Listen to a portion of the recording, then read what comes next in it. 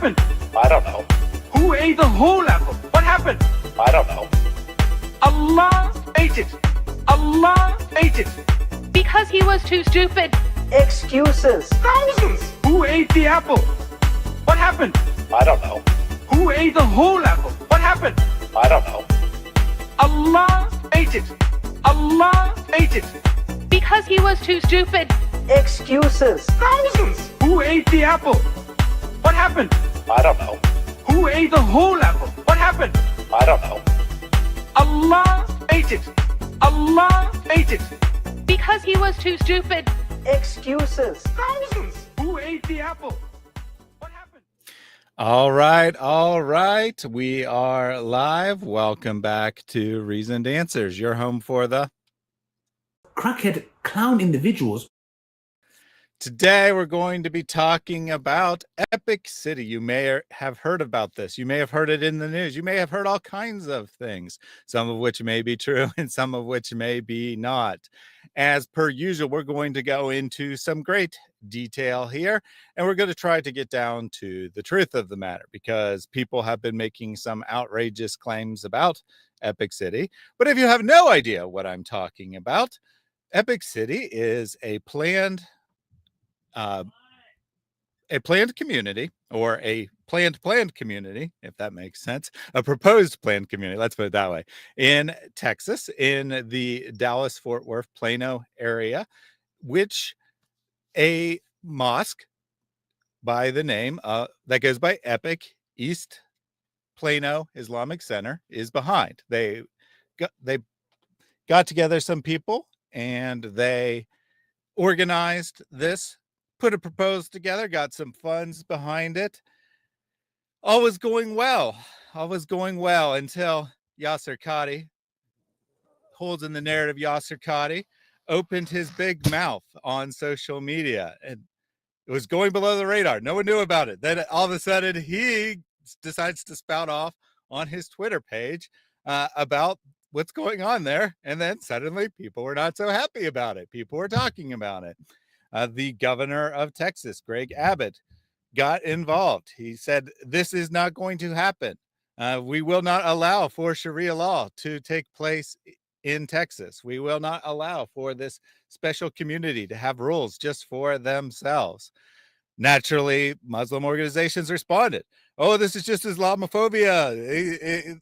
All kinds of hate going on. No one knows what they're talking about. And quite frankly, the politicians generally did have no clue what they were talking about. But you'll get all the information, you'll get all the facts, and then you can decide for yourself what was going on here. And if anything is going to go forward, which may or may not actually happen now, but if something goes forward, you'll know all about it. Welcome, Mary. Hello. I am once again faceless because I just did not have time to do anything, but I am here and I am into my week of mostly vacation, sort of theoretically resting.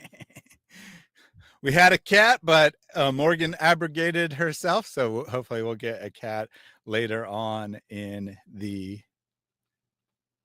day. So Andrew says, my volume is a bit low. Yes, it does look that way.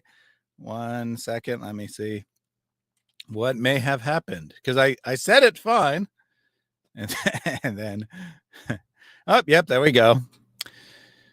All right, it should be better now. Should be much better now. For some reason, Windows just like automatically turns down my microphone periodically. I don't know what's up with that, but it should be better now. Faceless grocery bag day. No, she's not wearing a grocery bag. She's just faceless.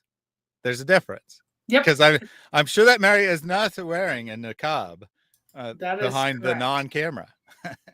I didn't even have time for that. Yeah, I didn't even have time to ninja up. I was running late, but Thaddeus was actually running later, so I could. Yeah, we were both running late. I sent a message to Mary saying we'll start 10 minutes late. She's like, "Yeah, I'm hurrying. I'll be there." I'm like, "I meant for me." So we did end up starting like 8-ish minutes after, but I had abrogated the time, so we were actually early. We weren't late, just for the record there.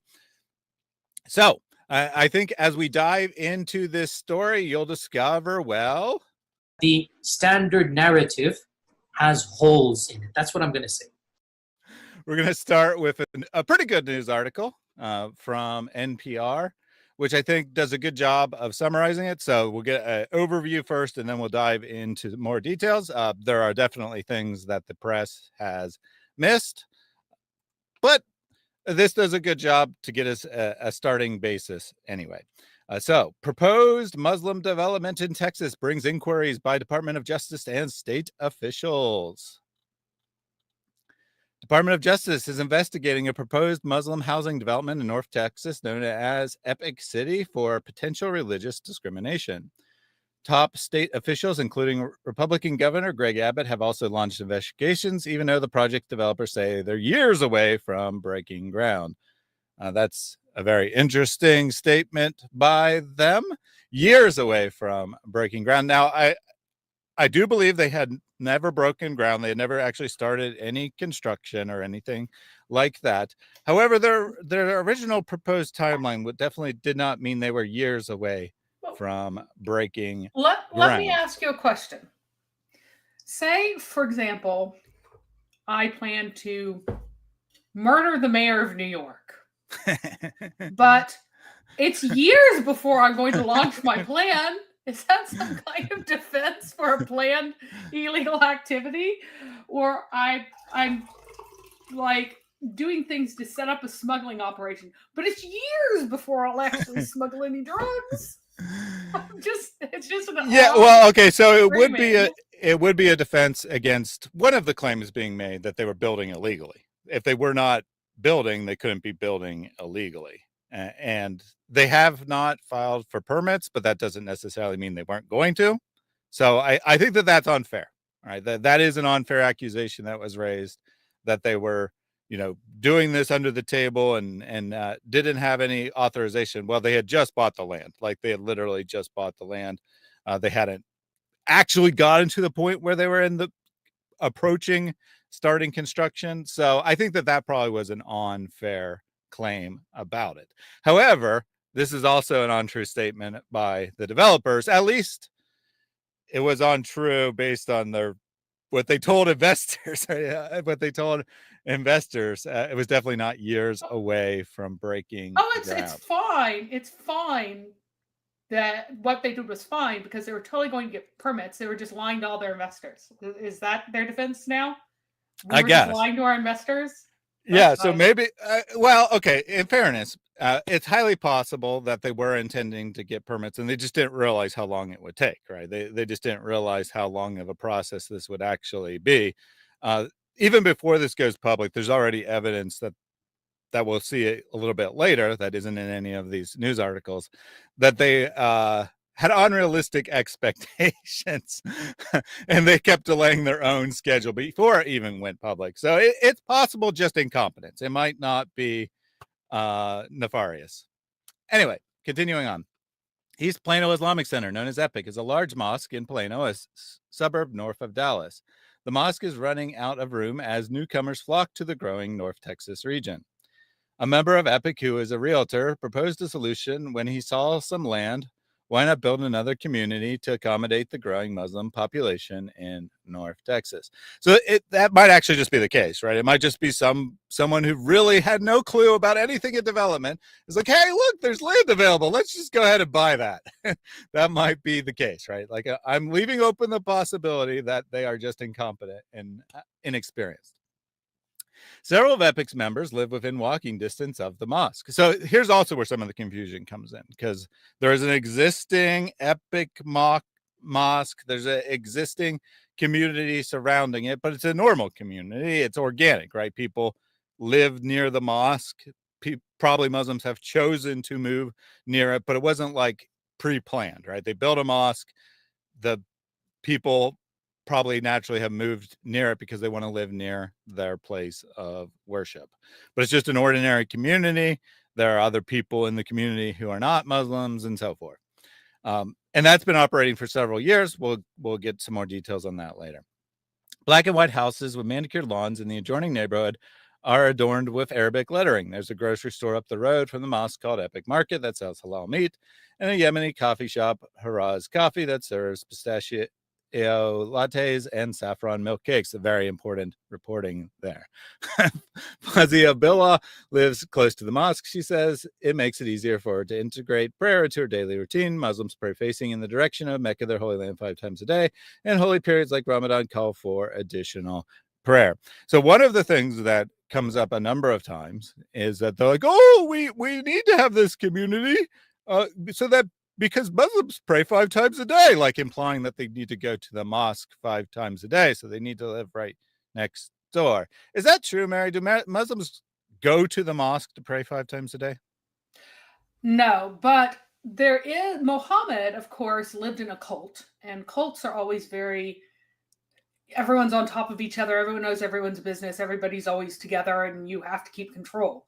So he told people that it's better for them to pray for men to pray in groups.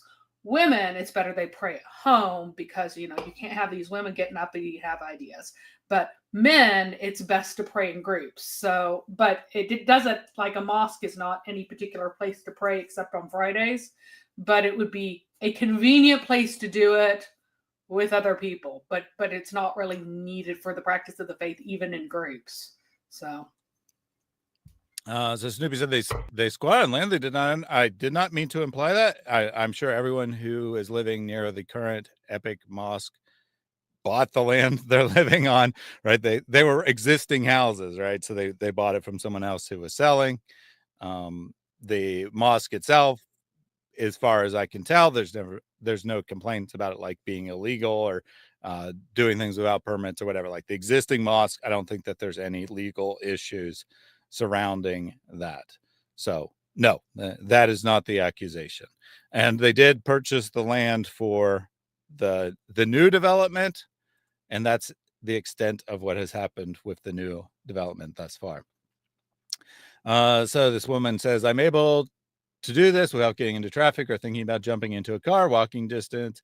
Bilal said, I mean, it's all about honestly convenience and then consistency from which I'm able to practice our faith. Fine and good. I have no problem with someone choosing to live near a mosque. Epic's Islamic scholar Yasir Qadhi told NPR the mosque is running out of space for its 10,000 members. Okay. As if that's somehow relevant. Why not build a purpose-built community where all the facilities, all of the amenities that people want are going to be within walking distance, Kai said. Now, to me, you got let's just say a church, right? You got a large church, it's growing, it's getting lots of new members, you're running out of space. To me, the solution is either to expand the building or break the congregation and have 2 locations. But according to Yasir Qadhi, the only solution to being overcrowded is to build an entirely new community with a housing development, commercial properties, a school, tennis courts, all kinds of things. That's the only solution to your mosque running out of space for its congregation. Yeah, it's so insane. It's like it for the building itself to run out of space for its congregation. So what you need is a purpose-built community, because that's what always happens whenever a church gets really big. You get one of those mega churches. They're like, do you know what we need? We need to have a town. Actually, there have been towns, and they've always been bad. They've always been cults. They've always been messed up. But of course, Islam is what? A full system of living. Why? Because it's literally a cult. So. Epic purchased the land for the project about a year ago. That's not true. They actually purchased it in September, late September, in fact. The 402-acre development would be in unincorporated Collin and Hunt counties, roughly 40 miles northeast of Dallas. So the land they've selected is very far out. It's very rural area that they want to build this new community. Kind of like Mary said, they want to have a small town of their own, right? Basically. So it's not just, we ran out of space in the existing Plano community for our mosque, but we need to build a completely new community that's totally separated. Interesting. Epic City would include a new mosque, more than 1,000 single and multifamily homes, a K through 12 faith-based school, senior housing, an outreach center, commercial developments, sports facilities, and a community college. Again, all because they have more people than they can accommodate at their current space, apparently. Qadhi said the first 450 plots for Epic City sold out within days of its announcement on the mosque's website. In fact, that seems to be true.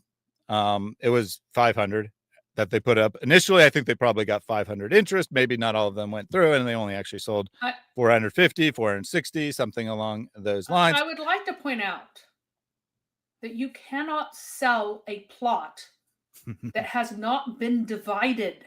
So if they have not submitted plans, then they have sold these plots illegally. They have to be like legally registered plots, which goes into the whole planning and everything else. You can't just go, oh, I'm going to do whatever. You have to register all of this. That very well might be true.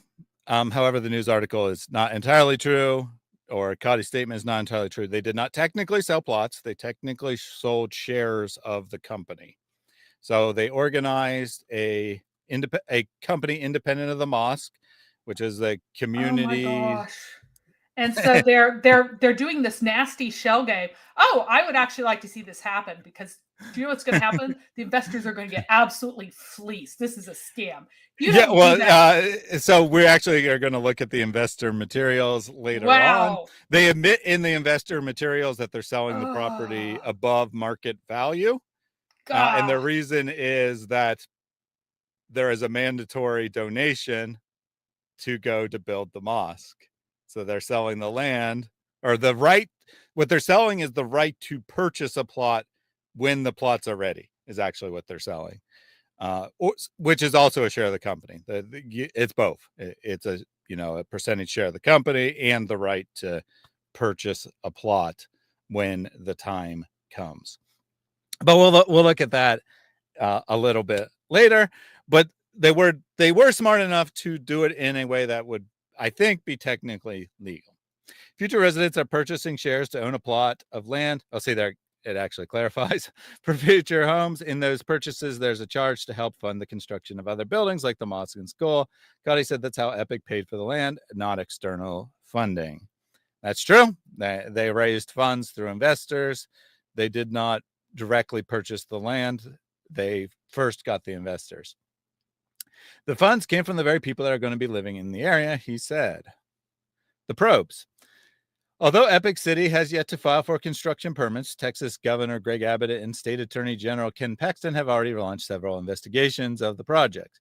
The state's probes include claims the project could be discriminating against non-Muslims in violation of Texas Fair Housing Act, along with alleging potential financial harm to potential investors and potential violations of Texas consumer protection laws. That's a lot of potentials. Oh, it absolutely is. By the way, this is like set up as a complete scam. That is so dirty. I think it would be hilarious if it just went on, because this was so going to skin these people. Yeah, from what I saw of the investment property, or the investment thing, it did seem a bit shady. Let's just say that. So Abbott said in a press release that the Texas Workforce Commission is investigating potential religious discrimination at Epic City, which would violate Texas Fair Housing Act. Abbott has accused the development, without providing any evidence, of creating a no-go zone that bans non-Muslims from entering. So he did not technically do that. Abbott said no-go zones aren't allowed in Texas in context of the project, so you could interpret it that way, but it's not really an accusation that they're doing it, just saying in case they get this idea, it's not allowed. So a no-go zone would be, no non-community members allowed, no non-Muslims allowed in the community. Qadhi said in the proposed Epic City will not be exclusive to Muslim residents. Yeah, I mean, I think that's true. I don't think that they're going to specifically require you to sign a statement of belief. However, shares of this investment company, which are the only way to get a property, were sold through the mosque.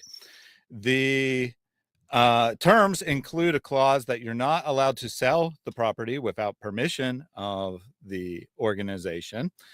So it does seem that although they have not legally stipulated that only Muslims are allowed in the community, which may protect them legally speaking, practically speaking, they definitely intend this community to be Muslim only. I would say that is a fair statement. And again, I'm not like an expert on discrimination laws and all that. I'm just giving my opinion here. But my opinion is they probably structured it in such a way that they could say they are not violating the law, but their intent was quite clear that this is a Muslim-only community. Your thoughts, Mary? Oh, it's wildly illegal, and it is completely scammy. It was going to fleece the people who are investing, and like it was a disaster, and it's pretty funny, but yes. So they really get, and we're going to get to it here very shortly. I'm sure it's in this article, but they're going to really get in trouble after they sell the original shares. And then they're like, oh, this is going so well, let's expand it. That's when they're really going to get themselves into some trouble. So I think they're fairly careful about the way they set up the original. Let's put it this way. In my research, I tried to determine if this kind of thing if there's like some legal loopholes they could get through. And I did found that people have set up Christian communities with a similar thing. That doesn't mean they're legal, doesn't mean they're good, but it does seem to be that, other people have done this for other types of communities in the past. So I think it's probably they have a legal loophole that allows them to do this discrimination without discriminating type situation. It's an open community, he said. Anyone can come in. We're welcoming all people of all backgrounds and diversity, and we're offering them facilities that we think would be very, very useful. A mosque is very, very useful to non-Muslims, I'm sure. A Muslim focused grade school is very useful to non-Muslims and so forth. Like I said, my opinion, technically legal, but the intent nevertheless very clear. Abbott has also launched a criminal investigation of the project, although it's unclear what criminal statutes Epic or the project developers may have violated. Paxton has not specified what consumer protection laws Epic City may have violated, but he said in a press release that the project has raised a number of concerns. Neither Abbott nor Paxton responded to requests for comment. Senator John Cornyn said that the Department of Justice launched a federal probe in early May after he shared concerns about religious discrimination and Sharia law, which forms part of Islamic traditions but is not legally enforceable in the United States. Gee, why is it not legally enforceable in the United States, Mary? Sharia. Amazing. Maybe because it's a complete legal system that would replace. Yes. Like, you can't. And Sharia law, of course, is like saying like law. Sharia is a specific kind of law, but that's like saying a misdemeanor crime. Like you're kind of saying a felony crime. You're kind of saying the same thing twice. So Sharia, no, you cannot be a good Muslim and operate according to the laws of the United States. It's just that simple. You cannot follow American law. I don't know how else to say that. You will violate American law if you are following Sharia. So misconceptions. Oh, this is going to be good. This is going to be good. I love these kind of writings. NPR, so knowledgeable. I'm sure this person is very knowledgeable about Sharia law, just like they're knowledgeable about misdemeanor crime. Right. Well, it's going to say at the center of, complaints or counterclaims or whatever. So Morgie said, how long have they been planning this? Officially, they announced it last spring. We'll get into the precise timeline in a bit. How long it was in someone's mind. I mean, I'm sure there was some planning and some thought and then some planning before it was officially announced. So maybe as much as like a year and a half, potentially in total time that it's been in, at least the thought had occurred to someone. And apparently it might not actually be Yasir Qadhi, even though he's the face of it now, because he was officially brought on at some point. So he may not actually have been the original brains behind this. In any case, Wait, I thought Yasir Qadhi has been associated with Epic for quite a while. Well, the mosque, but that doesn't necessarily Yeah. mean this project was This his project. idea. Yeah. May or may not be true, right? It may or not. Like, you know, they're The standard narrative has holes in it. That's what I'm going to say. we're going to try to put it together the best we can, but there definitely are some weird things that have occurred. In any case, I have found no indication whatsoever of any statement about Sharia law or anything implied that they would be, you know, culturally enforcing Sharia law. However, there are other things that we'll get into. Religious discrimination, whether explicit or implicit, is unconstitutional on the First and 14th Amendments. So this would not be explicit, but it is kind of implicit because, I mean, who's going to purchase a lot through the mosque for benefit of building a mosque other than a Muslim? So definitely have an implicit argument here. Cornyn wrote in his letter to the Attorney General, religious freedom is a cornerstone of the nation's values, and I'm concerned this community potentially undermines this vital protection. Misconceptions about Sharia law and Islamophobia are at the center of many of the allegations being about Epic City Online in a recent county government meeting. Now, I will say that this is somewhat fair, right? I mean, you know, Islamophobia is nonsense, but a lot of people have just made assumptions that really seem to have no basis in reality. And I would say that probably is because of bigoted ideas that they have. Especially at the town meeting where just ordinary citizens went and said whatever they wanted, and like, oh, they're going to have honor killings. And I mean, I'm sure there wouldn't be honor killings. Anyway, Mustafa Carroll, Executive Director of the Dallas-Fort Worth Office for the Council of American Islamic Relations, i.e. CARE, said Sharia law is often misunderstood in the country. Oh, yes, we just misunderstood it. We misunderstood it. Here's what Carroll says that people understand Sharia as. Your daughters are going to wear burqas and your sons will be terrorists and they're going to kill people and people will be blowing folks up and all kinds of craziness, Carroll said. That's definitely not Sharia. Well... Wait, how is that not Sharia? I'm confused. How is that not Sharia? I mean, it's not Sharia that you have to be a terrorist and you have to blow people up. Well, it is Sharia that you have to participate in jihad, and if you don't, you're a disbeliever. Yeah, but you could be part of the army, or you can participate financially, or and you know, your sons and daughters won't necessarily.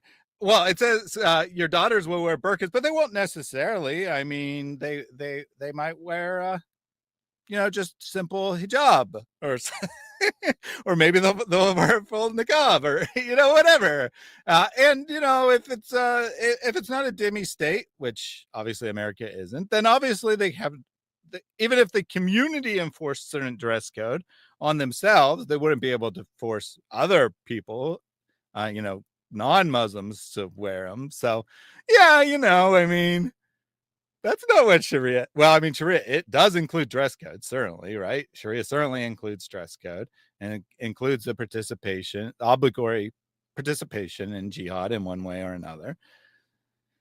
So she, you know, she's said some outrageous words to try to make it look like it's totally different thing, but of course it's actually not that far away. But you know, Sharia law is a lot more than just that, right? It's not just wearing burqas. It's not just a dress code. It encompasses every aspect of life. It tells you what to eat. It tells you when to pray. It tells you what to do. It tells you what to think or to not think, right? Sharia encompasses every aspect of life, as Muslims will proudly tell us that Islam's a complete system of living. So it's not just that. It's much broader. It's much worse, actually. I know, right? That makes it better, right? And they also tell you how to wipe your butt. So they don't just. Now, there's probably no you legal penalty for miswiping your butt. It also tells you that you have to wipe your butt, and that you have to how to know whenever you start pigging out at night. Muslim scholars emphasize that Sharia law is deeply dependent on context. Yeah, in a non-Islamic land, you can't enforce dress code on non-Muslims. And jihad mostly means like paying for organizations, not actively killing people. But that makes it sound like, it's just, they just decide in different places to do different things. No, it's one Sharia, which is dependent on the context, how that's takes place, whether there's legal penalties for things. While conservative countries may enforce strict penalties, Muslims in Western countries often do not, because they can't. It should add that, because they can't. According to Epic, Sharia encompasses aspects of Islamic traditions, like how to pray, how to dress, what to eat. Hey, look, like I said, it dictates when you pray, dictates how you dress, dictates what you eat. But they say Islamic traditions. Yeah, I mean, it's law. It's traditions, but also legally mandated. The governor's office criticized CARE in a statement and accused the interfaith group. Interfaith group? Since when is CARE an interfaith group? Since never. It's American Islamic relations. That's obviously one religion. Shame on you, NPR. It's just to say the group of being linked to terrorism. Gee, I wonder why they were accused of being linked to terrorism. Mary, we covered that previously. Why would CARE be linked to terrorism? Because it's linked to terrorism. It's the largest unindicted co-conspirator in funding Hamas. Enormous scandal about American Islamic associated areas that fund Hamas. So Kafir Mike says, don't most religions dictate how to pray? I mean, sure, but not by law. You don't get a legal penalty if you don't pray. Yeah. I mean, religions tell you how to pray, what God to pray to and whatnot, but they don't put you in jail or fine you or otherwise harm you if you, by the force of law, if you don't do that. So that's the difference. I love also how they never talk about the toileting, except that hygiene. They'll say hygiene, but they never talk about the toileting. They always talk about we should put that. It's just about this. Islamic traditions, like how to wash yourself. They should have done that. Sal says, Gray Cat said the best. Morgan's offended here. Calico Morgan is offended. Abbott recently said in a post on X that Texas halted construction at Epic City after he ordered project developer last month to cease construction or face legal action because the mosque hadn't acquired the necessary permits or authorizations from the Texas Commission on Environmental Quality. All that's true. They don't have permits. Epic doesn't deny that. However, there's no evidence that they actually had started construction. I think that was a misunderstanding or hyperbole on the part of the governor and others. Texas Commission on Environmental Quality found that the group behind the proposed Epic compound did not submit the required permits to begin construction, he said. They acknowledged this. They said that they hadn't drafted them yet. But Dan Cogdell, an attorney for the mosque, noted no construction had begun at the site. He said Abbott's order and state investigations are premature. How dare you tell us not to construct without permits before we got permits? We haven't started construction, he said. We haven't even filed for an application. It's like, good God, have a cup of coffee before you pop off. So everyone's in agreement. No construction, no permits. Because online, you may hear different things. At a county government meeting in March, Collin County officials heard concerns from residents about potential practice of Sharia in Epic City. They will do the most Sharia compliance, including honor killings, stonings, marrying off young girls to older men, said Krista Shield, a resident of Collin County. Now, I think that's definitely not true. I definitely think that they were not going to be that bold. Like, they might want to do those things. I'm not saying it might not be their desire, but I think they were probably not going to be that bold to blatantly violate American law by doing honor killings and stoning adulterers and throwing gays off buildings and marrying girls underage that in a legal fashion. I think they probably weren't going to do any of those things. No, but I think that they were going to do multiple marriages and they were going to steal from food stamps illegally and so on, because with their second and third wives sucking off the welfare boob, that's what they were going to do. They were going to do that kind of stuff. They were going to, there would be honor killings, but they wouldn't be explicitly endorsed. See, honor killings are provided for in Islamic law. They are not dictated. Yeah. There's a difference. And they will marry their young girls off to older men, but they won't marry their illegally young girls off to older men. They'll True. just marry They'll them wait till they're while 18. They're 18, Or right? 16, whatever the Yep. minimum age in Texas is. It's 16 with the permission of the parents, but that would that might get too That much might- negative attention, so they'd stay under the radar. Sharia has no freedom of religion. True. No freedom of speech. True. No freedom of thought. True. No freedom of artistic expression. Yeah, I guess that's true because you can't draw at least Muhammad. Although in theory, any human being. No equal rights for women. Also true, said Lee Breckenridge Moore, a resident of Collin County. Everything there is true as far as I can tell. Good job, Lee. You know your stuff. Shield and Moore offered no proof of support of their statements. Yeah, I'm sure they didn't like bring a copy of Reliance of the Traveler to the meeting. Moore offered no proof of their statements, but then continues. Moore offered as evidence for her claims.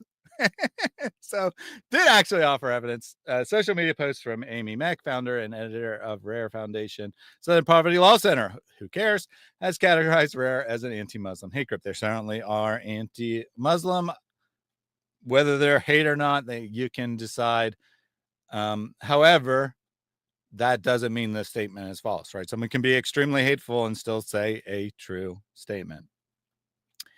One of Mexico's accused the city and school district officials in Plano of colluding with Epic to shape school policy, received about 8,900 likes and 7,800 shares. A few days later, Paxton announced in a press release that it was demanding documents from the Plano Independent School District outlining potential connections to Epic.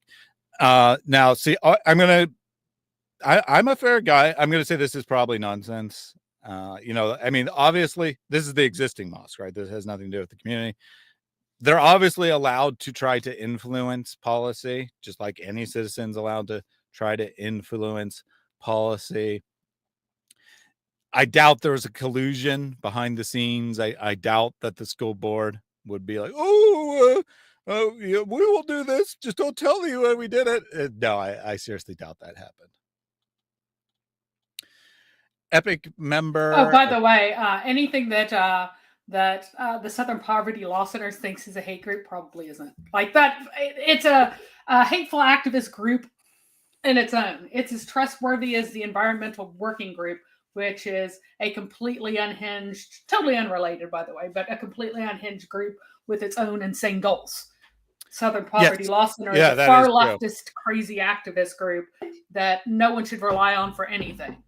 Yeah, I don't know why I don't know how they've managed to convince large portions of the press to just take their word for stuff, because it's not just anti-Islam, right? Though they have like massive quantities of pages of all kinds of hate groups, which are just like ordinary churches, for example. Yep. Right.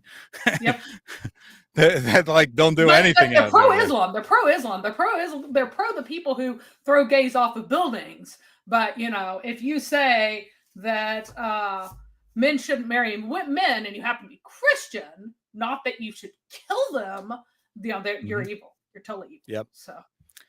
So your brother in Christ says Sharia means no art and no music. I think that's not true. I mean, my understanding is even a strict enforcement of Sharia will allow for artwork, just not depiction of people and possibly animals, and music, no instruments, or only certain instruments in a less strict interpretation, but always human voice is allowed. So you can obviously make music with human voice. So just want to clarify there.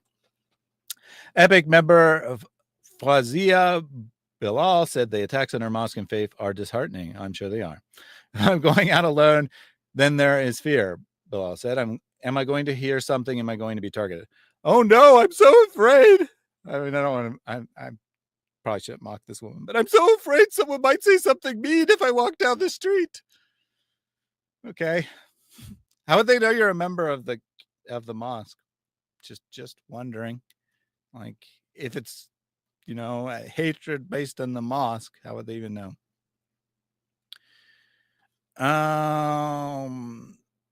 I don't know why you're asking me about the UK, but I think earlier you asked me about the US. Should ban halal meat, making halal meat haram, prohibited.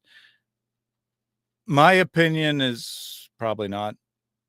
I don't think that the government should be telling people that they can't kill animals in a certain way. Bilal said most people in Plano are accepting because the mosque has a strong presence and is known for its service and contributions to the community. Well, if most people in the area are accepting, then what are you worried about going outside? She hopes that message will come through, no matter how loud voices of hatred are. The voices of hope and voice of understanding and reasoning will eventually overpower these negative voices. Hey, if that's true, then eventually Islam will be gone, right? If the voices of hatred never prevail, because Islam is ultimately the voice of hatred. In the meantime, Cogdell said Epic will cooperate fully with all state and federal investigations. He also said he expects political scrutiny to delay the project, leaving the Muslim community in North Texas with less room to grow. To build a second mosque instead of trying to make a whole community. Just saying. And that is the end of our first article. So I thought this was a good overview. It covers a lot of the important events. I guess it didn't actually cover Epic Ranches. I thought it did. So the first phase of the new plan was Epic City, or Epic 2.0, as they also call it internally. When all those plots sold, then they opened it up for a second phase, taking on another 500 homes, and they expanded it to what's called Epic Ranches, which is where they really got in trouble because Yasir Qadhi started bragging about Epic Ranches on social media. That project has apparently been abandoned since then, but it was an expansion. And I think what happened is they were incompetent and stupid and tried to do this expansion, and they didn't actually secure the land. They didn't have like a contract or anything for it. And once it became a big public story, the landowner's like, nope, I'm not selling you the land, or demanded more money, one or the other. In any case, they seem to have completely and totally pulled the Epic Ranches project. So that's our introduction there. The only important thing that they left out was the Epic Ranches. We will now take a look at the mosque itself, the existing mosque. I'm just using the Wikipedia article. Seems fine, even though it's been lacking citations since May 2021, apparently. So the East Plano Islamic Center. A mosque located in Plano, Texas. Current building of the masjid opened in July 2015. So it doesn't say when, but the community existed prior to 2015. And then they moved to their current building in 2015. Current imam is Who Cares, and the current resident scholar is Yasir Qadhi, one of many mosques in the area. Epic started small gatherings in several garages in 2003. Okay, there you go. So 2003 is the founding of the mosque. Became a nonprofit later that year. So informal gatherings. This is the way churches often start, right? Informal gatherings, a small group of people. Then they officially become a nonprofit later in the year. Founders would meet up in Islamic Association of North Texas, another building, and would plan its future. After a location in a trailer, followed by a location in a strip mall, Epic moved to a building of about 10,000 square feet in 2008, moved to a much larger, newer facility in 2015. So started in garages, right? Home church equivalent. Then a trailer. So, probably would hold like 10 or 20 people. Strip mall location. I've never heard of a church in a trailer, but I've certainly heard of churches in strip malls. And then a pretty large building, not like massive, but a pretty decent sized building. And now to its current facility in 2015. The mosque had its first funeral service in June 2016 for a high school student. I don't know why that was important. During the COVID epidemic, they closed from such and such a dates. They had restrictions during Ramadan. By the next year, all restrictions were gone. Nothing really out of the ordinary there. And then a little bit on Epic City. So just some very basic information on the mosque, because again, there's a lot of confusion about what's actually planned. They call it Epic 2.0 internally often because it's the second iteration of the community, but in a different area, about 20 miles away from the existing mosque and community. Oh, look, Thaddeus living in Trisha. I never heard of a church in a trailer. Well, I live in a city, so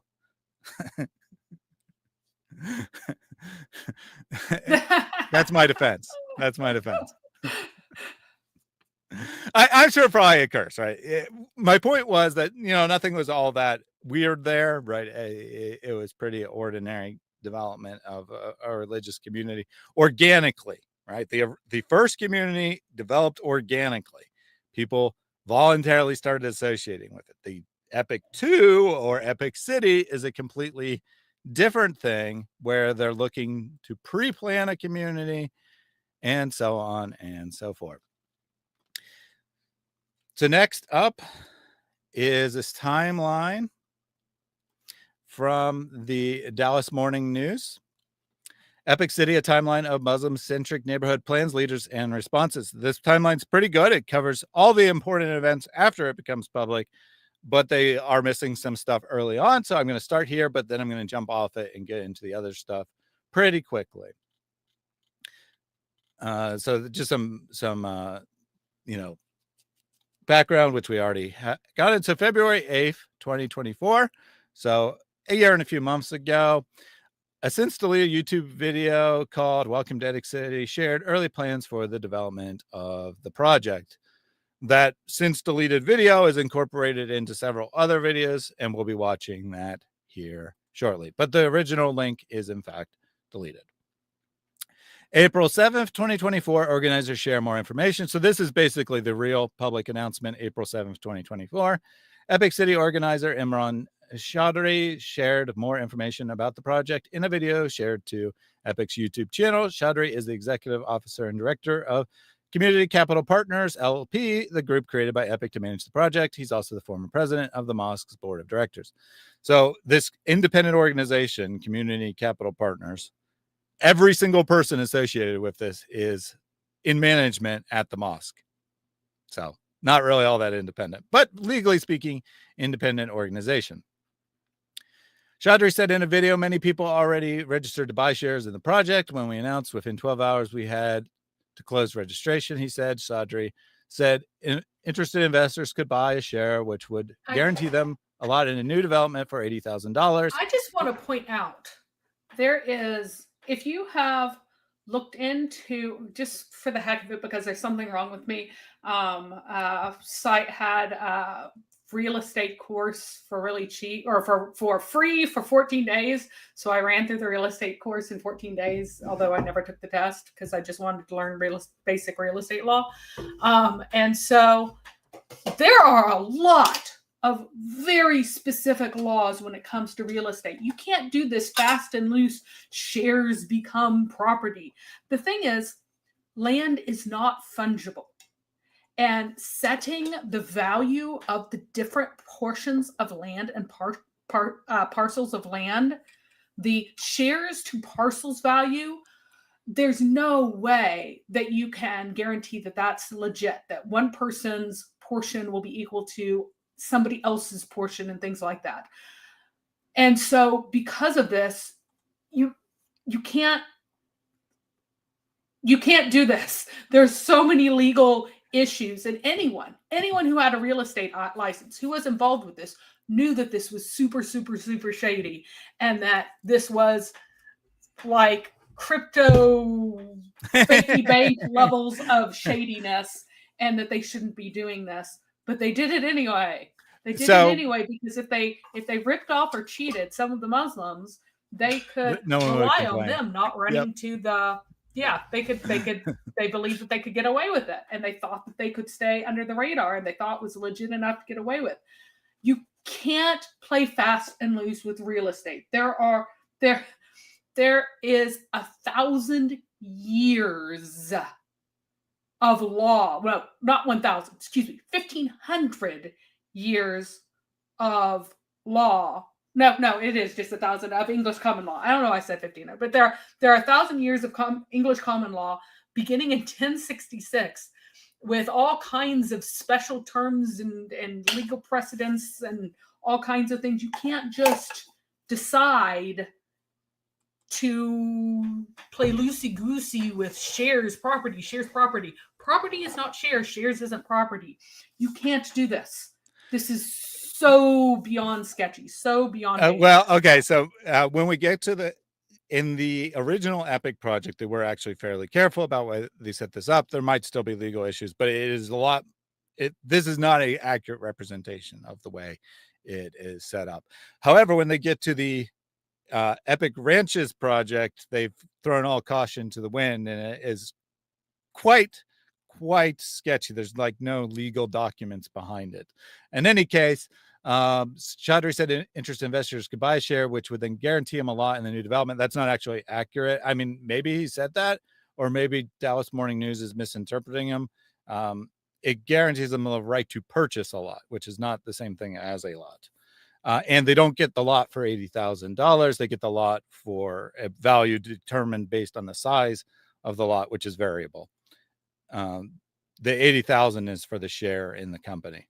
He said that the price was higher than the market price because it would help cover the cost of amenities in the planned development, including a proposed school and park. I wonder why they left the mosque out, because that's obviously the biggest amenity that you have to pay for. In any case, it is not listed there. Then the article jumps to February 12th, 2025, which is when Epic Ranches launches. Actually, it's February 11th, one day earlier. Fair enough. They don't know what happened in between, but I do. So we're going to see what happened in between when the project was initially announced and when it expanded to Epic Ranches. Let me get this shared here. So we're going to start with the propaganda video. This some production value behind it video that is it incorporates the original 2-minute announcement video, but it's 4 minutes long. It has some additional stuff that they added later. So that deleted one wasn't really like deleted to hide it or something. It was just deleted because they came out with a better version of it. Let's put it that way. Oh, hold on. Let me make sure to share volume, or it won't do us any good because I wasn't sharing volume previously since there was no reason to. All right. So this is the 4-minute high production value, you could say, propaganda video. Welcome to Epic City. Remember, the deleted video is called Welcome to Epic City. This is the expanded version thereof.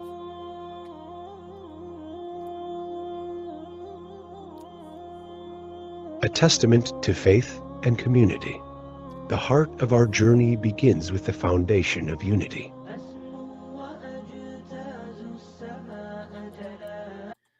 Right off the bat there, I mean, that sounds a little weird. Our residential community that's open to everyone begins with the foundation of unity. Yep. And again, he's saying that because that is a hidden term for Tawheed. So they're claiming that this is a foundation of Islamic observance. That's what they're doing. But they're saying unity to as a dog. This is a dog whistle. Here you go. There you go. We actually have a legitimate dog whistle. Muslims will hear unity and go, this is a place where Tawheed is observed, where there is no shirk, etc., etc. Mm-hmm. CGI city. I mean, yeah, of course. Well, I mean, yeah, that's normal. There's nothing abnormal about like having a mock-up of a planned development. And obviously you can't take photos of a planned development. So nothing weird there.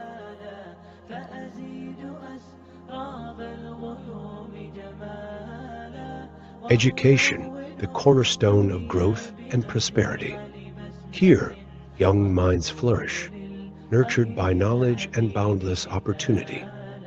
Epic QC, a girls' school, kindergarten to 12th grade. So to be clear, this is existing property owned by Epic City. So in addition to the mosque, they have a girls' school for K through 12 in the Plano area. This is existing property. They're talking about their past accomplishments first. Building acquired in 2023. Epic QC, a boys' school, completion in 2024. Now, why would it be that they would really want to have a separate girls' school? And what were the grades again, you said? You said K it through was 12. K through 12 is full K through 12. Well, they Yep. would certainly particularly want it after age 9, but even after age 6, it would be considered important. Why? Because males and females shouldn't touch. Once a man might want to put his dingling in a girl, and what is the minimum age for that in Islamic law? Nothing. But the age at which you should really start guarding your kid is 9 or possibly 6, depending on how strict you are. So Allah says, I don't think they understand education is teaching how to think and not what to think. And Andrew said it will be a religious school. I mean, not will be, is, right? This is an existing school. They have an existing girls' school, existing boys' school, I assume, right? This was to be completed in 2024, i.e. last year, but remember this video is from early in 2024, so it's still under construction. At that time, it may or may not be operational. It may have started in the fall. It may not have. It may not start until next year. But in any case, they have a religious girls' school, and will soon have, or do have, a religious boys' school, which is obviously legal, right? There's plenty of Catholic K through 12 institutions in the United States, so nothing illegal there. And yeah, they'll teach Islam, right? They will certainly teach Islam at the school, but they have a certain curriculum they also have to follow, and there haven't been any accusations that they're not following the state curriculum.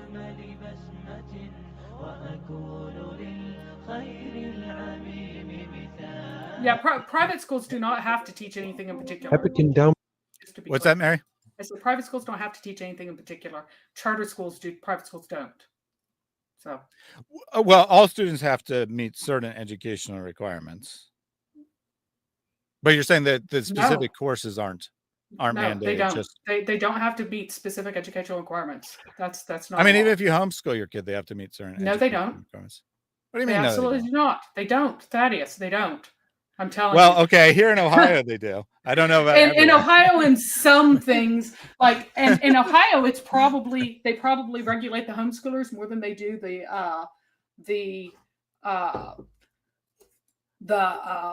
private schoolers, because private schools have a massive amount of leeway in every state. The states that regulate both homeschool and private school are harsher on homeschoolers than they are on private schools. In most states, private schools have absolutely no objective requirements that they must meet. They do not have to have taught X, Y, and Z in the vast majority of states, and Texas is one of them. I'm not sure which ones have specific requirements for private schools rather than homeschoolers. I mean, homeschoolers, the rules can be absolutely ridiculous. You can be required to teach X number of hours per year in X subject, X hours in health, and X hours in this, and X hours in that. But like private schools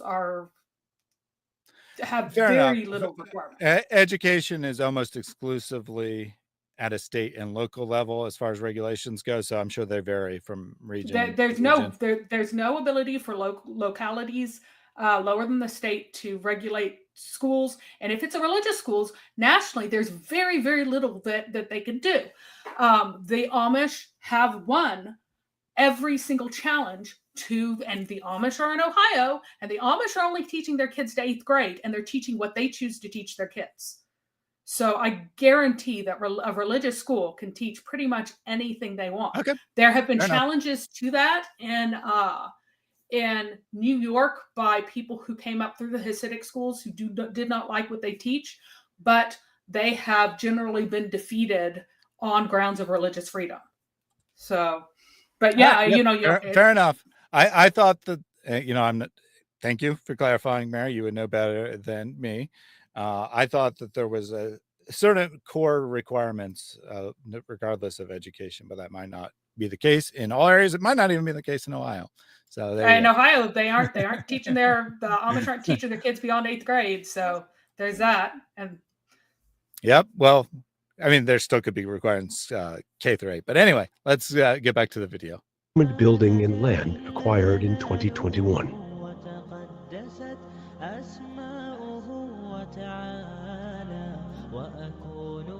So this is the current mosque area. They're showing their current building. Now they'll go to the new project. And now we embark on a new chapter, a vision of harmony. So that's the actual land there. This clearly is a farm, right? So this farm here is the property that they purchased on the lower half of the screen. I believe it probably ends right here where the tree line is. I think that's the border of the property. And there was probably a little bit that's cut off the bottom, but basically this land shown here. Where homes and hearts unite. 402 acres of beautiful scenery. And by the way, you can see that there's really nothing here. It's extremely rural area, right? There's farms, and of course there's a few houses because of the farms, but there's not like an existing town here.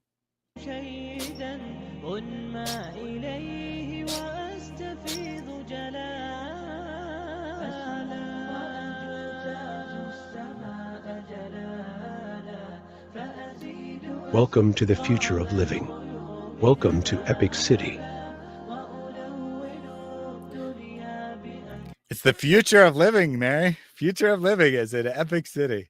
I mean, some of this is just promotional language, right? Some of this is just hyperbole you'd find in any project, but the other things, maybe not so much this video, but the other statements make it quite clear that they imagined they were doing something completely different than had ever been done before, something revolutionary, something not found in any other American community, which doesn't sound like it's just an ordinary housing development to me. Yeah, I like all the areas that basically only men will get to enjoy. if they're following Sharia, because these are not covered up. So women cannot participate in any of these activities if they're following Sharia in any system, because there's no way to make these entirely private. So women can't participate. They can't play tennis. They can't play. If that's not tennis, that might be, I think it actually is tennis. I don't think it's so I think if I remember right, the proposal calls for a soccer field, tennis fields, volleyball court. Yeah. That looks tennis sized. It doesn't look paddleball sized. Yeah, so women don't get those things because it can't be made private enough. Mm-hmm. And someone asked, can Christians buy property in the city? Well, it is kind of interesting because they are running it through their religious shares system. So they might actually, even though they go, they won't want to, but they can. It's not entirely sure. Yes, football. Yeah, guys. Football for you non-Americans. Yeah, football for you Brits and Europeans. But it's called, our football is called football because we do it on foot. And soccer is just association football. It's another form of football. That is, we don't do it on horseback. So it's football versus horseback ball, polo, and other games. That's why it's called football. It's not called football because you kick things, just so you know. So don't go, but you're holding the ball. Yeah, but we're still not on horses. So fun fact for Mary here. I actually know something she doesn't for once. It's actually called football because in the original rules, you started the play by hiking the ball with your foot. So now you do it with your hands, but in original rules, you do it with your foot. It really is called football because you are on foot versus on horseback. I think I know more about sports than you do. any case, we'll get back to the video here. Yeah, I invite you to look that up because that's a common thing that they say. But if you go back to the 16th and 17th and 14th century, I probably know more about medieval sports. Where the name. Well, American football wasn't invented until the 20th century, so. Yeah, but it's been called football for hundreds of years. But anyway, before it was invented, it was called football. Anyway, back to the video. Nestled in the heart of Josephine, Texas. It is about 20 miles and 20 minutes from Epic. Oh, by the way, that's a lie. The Josephine town. Josephine's a small town near where this land is. It's in an unincorporated area, is not nestled in the heart of Josephine, and Josephine has explicitly said that statement has caused great confusion. among people in the town. It is outside of Josephine, which is a small town, and is on unincorporated land, not part of any municipality. Commercial areas. They want to have a strip mall to go with their mosque.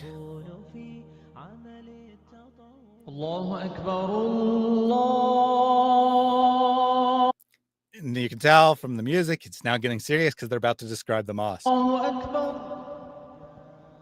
Welcome to Epic 2.0.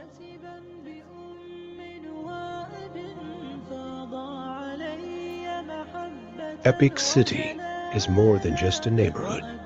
It's a way of life, a meticulously designed community.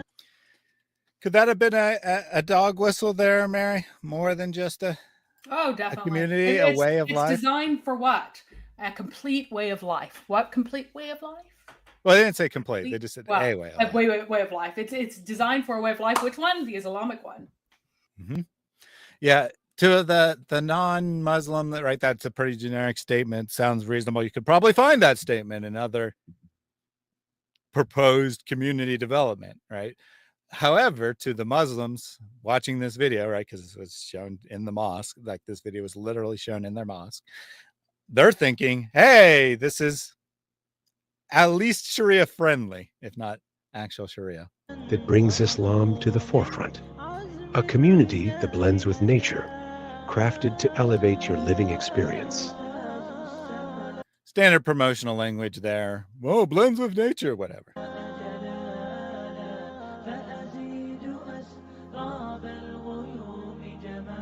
With single-family homes, multifamily townhomes and apartments, senior living, and in the heart a mosque and a school.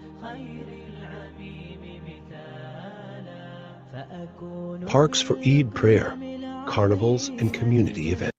I love how the primary use of the park, which presumably is open year-round, is for Eid prayer. We're building parks so you have a place to pray during Eid. Oh, look, I guess women could actually use those right there because those might be able to be isolated some of the year. Yeah, and I mean, they might not be like strictly enforcing male-female separation. We don't know. They might not even know, right? They never got very far on planning, so they might not even know what they're envisioning. Multiple fields for sports, including soccer, cricket, tennis, and volleyball. So soccer or football for you non-Americans, cricket, tennis, and volleyball. Those are the planned fields. Cricket's a bit weird. I mean, I guess they're envisioning a lot of people from India, Pakistan in the region or something. And public schools 10 minutes away. Hey, you got the option of sending your kid to public school if you don't want them to send them to the mosque school. Big City, a housing community where we celebrate diversity and promote unity. Our community is designed to foster a sense of belonging and inclusivity for all residents. A sense of belonging and inclusivity for all residents. Another possible dog whistle there, Mary? Yeah. They're going to talk about probably racial, and they might go, oh, religious, meaning like, oh, you could have slightly. No, that's all they say about diversity. They just say diversity. Really? I'm sure they mean racial. I'm sure they mean racial. Yep. In the video, it looks like more than 800 houses. So there's I don't know why they only sold 500 originally. There's actually around 1,000 plots in the proposal. And then they opened up the second 500 later. Well, they claim that there were units that were both, that were both multifamily and single family. So that would include like units in an apartment. But I have no idea how many of those there are. Yeah, so we'll look at the plan. Really like I said, they actually put some good work behind it the first time. Not so much with Epic Grants, but the first time they have a very detailed plan. We'll look at that in a little bit. They wanted to have, I think, probably around 800 single-family homes, and then some land reserved for townhomes, which would be multifamily homes, and some land reserved for apartment buildings, which could have hundreds of people in a small space. So they definitely are planning for well more than 800 households. Regardless of their background, we believe that everyone deserves a safe and comfortable place to call home, and we are committed to creating a welcoming environment where all residents can live together in harmony. Our society is built on the principles of mutual respect, understanding, and compassion, and we strive to create a space where everyone feels valued and appreciated. Oh, isn't that so nice? They just want everyone to be valued and appreciated based on their shared values. I wonder what their shared values are. We look forward to welcoming Mystery. everyone there. We ask Allah to help us complete this project. Well, Allah's not doing such a good job, as we're going to find out in them completing the project. So that was their original video, the original promotional. Well, not quite the original. Like the intro parts were added on. It originally just started with when it said "Welcome to Epic City." Like midway through the video, that's where it originally started. But then they added on some additional information about how great the existing mosque is. All right, so next up, we got a video from the launch of this within the mosque. Hey, look, there's Yasir Qadhi. Interesting. Anyway, so he's going to give an introduction, and then they're going to have some guy moan on and on and on and on and on and on. We're not going to listen to the Quran recitation. We're just going to get straight to where Yasir Qadhi starts talking about the project. Alhamdulillah, wassalatu wassalamu ala rasulillah wa ala alihi wa sahbihi wa man walah ma ba'd. Hafiz Sajjad recited one of my favorite ayat of the Quran. وَإِن تَعُدُّوا نِعْمَةَ اللَّهِ لَا تُحْصُوهَا. If you were to try to count the blessings of Allah, you would not be able to count them. And we here at the Epic community, we are so blessed and fortunate to have so many blessings. We are so privileged, wallahi, we are so privileged. Every week, so many people from across the country are coming to this community. We are well aware that, alhamdulillah, so many of you in our own audience, in the last 3, 4, 5 years, you yourselves have come. And we ask ourselves, it's kind of trivial, but also kind of revealing of the plans here, right? They want to gather Muslims from all across. It's already happened organically, probably true, that people have moved from other communities to be near this super big epic mosque. By the way, I Without can't even going to force it. imagine. So Plano went massively Chinese and a little bit Korean, but mostly Chinese a number of years ago. So I am really curious as to what the opinion of the Chinese families are about the number of Muslims that are in Plano now. Probably not going to the public schools though, so probably not as well, they at least were as of last year, because at least the boys, because they only just built the boys' school. So Sean says, I challenge Epic City to a mubahala. Good job. And let me take this super chat or gifted memberships from Songs of Relief earlier on. Thank you very much for that. O son of Adam, spend. I will spend on you. Give, then I will give you. It's difficult because you know what? These are my last few. As it is, the price is going up, the rand is going down. This is happening. Excuses. Those are excuses. You give and watch what Allah does.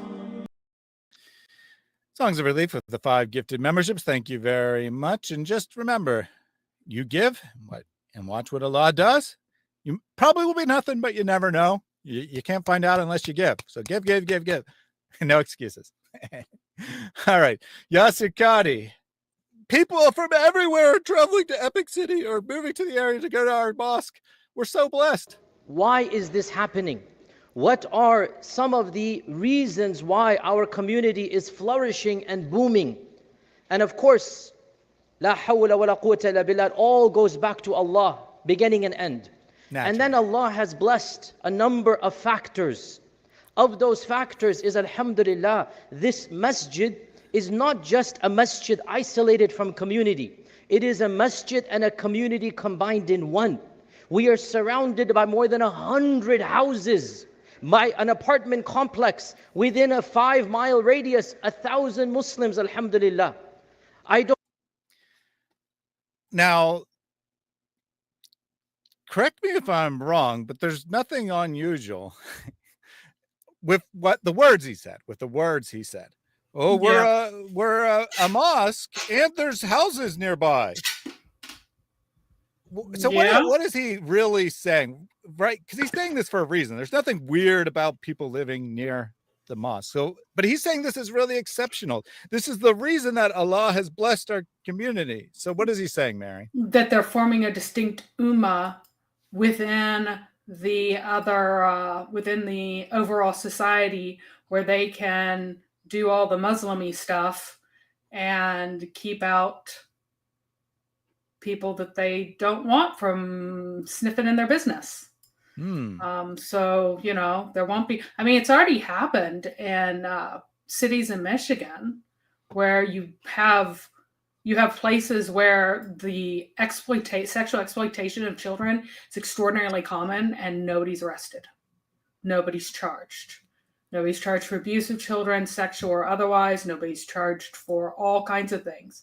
It's because why? The first thing they do is try to establish Islamic approaches to things, which include Islamic law, which is injustice. It is shut up, don't point fingers, don't let anybody know, make sure to save face, hide the sins, because Allah is Allah is a concealer of sins, etc., etc. Mm-hmm. So Muhammad was written by Al-Zut has a suggestion. They need to dedicate a house for the tribe of Al-Zut. Don't think that's going to happen. Allah's blessing them because they, again, organically, voluntarily, not a planned community, but because they have organically started to separate themselves from the surrounding area, Allah's blessing them. So let's take it to the next level and completely separate ourselves, I think is the message here. I don't know of any other masjid where in Salat al-Fajr, on an average day, 600, 700, 800 people come. And you all know this. 5 years ago when I moved here, that was the decisive factor why I chose to move here. That when I came, I saw 500 people for Fajr. I said, khalas, this is my community. Now, alhamdulillah, it's 800. Inshallah, we hope to get 1,000 soon, inshallah. Say Ameen. So... very telling here, actually. So Yasir Qadhi says that he moved to the area because he saw how many people attend this mosque, or daily prayers, and not like the Friday big service, but just on an ordinary day, 600 people turn up for prayer, and that's why he moved to the area. But that tells me that to Yasir Qadhi, it's about numbers. Oh yeah, the Ummah is about numbers. It always has been. And notice what good Muslims they are. Notice how they're not permitting any of the women to sit with these men. So they're all bareheaded men sitting here, and all the women, they're hidden back behind. Why are women hidden behind? Why can't women be next to men as they were for the first 15 years of Muhammad's career? Women were next to men, and then they weren't. Why was that? I don't know. Because men following Muhammad after 15 years, men saw a hot chick in front of them, and whenever she bent over, all they could do is stare at her round, juicy behind, and they got really horny and couldn't concentrate on prayers. And for that reason, from then on, now let's stop with that for a moment. Thaddeus, where do the best blessings land in any group of praying men? Which row gets it? The first row? Yeah, the first row. And then the next row to get the next greatest blessing is? Well, I guess the second row. The second row, and the next row to get the next greatest blessing is? Third row? Yeah, so if you're in the back, what do you get? You get the crappy leftover blessings. You get the sorry, crappy blessings. And guess who has to be behind all the men? Must be the women. It's the women. The women. That's part of their deficiency in religion, I guess. So women cannot get the same level of blessings in a group that men can get because men are horny pervs who can't stop drooling over women's butts when they bend over to pray after 15 years. And Muhammad goes, oh, you need to get in the back because men find you hot. I'm not going to correct them. I'm going to tell the women that they need to get in the back where they won't get the blessings. I mean, I just wondering what kind of God can only make his blessings go to the first row. He has limited power. He's like a Wi-Fi transmitter or something, right? It only goes so far. Well, I think there's a natural tendency in people to just leave the front row empty anywhere. That they don't want to kind of be like the people pushing to the front. And so that annoyed Muhammad. So he's like, Allah gives more blessings if you're at the front. And so it ensures that mosques fill from front to back by declaring this. I honestly think that is what happened. And to be clear, this isn't even a worship service or something, right? No. This is just an announcement. This is like a special meeting, a special annannouncement about the Epic City launch. Yeah, but many women I aren't suspect supposed women to probably mix. aren't allowed at all. They're probably not in. There probably are no women in the room. That they're somewhere else because this is for men only. Well, right? they're Owning probably property is for men only. They're probably still in the same little overlook where they can see but can't be seen. So yeah, it could be. So Christopher says, but if someone in the first row farts, then all blessings are lost. Yeah, it's a shame. Well, just his Wi-Fi transmitter is just not that strong. You know, you get some smell in the air and it can't get past it. Sorry. Also, Yasir Qadhi, right as I cut it off, he's like, say amen. And I've noticed this happens a lot in mosques. I mean, to be fair, Christian preachers will do this sometimes too, where they're like, can I get an amen? Or something along those lines. But quite often in Islamic things, the speaker tells the audience, say this specific word right now. And it's not always the same word. Yeah. Well, very if spontaneous. you say amen together, I believe that the angels are required to say it. So, and then you have to get a blessing. So it's one of those magic spell things. Gotcha. So Fajr, Isha, Taraweeh, packed to capacity. Eid, we have 5 Salah for Eid, over 10,000 people. So one of the reasons of this success, Allah's blessed us to have a combination of factors. We have a large masjid. We have a magnificent facility. We have an infrastructure. We have community. We have, mashallah, stellar line of shuyukh. I'm the least amongst them. All of these combinations come together. And subhanallah, this was not something that was planned. The founders of Epic didn't plan this. That in barely 10 years, from nothing to what we have now. And this is 2003 to 2025 is not barely 10 years. I mean, it's still impressive growth. Don't get me wrong. Going from 0 to 10,000 in 22 years is pretty impressive, or I guess 21 at the time of this, but not barely 10 years. Why exaggerate, Yasir? Oh, right, because that's what Islam is exaggeration in lies. Just a factual statement without, astaghfirullah, any arrogance, without any kibr. We are one of the most active and one of the most watched and one of the most prestigious masjids in all of North America. Bihamdillahi wa fadlihi. Not because of me or you. This is Allah's blessings on us. Now, the board and all of us, we 5 what for 10,000 people? So they said salats, so prayer services. So they're saying that instead of just one, they have to break it into 5 on that particular day. Keep in mind, this is a huge, massive structure. They can accommodate thousands of people at once.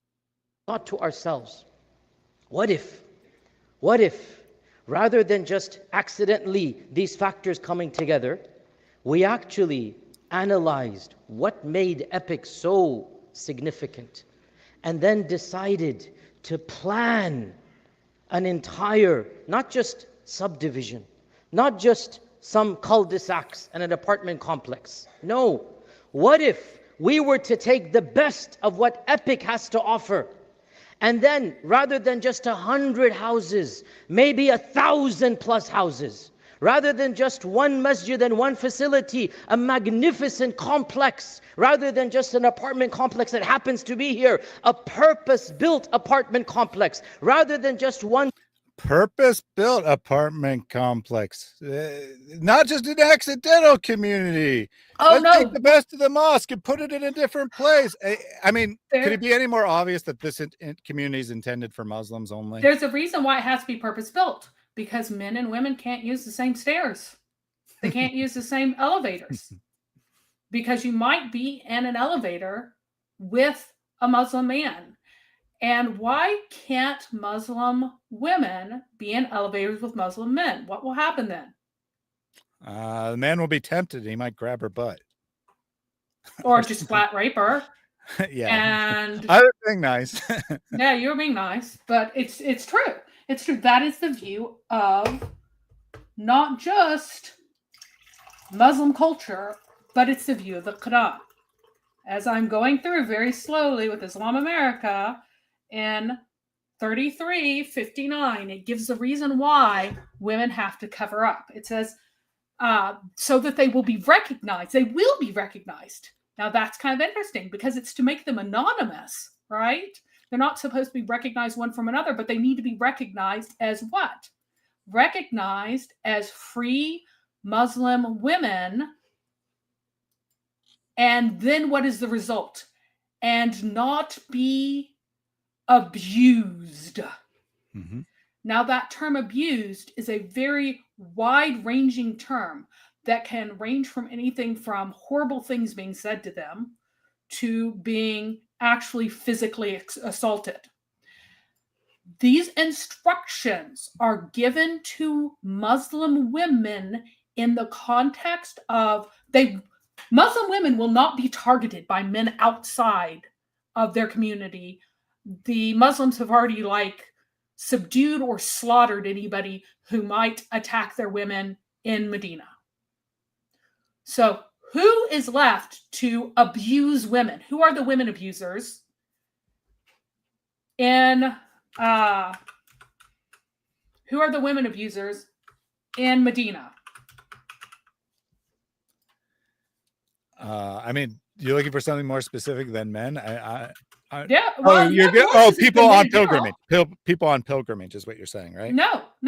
The people in Medina who are going to abuse the Muslim women if they aren't Muslims, recognized as yeah, Muslim. Muslim men.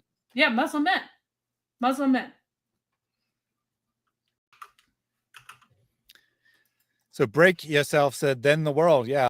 I don't remember if it's in this initial video, probably not, but in later videos where they're celebrating the success of, attracting all these people, they're going to talk about how this is a blueprint for the rest of America to copy. Subdivision, an entire city that we advertised to the entire American subcontinent that look, Epic 1 was such an amazing success. What do you think would happen if we bring forth Epic 2.0? What is going to happen if we bring forth Epic 2.0, taking the best of Epic 1.0 and then purpose building an entire facility, an entire city? Not just a subdivision, an entire massive plot of land right here in Dallas. Not 100 houses, 1,000 houses. This is right here in Dallas is quite deceptive. At best, it'd be an exurb, like extremely far out from Dallas. But right here in Dallas, he says, right here in Dallas. It's going to be the opportunity of a game changer for the American da'wah scene. Can you imagine an entire city, meaning a district of Dallas, this is still in Dallas, don't worry, right? An entire sub-city of Dallas, where purpose-built, we have from top to bottom an infrastructure. We have apartment complexes. We have people's homes. Now, we, the mosque, right? We, the mosque, have an entire infrastructure built from top to bottom, purposeful. again, I mean, they can say it's open to anyone, and I'm sure they didn't like specifically make you sign a contract saying I'm a Muslim. But who do they intend to live there? Muslims, right? Obviously. Like they might not have technically discriminated, they might not technically violate the law by putting a specific requirement that you have to be Muslim. But I mean, come on. It's obvious intended only for Muslims. He says we're going to advertise it to the entire continent, by which he means, you know, in other mosques. He doesn't mean like we're going to take out a Super Bowl ad or something, right? He means that we'll spread the word in other Islamic communities, that you can move here and be in an Islam only community. Home for elderly, those that need to have elderly people's home, purpose-built assisted facility. We have entire schools. Any idea what a purpose-built elderly living facility would be, Mary? Once again, the absolute separation of men and women. Mm-hmm. So, like, got a wall down the middle. You know, there's people who are disabled and elderly to the point where they can barely take care of themselves. You know, they might just start raping one another. You never know. And what's funny is that that actually wasn't what Muhammad taught. Muhammad taught as soon as you got old and ugly, you didn't have to cover up anymore. The purpose of covering up was so that you aren't an attractive woman who will make a man all heated and then he'll just start abusing you, because, you know, that's what Muslim men do. That's what Muhammad taught, that once you're old and ugly, you don't need to cover up anymore, because then men won't abuse. And no, all men will not abuse women who aren't covered. Is every time Muslims come to a country, rape follows. The rape rates skyrocket. Weirdly, Swedish men could go around hardly raping any women at all in any circumstances. As soon as you bring some Muslims into Sweden, suddenly everyone's getting raped. Why is that? Because of what Islam teaches about men and women. Islam teaches that men are disgusting creatures and that the people who are responsible for men's disgusting behavior are women. Not only that, but Muhammad only taught that the free women should cover up. In Muhammad's lifetime, and in the lifetime of Abu Bakr and Umar died after Abu Bakr. Sorry, I said it in the wrong order. But in the lifetimes of Abu Bakr and Umar, slave women were not allowed to cover up. Why were slave women required to run around partly naked, not allowed to cover their hair at all, and very often required to run around with their boobs hanging out? Why? Yes, they brought in rapists, Islam America. That's Muslims. Muslims have very high levels of rape. That's so funny. That is the point. That's so funny. He said they brought in rapists. Yes. When you are describing them as Muslim immigrants, when you're being not racist, right? When you're not saying not hateful things, Islam America, to defend them from their disgusting behavior, says they're rapists. Or defend Islam from their disgusting behavior, I should say. Oh, you know, those Muslim immigrants that they brought in, they're rapists. Wow. So Islam America, your statement here is that all men will abuse women who aren't covered. Now, this may shock you, but I, in fact, am a man. And I have never abused a woman, whether covered or otherwise. So apparently your statement is false. Neither has my husband. Neither have my sons. Neither has my father. Neither has my brother. Why? Because they aren't disgusting, because they aren't rapists. But you are saying that all men will abuse women, men will just be rapists. Because that was actually the level of abuse that was being talked about here. The context of this is that women would go out to poop at night, and men would not only say things to them, but would physically grab them. And a lot of times this was consensual, and men and women would arrange it ahead of time. When women went out to poop at night, they'd come swing by a handy bush and meet with their boys. No, Muslims do not have a monopoly on raping. However, Muslims rape at many, many higher rates than atheists. And atheists are awfully killy. You know, atheists per capita are really good at making Muslims look almost good whenever you turn to any atheistic country, right? And yet Muslims are way more likely to rape than atheists. Anytime Islam comes to a country that actually punishes rape and rapes are reported, where women aren't punished for reporting rapes, the recorded rape rate skyrockets because they behave in this country as they would in their country. They see an opportunity and they grab a woman. Now, would the rape level be lower in the place that they came from? Prove it. We have all the evidence, sweetheart. Look at all of the European countries. Look at even America and the statistics on the origins of the, you break it down by people from immigrants from Pakistan and their per capita rape rates, they're incredibly high. Muslim and rape go together in immigration. You know what? You want a whole show on Muslim rape problems and places where there's a large number of Muslim immigrants? We can do that. I mean, if that's really what you want us to do, we can spend great time going into all the evidence. And you're right? Lots of people do it. And we're actually just talking about abuse, which is broader than just rape. Lots of people do it, but Muslims, the excuse. Hold on. This is all in the context of why women have to cover up. But does women covering up prevent rape? No, it doesn't. Does it prevent lustful thoughts? No, it doesn't. If Islam America, you probably have. I mean, I'm guessing you're from America. You may never have been to a society where all women are covered up. But guess what? In those societies, a woman who is fully covered up will walk by Muslim men and they'll all turn their heads and stare at her because they still have the same lustful thoughts, right? They know it's a woman.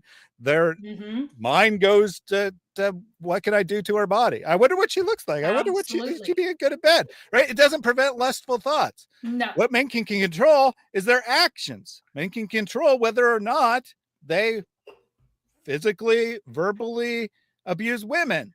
And can they control whether they're attracted to women or not? No. But can they control their actions? Absolutely. And they can control whether or not they dwell and entertain their lusts, whether or not you entertain your lust. You can move on. You can have a thought and you can move on, or you can have a thought and you can focus on it and you can think about it and you can fantasize for the next hour about the woman you saw. Yeah. And the strategy that Muhammad introduced through the Quran was that the Muslim women who are free, who aren't slaves, should be covered up. And then the slave women, who some of them are Muslim, should be uncovered so that all the dirty men will attack the women who are slaves and are not allowed to cover up, which will keep the Muslim women from being attacked. It was not a prevention of attacking women. It was a directing men, because he did not want to control the sexual impulses of his men. He wanted to indulge them. And so he wanted to direct them away from the free women and toward the slaves. The slaves had to be naked, partly naked. They had to be on display so that they would be abused. And the other women have to cover up so they won't be abused. Now, how does this actually work out in Islamic countries? Whoever the woman is, whatever age she is, if she is in a situation where she is vulnerable, she is abused in every sense of the word. If men see an opportunity, they feel justified in taking that opportunity because she has been told that her responsibility is to prevent her own abuse.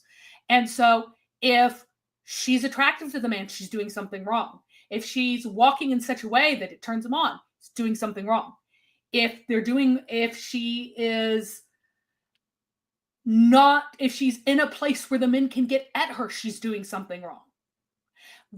Women get blamed for their fathers-in-law raping them. When they have to live in the house with their fathers-in-law, women get the blame. Why? Because they cannot present the 4 witnesses. So Carter said Islam America is an all right fellow. I think he's pretty reasonable. He's welcome here. But that doesn't mean we won't respond to his ideas. Yeah. Right? All the more reason why we should respond to his ideas, in fact, because he's an all right fellow who actually is willing to think and not just spew propaganda. So. And you have to, and you say that you accept the Quran. So you have to accept sex with underage girls, marriage with underage girls, and sex with underage girls, because that's in, was it 65-4. You have to accept that you are not only permitted, but commanded to strike your wife if you fear that she's uppity against you. Islam America, yeah, you're no scholar, and that is an issue because you actually reject what the scholars say. Because you all right, now we can move on. Yeah, we don't need to Yeah. dwell on this. I think we've addressed it. True Fire puts it well. Bring your thought into submission to God is what the Bible says, not to blame women for your thoughts. And what we have is people like Islam America, whether he realizes it or not, basically blaming women for his thoughts, saying if they covered up, I wouldn't have these thoughts, which is not true. You'll still have the same thoughts. Yeah, absolutely. You'll just have to use your imagination a bit more. That's all. And people who leave Islam, they will tell you, yeah, I used to be like that all the time, where, you know, I came from a country where women were this way. And I was just like preoccupied with this fascination. But part of the reason is that so much in Islam is so carnal. What is your reward at the end? Sex with hot women and lots of food and lots of perfume and beautiful palaces. It's all very carnal. And so you're focused on the carnal in this life and the next. And the fulfillment of carnality is the highest thing that you can hope for. Sex for, was it 30 years, 70 years? I forget which. It varies. Yeah, I think it varies. Levi said, well, is it that hijab said, if you only go by the Quran, you get an extreme form of pedophilia is what you get from the Quran only. The Quran doesn't forbid sex with tiny children. We just know from the example of Muhammad that you're supposed to wait till she turns 9. That's what hijab says. I didn't mean to click on this, but oh well, I already did. Not on topic, but Thais had mentioned you were going to do a response to Jonathan Little's thesis and the estimate on when I meant to do this at the end. Mary has committed to talking about Jay Smith, Robert Spencer, the whole idea of Muhammad being a myth thesis in July, I believe she said. So we'll work on getting that scheduled. Jay says, bro, I want to know where they're all going to work. Well, you know, there's the mosque. They can work at the mosque. And there's supposed to be some commercial property. So like some shops and stuff that they can work at. But probably most will commute to at least Plano, if not all the way to Dallas. They probably won't work in the immediate area because there is no commercial infrastructure to support a large number of jobs in the area. All right, getting back to Yasir Qadhi here. Can you imagine the potential of such a city? Nothing this ambitious has ever been planned before in North America. And there's only one community that inshallah ta'ala can do it. And that is... I thought this was just an ordinary housing development, but nothing has ever existed in the history of North America like this. Odd. Our community right here, bi'idhnillahi ta'ala. Say inshallah. We are going to go from Epic 1. Like 10 people said inshallah. Like you saw the crowd, it's huge. And only like 10 people replied. Still going to be here. We're still going to be the best. But Epic 1 is going to take the best that it has and then bring about. What's Epic 1.0? It's the existing mosque. So East Plano Islamic Center, the existing mosque is Epic 1.0. And now they want to duplicate that and expand it to Epic 2.0. About an Epic 2.0, inshallah ta'ala. And for that and for the details, I want to invite our president, Imran Chaudhry, to take the stage and tell us more about this. Jazakumullah khair. Bismillah. Assalamu alaikum wa rahmatullahi wa barakatuh.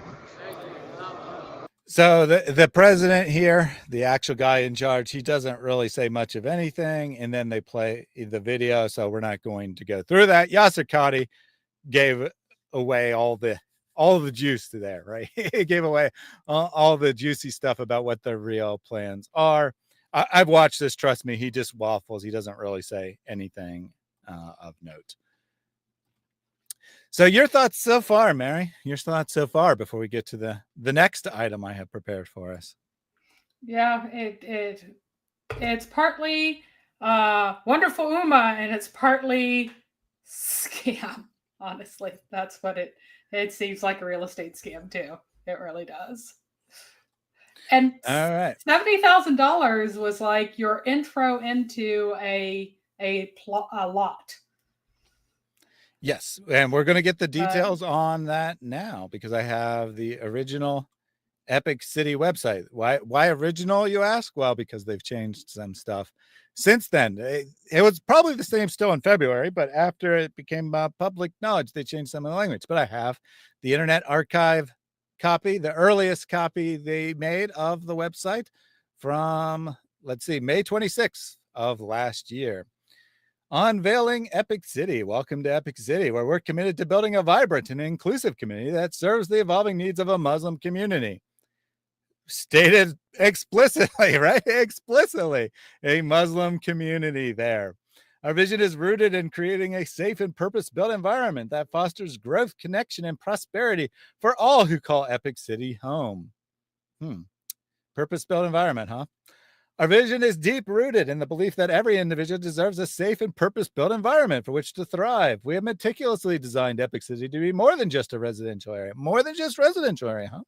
It's a thriving ecosystem. Islamic ecosystem, perhaps, that cultivates growth, fosters meaningful connections, and paves the way for prosperity for all who choose to call Epic City home. Well, I mean, you don't need to pave the way of prosperity by moving there. You can just donate, right? Just donate and you'll get many times back your rewards. Which reminds me, I need to take a super chat here. If you want your wealth to increase in this dunya, then give sadaqah more and more. Every single day, 2 angels come down. One of them is making dua for those who give. He says, Ya Allah, give those who give. So, super chat from Bon Helmers. I think you have to meet certain requirements. So this is talking about homeschooling if you want to officially recognize diploma. Certainly, if you want a high school diploma. Yeah. No. So you do not have to have a state diploma. You can give your child a diploma. There is no, you have to have an a diploma is a diploma. You can get into anywhere without any officially recognized diploma. Okay, good to know. Just so you know, you can get into Harvard, Yale, wherever you want to go. You can get into it without it. You don't. The whole diploma mill nonsense that people try to scam homeschoolers on is ridiculous. There was a time when homeschoolers couldn't get in to a lot of universities and they were very difficult, but that is not the time now. All right. My cat is here, so it's gonna be a little bit hard, but I mentioned that they've made some changes to the website. You could say the standard narrative has holes in it. That's what I'm going to say. Does now, because they've changed some stuff. All right, so become a part of Epic City. Click the link below. Let's click on the investor summary here.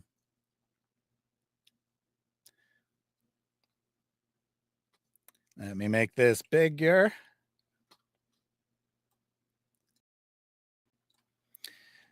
So as you can see, this is a legal document. Well, I mean, at least pseudo legal document. Like, I'm not suggesting it was filed in court or something, but you know, they put some effort into this. Community Capital Partners LPs, a to be formed Texas limited partnership. So they hadn't even bothered to form the limited partnership when they announced that they're selling lots. That seems to be a problem to me. That you're paying money to this limited partnership that doesn't yet legally exist. But, you know, well, that's just me. Purpose of which is to acquire a 402-acre unimproved tract of land near Farmersville/Josephine, Texas, and develop same with approximately 1,079 single-family/townhome lots. So there's actually 1,079 lots. Again, I don't know why they only sold 500 originally. The original land provides for a little over 1,000 plots, some of which are townhomes, but when you look at it, it's not very many. Most of them are single family. Private Yeah, I school, think commercial. maybe they're trying to yeah, this is I think actually I think I know because they hadn't actually bought the land. I think they wanted to protect their liability, so they wanted to get 500 down people to payment, buy the land. then buy the land, Yeah. then sell the rest. That's probably why. Oh, could you drop the state Oh, that yep, you brought up? yep, Yeah, yep. sorry. A single with private school, commercial retail, multifamily, and masjid with all utilities provided by municipal utility district together with the community. See attached design plan, and we will see that eventually. Property is currently under contract with East Plano Islamic Center, a Texas nonprofit corporation, as the buyer. So originally they're buying the land under some sort of contract. So they have some sort of legal reservation on land. They haven't bought it, but they have some sort of legal agreement to sell the land once they generate the funds. But it's with the mosque, not with this newly formed corporation. Epic will assign the contract to CCP. So they'll transfer the contract. Management and structure of CCP. CCP will be managed by general partner Epic Real Partners Incorporated, so a third entity, a Texas corporation, and sole shareholder of which is Epic, and the board of directors shall be Imran Chaudhry. So the sole owner of Epic Real Properties is the mosque, and the board of directors consists of Imran Chaudhry, which is like the president of the mosque, Naveed Siddiqui, and Safraz Ahmed, two other people in management at the mosque. So it's a legal separate entity, but not really, basically.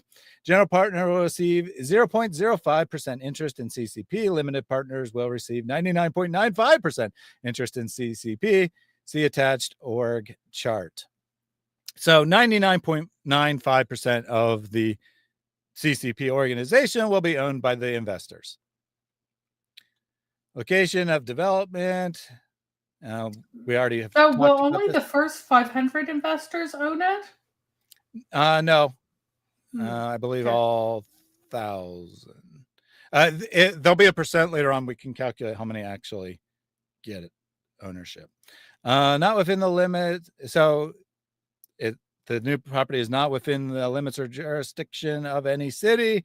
That describes where the land is. It says nearby is retail, dining, and recreational amenities in Royce City, Rockwall, or Greenville.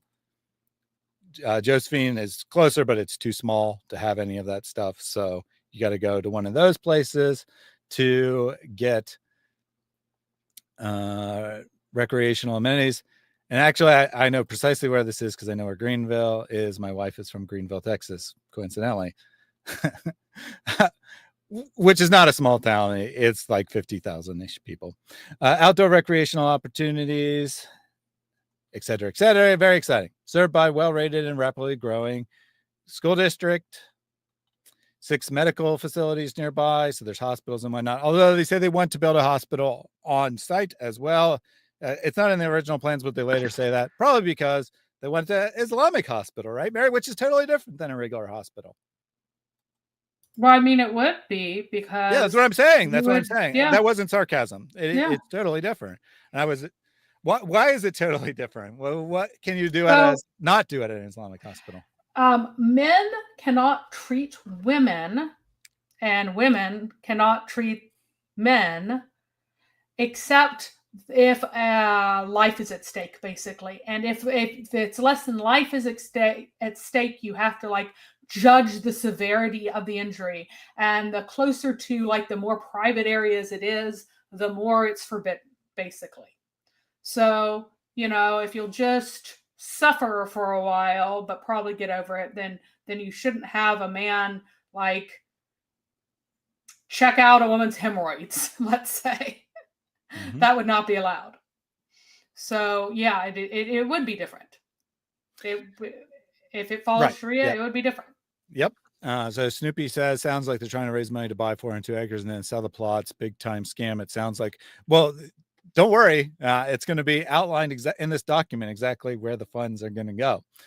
So Masjid, CCP intends to donate to Epic a portion of land on which the masjid will be constructed.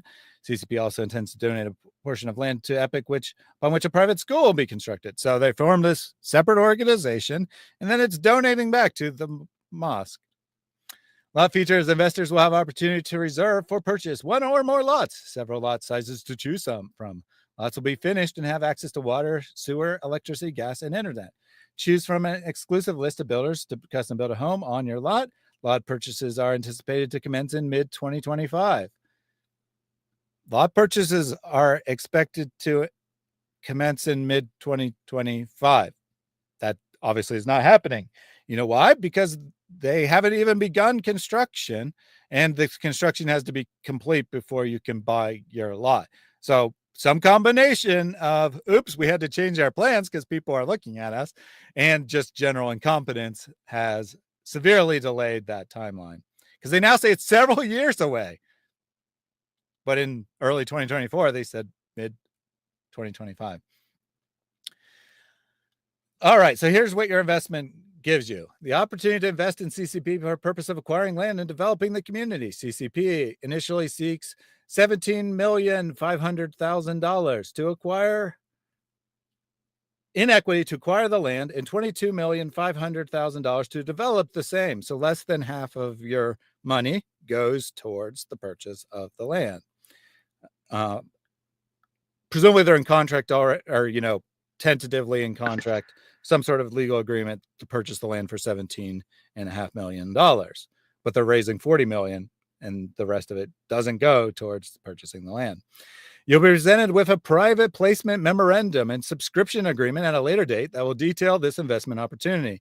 General terms of the investment opportunity are: to invest in CCP and become a limited partner, you'll be required to subscribe for a minimum of 1 unit. There are 500 units available subscription. There's no limit on how many each individual investor can purchase.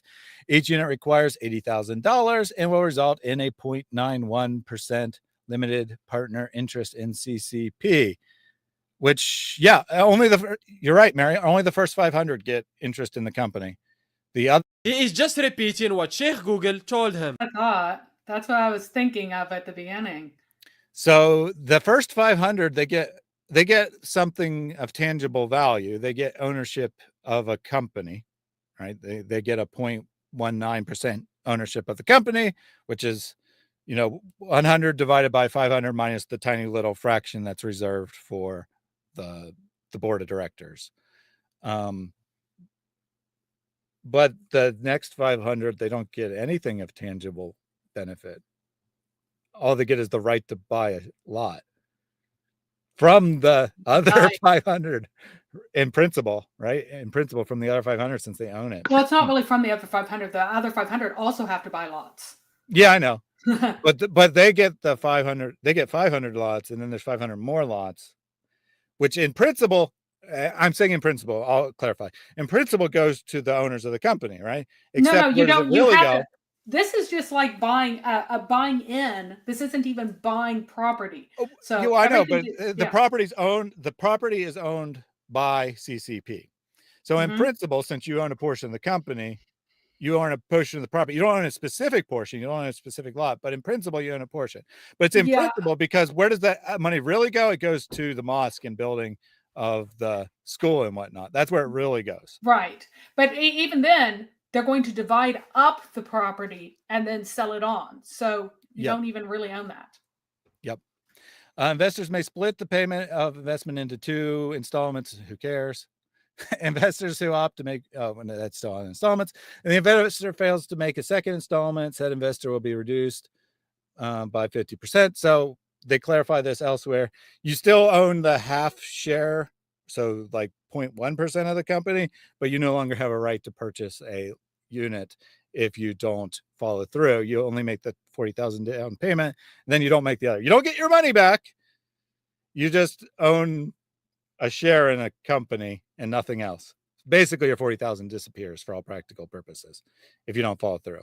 And they do make it quite clear that do not invest unless you plan to follow through, because you're going to be screwed if you don't. I feel like they should probably just refund your money, but that's me. Now, here's the interesting part. The full amount of the investment shall be credited to the purchase of lots reserved at the time of closing of the purchase of reserved lots. So your $80,000 actually does go towards the lot eventually. So the lot costs more than $80,000, but your $80,000 is applied to that, so you pay a much discounted rate. So you're basically putting a down payment on the lot, but not legally speaking, because legally speaking, you can't do that. So legally speaking, you're buying a share of the company.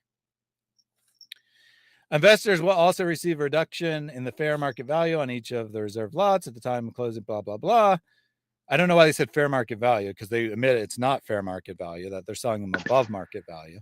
But in any case, you get a 15% discount if you purchase 1 to 5 lots, 17% if you purchase 6, and 20% if you purchase 11 or more. So you get a discount price for buying lots of land.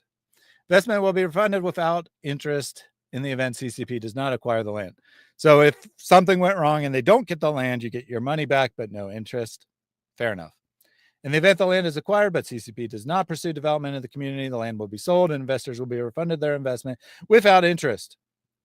In the event profits result from the sale, then 50% of such profits will be distributed among limited partners, in accordance with their respective partnership interests, which is, in my opinion, I mean, it's probably not relevant, but in my opinion, that's complete bullshit. That 99.95% ownership of the company gets 50% of any profits. They don't intend to make profits, so it's probably irrelevant, but still seems pretty sketchy to me. I mean, legally, it's probably fine, but morally, it seems really sketchy.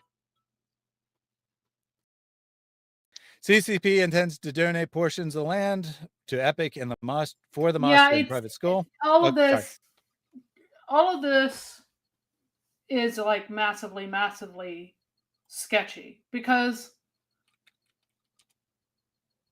you're paying money for the right to be able to buy something at a certain discount and all the rest of this stuff. I mean, it is, I don't know that they have sent that through. Yeah, I don't know why you're getting a discount, because the only way to purchase land is by owning a company. So portion of the company. So everyone owns a portion. Well, no. There's a reason. Discount. Come on. It's really obvious. Who's going to be the first ones in the door? Who got early access? I mean, Yasir, Qadhi and all his buddies. So they found out about it before the other people found out. Then the next group finds out and they get their benefits and they get their benefits and they get their benefits. It is structured so that preferred special people get better benefits.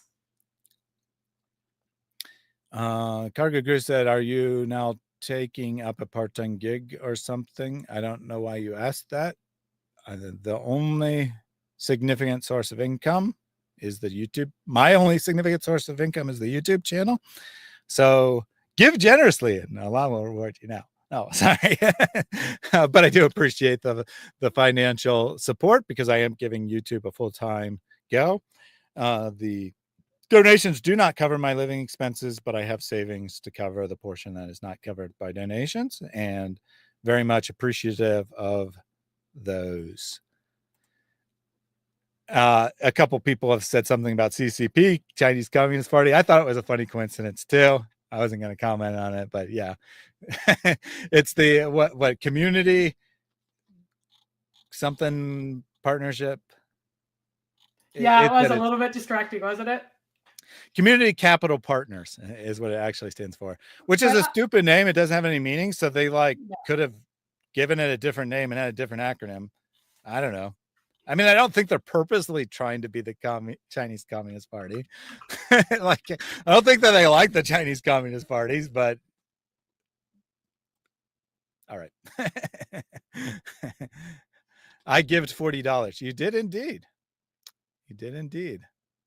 And let's go ahead and get the first of those two donations from Holy. They give a loan to Allah. What is the reward? The reward in this life is that the money will come back double. You give 100, 200 will come back. Sooner or later. Believe me, all money that is given for the sake of Allah, it comes back. And I'm sure that all of you have experience. Let me know if you have experience in your money coming back to you after you donate it, Mr. Holy. Otherwise, just thank you very much for that. And I'm sure the 10 people who received gifted memberships are also very grateful. Getting back to the scheme, let's just call it a scheme here.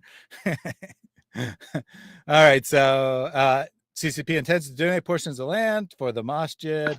It also intends to donate Epic 100% of net proceeds from sale of lots, all future objectives of the masjid. Wait, I have So a in other quick words, question. I don't know whether I missed this. Did they have a price of the lots yet? it's coming up. It's coming up.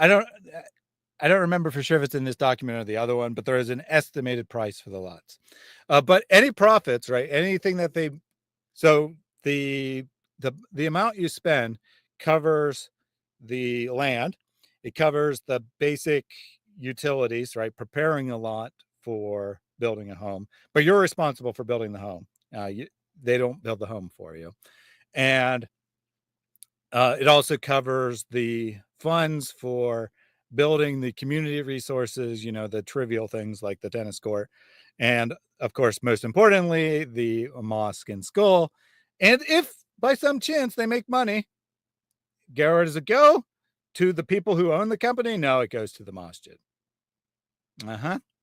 Yeah, this is really an investment. Really, it's totally an investment. An investment that there is zero possibility of making any profit on. Because if you do make profit by chance, it gets donated to the masjid, and all you get is your land. As a result, and because you can resell. You can resell. Can't you? We'll no. See. Oh. We'll see. All right. As a result, CCP does not intend to generate a return or on capital invested to investors. However, investors will receive their percentage share of charitable donations resulting from CCP's donation to Epic. So you can write off your taxes, basically. Because you own the company, you can write off its donations as part of your taxes. By the way, this is going to make your taxes very complex. Limited liability partnerships are very complex on your taxes. Just a side note there. To reserve a lot, once the land has been acquired, the design plan finalized, investors will fully subscribe to a unit. Investors reserve their desired lots by signing a reservation agreement for $200. Lot prices will be reflected in pricing schedule to be determined after land is acquired. There is an estimate somewhere. I think it's probably in the other document that we're about to look at. Reservation fee will be held in escrow, blah, blah, blah. An event of a single lot is reserved by multiple investors simultaneously. Because it's a lot, they don't have an order. They just open it and I guess they don't really know how they're going to sign the lots. Basically, is the gist there. Anyway, there's a tiebreaker procedure for that. Reservation fees are fully refundable until closing. It's just this is just the $200, right? You have to pay $200.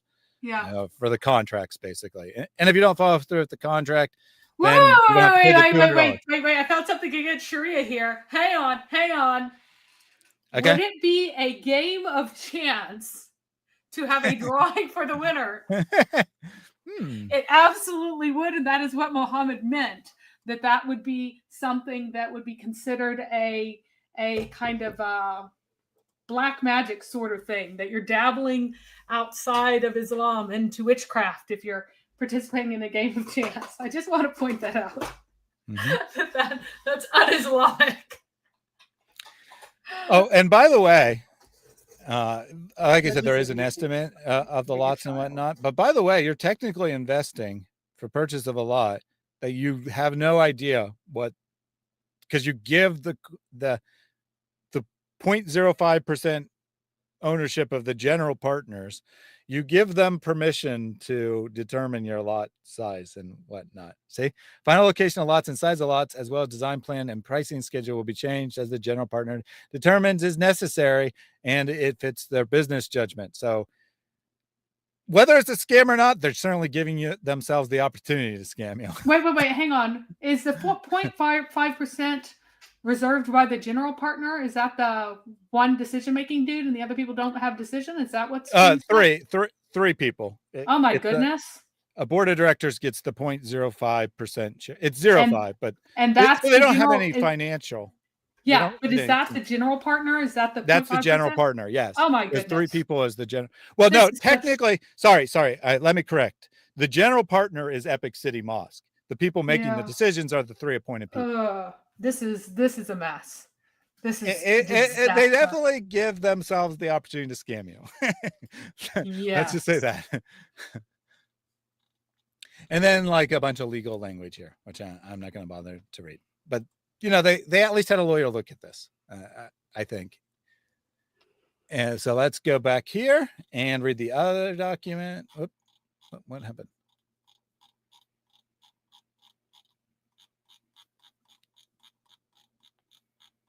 This video is loaded. I guess they hadn't loaded before, so now it's pushed way down on the page. Fine.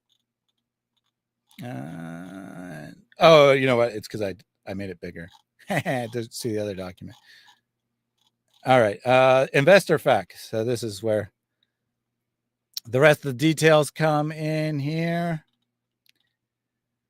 What's the project all about? What's being developed? Single-family lots, townhomes, masjids, schools, parking, multi-family apartments, senior living, commercial space, parks, fields, and courts. Concept plan to be revised based on lot size survey from interested investors. So they reserve the right to change the lots. But this does have the price estimate in it. What is community capitalist partner in relation to Epic? Blah, blah, blah. We've already gone through that. How do I buy a lot? We already know that. How much is a share and how much will I pay? $80,000. We already know that. Oh, actually, the date deadline's here.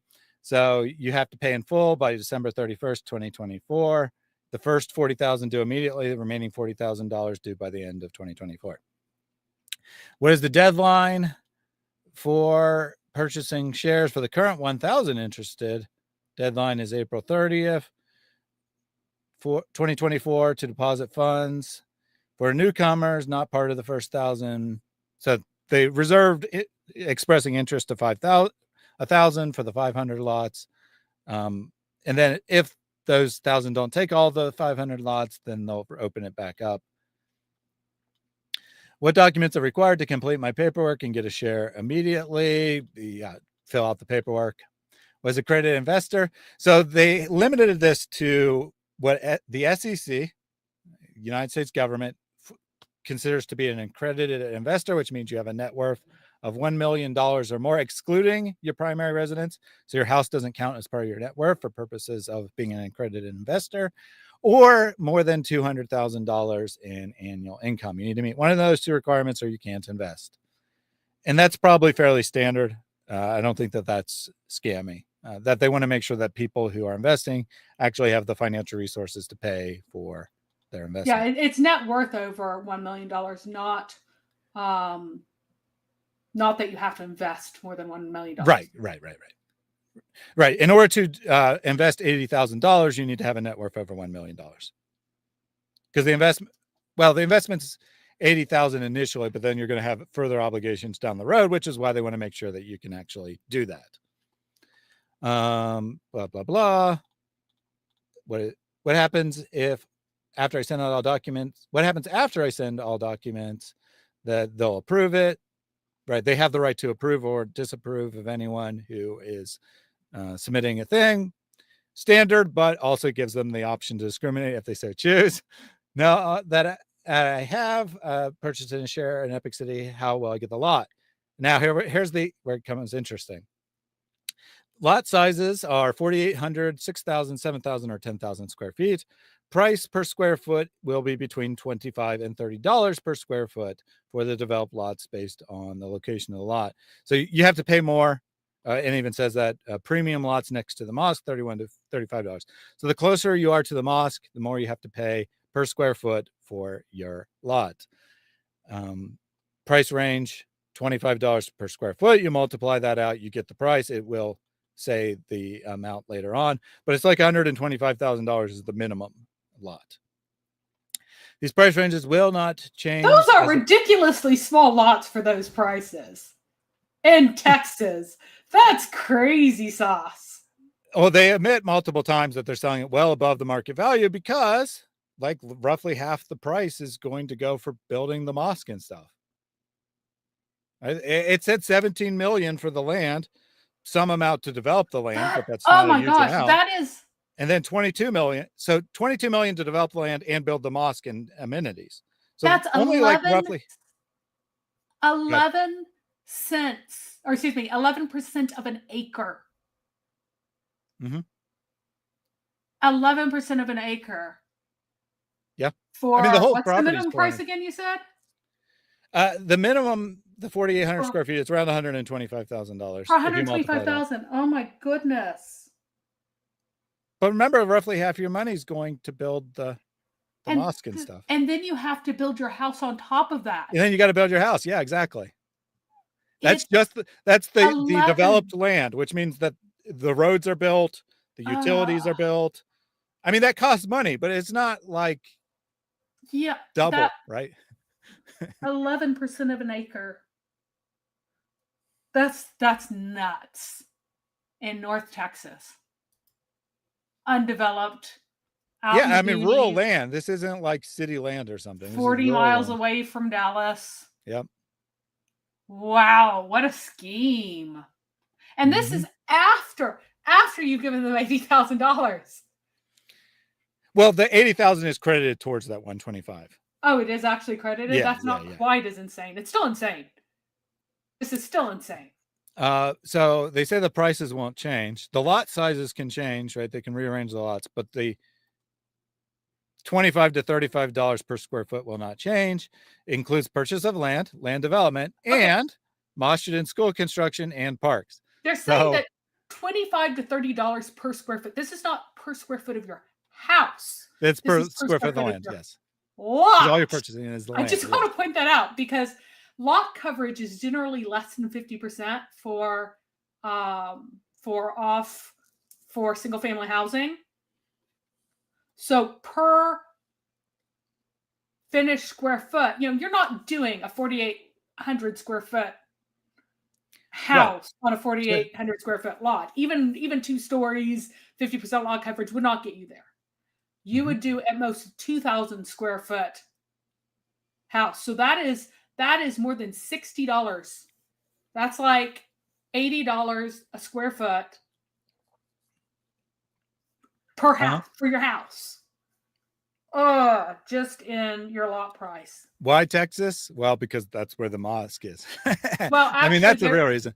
But also, I mean, Texas land is pretty cheap relative to most of the country. Texas property taxes are really high, though. And that makes sense because Texas doesn't have a state sales tax. So property taxes are probably higher than average. Yeah, you'll pay through the nose unless it's even if it's your homestead exemption, it's still high because you don't have income tax. So now here the conflict with what they said in the other document. This is interesting. Our goal is to start handing out developed for house construction in 2.5 to 3 years after the closing of the land. Inshallah, the closing of the land is expected in the middle of June of this 2024. It actually happens at the end of September. Remember that this document is being made in April, so June's not very far away. They literally just have no clue how long these things take, I think. Like, they literally don't know what they're doing. and yes, you should trust them. You should trust them. Anyway, our goal is to start handing out, at time of purchase lots, all 80,000 will be credited towards the purchase of lots. So that's what you get for your $80,000 is it gets credited towards the lot. Legally, you own a share of the company, but the share of the company is worthless. All you're really doing is prepaying for the land, but you can't prepay for the land because that would be illegal. $120,000 for the smallest lot, not 125. So the first example here is the smallest possible lot. They say it will be $120,000, but then you get your 15% discount, so it's really $102,000. You're really $102,000 for the smallest lot. So you owe $22,000 to purchase the lot in approximately 3 years. Now you go for the 6,000, it's going to be $127,000. The 10,000, the largest lot, $212,500. But if you want it right next to the mosque, then it ups to $297,000. So price range is expected to be in $102,000 to $297,000 range for the developed lot. So you pay for the roads and the utilities, but you still got to build a home, which is going to cost you another $100,000 plus. A developed lot is ready to build the house. All utilities needed are built to the house. Please note the price of lot you pay is above cover land purchase cost, land development and utilities. So they're breaking it down. So it's 17 million to purchase the land. They're saying the development of the land costs 107 million. Seems, I mean, I don't really know, but that seems kind of ridiculous. And 25 million to build the mosque. So I guess 80% or so of your investment goes towards developing the land. I don't understand why it's so freaking expensive, but it is what it is. Please know that you have 5 years to build a house after you have possession of the lot in 3 years. So if you don't build within 8 years, you get in trouble. A lot owner is free to choose any financial institute they prefer. So they're not forcing you to use one of their Islamic financing, but they have them available if you want it. To ensure the aesthetics of community and availability of construction loan, we will provide a list of home builders that you can select to build your house, or bring your own custom builder after the approval of CCP. So they have I'm sure they don't yet, but they will have pre-approved home builders. And if you don't want to use one of those, they need their their permission, which is not unusual. Right? That's actually not unusual for this kind of thing. For the benefit of all and making the community look like a nice one. Look a nice one, inshallah. Not look nice, look a nice one. For the horizontal development of land, we have hired a well-known national engineering firm to send out bids and guide us through the process. So they've made some preliminary determinations. Homeowners fees on top of your land fees, on top of your housing building fees, you'll have to pay homeowner association fees to be determined at a later date. If the shareholder is not capable, what will happen? Transfers are controlled by Article 8. Here's a view. I don't think it's in this document, but there's a separate video, investor Q&A video, where they explain that what Article 8 says is any transfer, regardless of reason, has to be approved by the board of directors.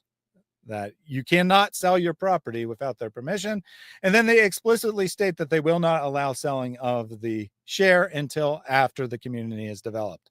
So they say, to their credit, they say this straight up, if you are not planning to build a home, do not buy, because this is not a good investment. You will not make money by buying property and then reselling the property later. Well, I get a donation receipt, blah, blah, blah, tax return. That is insane.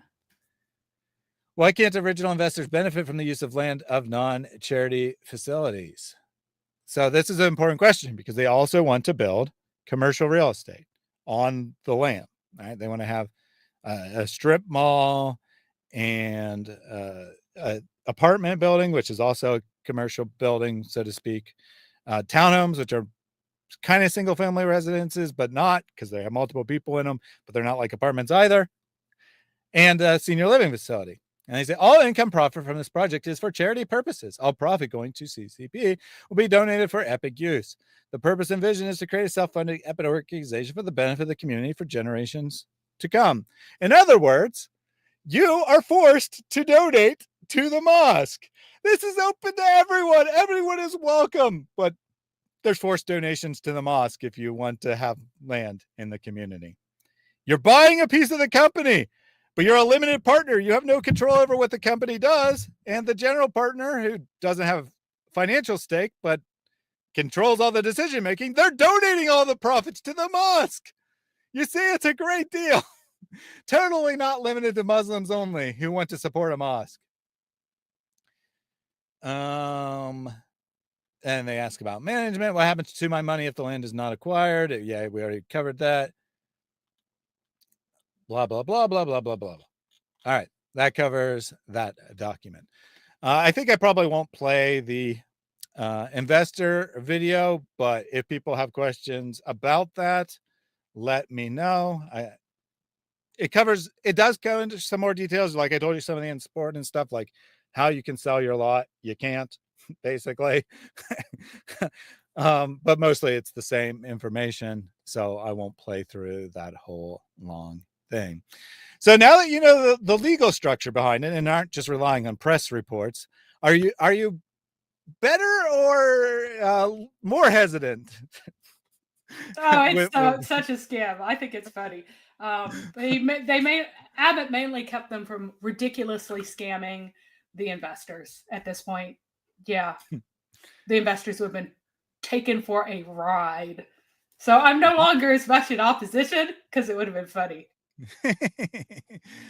All right, so we're going to skip the investor video here. The next one is the Epic 2.0 update. Now, this was in June. So this is at the mosque again. This is the update on their development so far.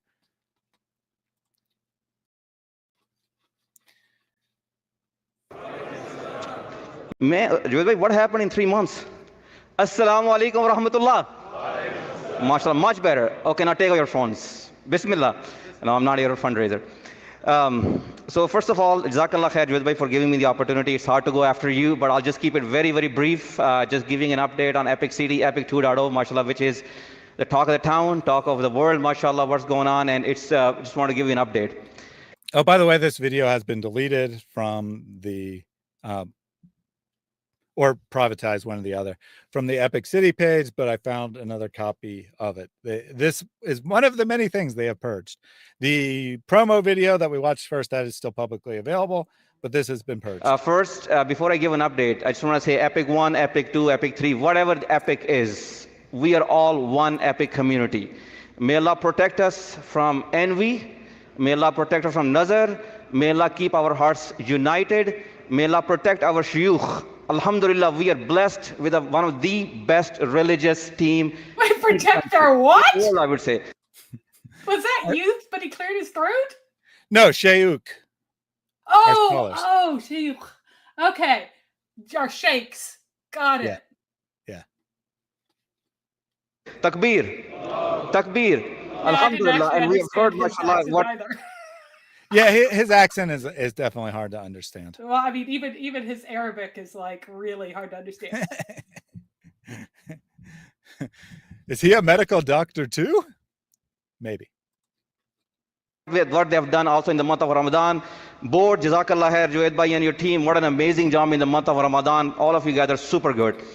Before I give an update, I want to give you a true story. By the way, remember originally they said they expected to buy the land in June. This is the update in June that they're making. True story. So I've been talking to investors, those who are interested, right? Those who want to join Epic City project, and I'm just saying, okay, so they're asking questions. So the other day, yesterday, I was talking to a brother, and he said, Brother Imran, I have a question for you. And Javed bhai, pay attention, I'm going to ask you that question. So he said, Brother Imran, I have a question for you. I said, go ahead.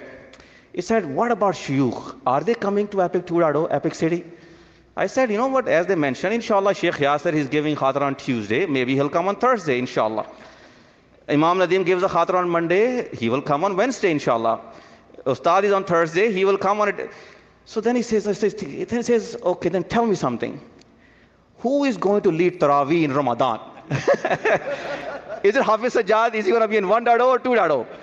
So I was like, you know what? That's a good question. Yeah, that's the good question. So basically the question is, are the sheikhs from Epic, the original Epic, going to be also doing services at the new Epic? And he's basically saying yes, right? They're sharing the same staff. And then they're like, well, what about when it gets really busy? What are they going to do about that? So here's the Hafiz Saab, get ready. So Javed bhai, Epic 1.0, 2.0 for Hafiz Sajjad. Okay, think about it. It's okay. So inshallah, we're not abandoning this mothership. This is our home, and we're going to stay here. So brother. So no answer, right? No answer, really. As Javed bhai mentioned, in the past 2 and 3 months since we gave the last update and we basically launched this project, there has been a lot of work that we've been working on behind the scenes. And alhamdulillah, working very, very hard with our engineering team and with our lawyers and everybody else, alhamdulillah. The first, I want to just let you know that we are Epic, as CCP, that is created by Epic. We are fully committed. We are Epic. I mean, we are CCP. Lost the plot there. Forgot that it's supposed to be an independent organization. To this project. And inshallah, we're going to make it happen. Inshallah. Say inshallah. Say inshallah. Say inshallah. Inshallah.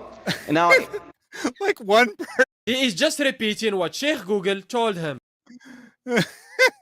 Thank you, Morgan. Like one person responded. Say inshallah. Inshallah.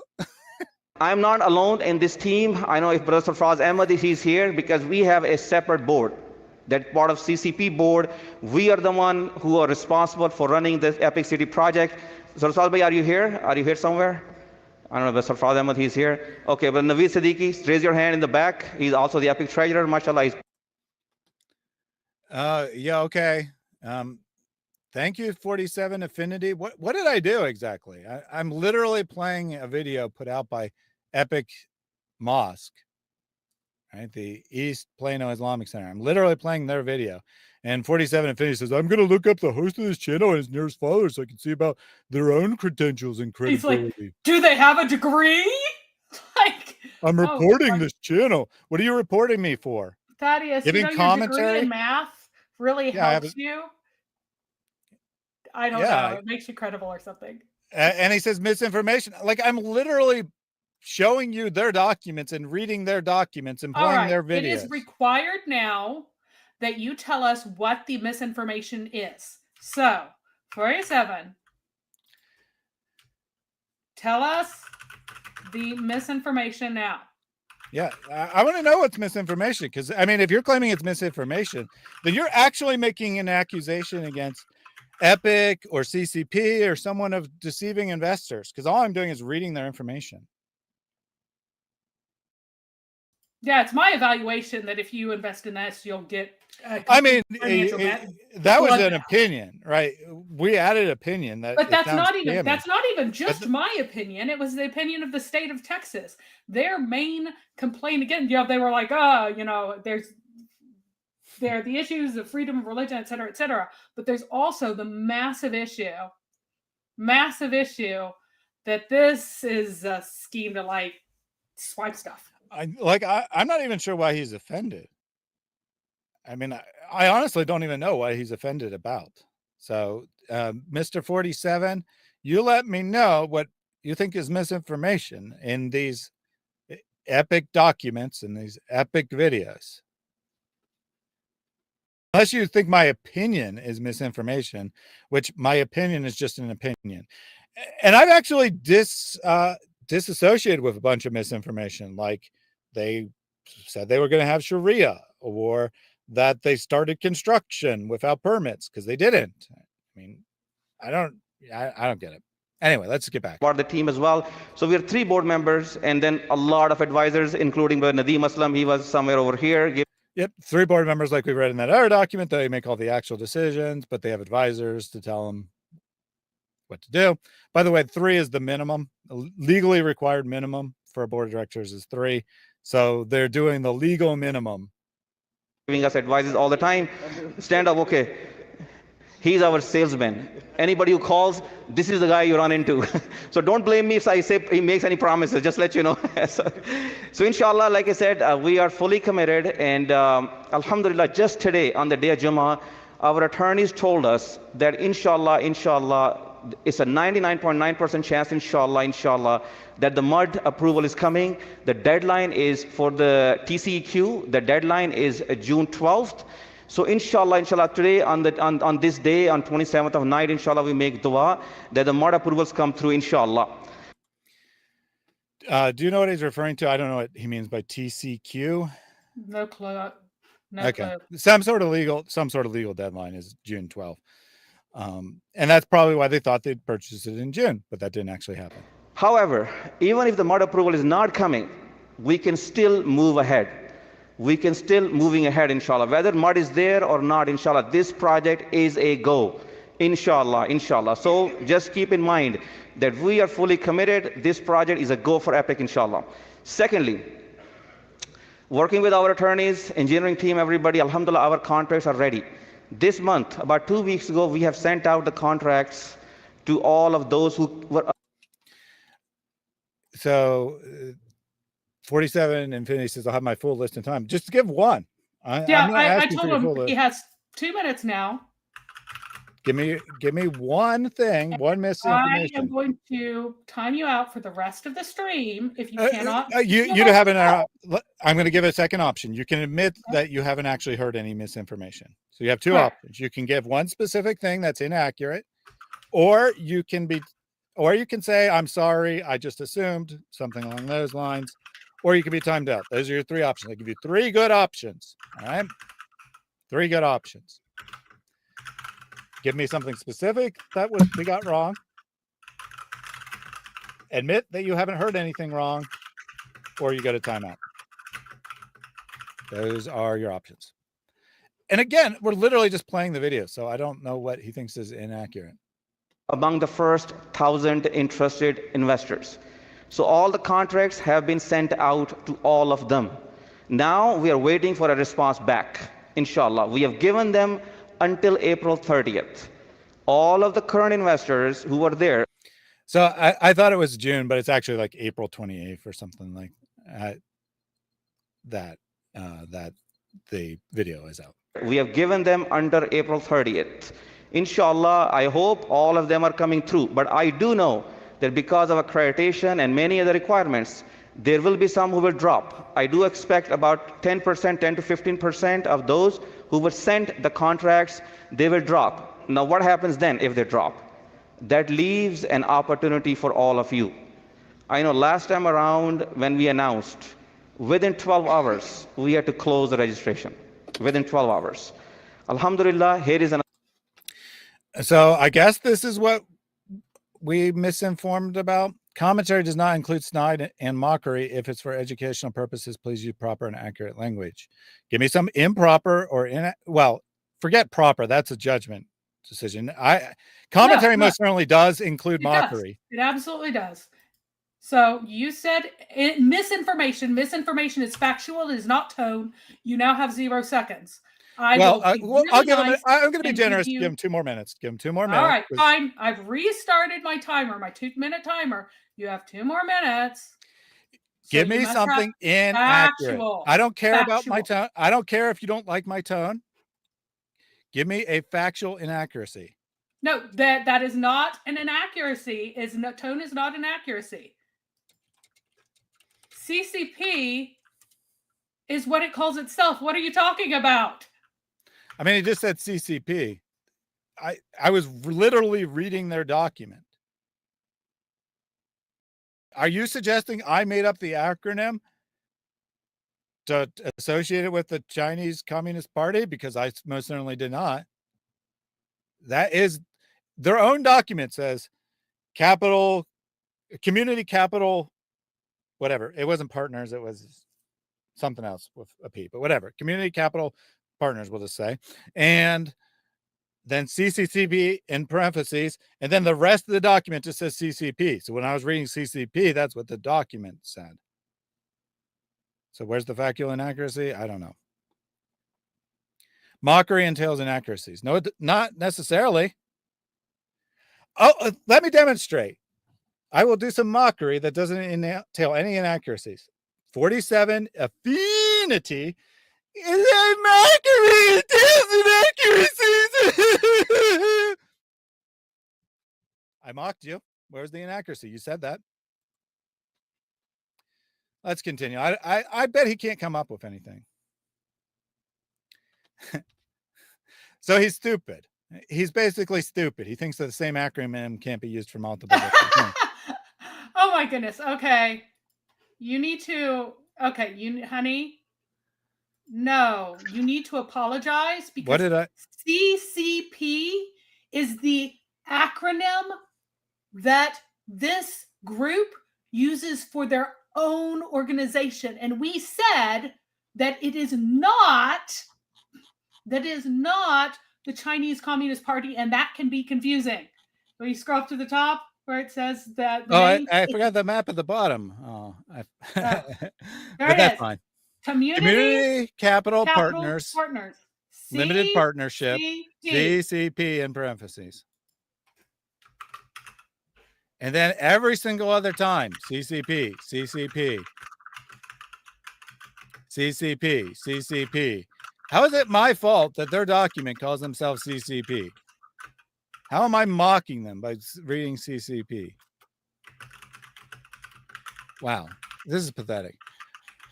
But thank you. I forgot that there was a map here at the bottom, which is kind of neat, right? Yeah. All the planned lots you can see. They different just are like sizes. completely So ignoring the topography, by the way. There are yeah, I slopes noticed that. there and streams, and they're just planting it right over everything. Like, I mean, I assume that the little, this is a river here, right? It even says floodplain and open space. And then like here's a lake, a little lake, but then there's like some lakes that are like in the middle, and here like it's right up against it. So it says floodplain, but why is there no floodplain in this? Here's a lake that they're building over the top of. Yeah, that's when you saw the farmland, hang on. I think that a good chunk of that is floodplain. Let me check. Yeah. I think that those I don't know what the orange lines line might is. be the floodplain. Yeah, so it might be right on the edge. But It no, could no, be that this some has of a these really are high in the bank. floodplain. All of this is a terrible idea. Oh, goodness. I mean, so if the yellow is the floodplain, then they didn't build these ones in it, even though it's really close to the river. Probably because it has a really high bank. But they did here, right? They did build these ones, or proposed them in. And when you saw the farmland, like you saw that there was like little juts out into it, like of unusable land that they think they can use. I mean, with enough money, you definitely could. Right? With enough money, you could develop it. But they're ambitious. Let's just say it that way. They're ambitious with their little plan. But see, you got your commercial retail space over here. Here's your strip mall, and then there's a couple more businesses here. This is your apartment building. These are the townhomes surrounding it. These are townhomes as well. And then the school, and they said temple, but mosque in the center there. And you got your 8,000 square lots, your 7,000, your 6,000. Who ate the apple? And then the townhomes are only 2,500 square feet. The lot size, again, not the building. Very, very tiny. The units there for the townhomes, they'll probably only be like 1,000 square feet of living space, which, I mean, is livable, but it's a very small space. And then unknown on the apartments, as we built later. So here's your thing, right? You got the super premium houses, the biggest houses, they're right next to the mosque, and they cost extra. And nice and far away from the flooding river. Yeah, you got some bigger houses over here, and then down here in the cheap seats, you got the smallest houses. The farthest away from the mosque is where you got the cheap seats. Yeah. I don't think that this plan would be approved, just looking at how they drew it. Yeah, and this is just tentative. They did give themselves the rights to revise it and all that. Anyway, CCP, and not my term, their own term for them. So while I was going through all that, did our friend ever give us any misinformation? Did he even make another comment? Everyone is accepted. You admitted it. Okay, if I admitted that everyone's accepted, then that's not misinformation from me. Nope, that's not misinformation, so try again. They said that this is a community for Muslims, but that they would not explicitly exclude other people. Yep. And I've said that from the very beginning, right? I've said that every single time, that I think that legally they meet the legal requirements of not discriminating. But morally, it's clearly intended for Muslims only. Another opportunity, those who could not make it. So if you are interested, I see, I'm sorry, Basir bhai, go to the next one, right here. So if you are interested, and if you are absolutely serious, please do not. Okay, so apparently that acronym you used earlier for some legal is for MUD approval. What is MUD approval, Mary?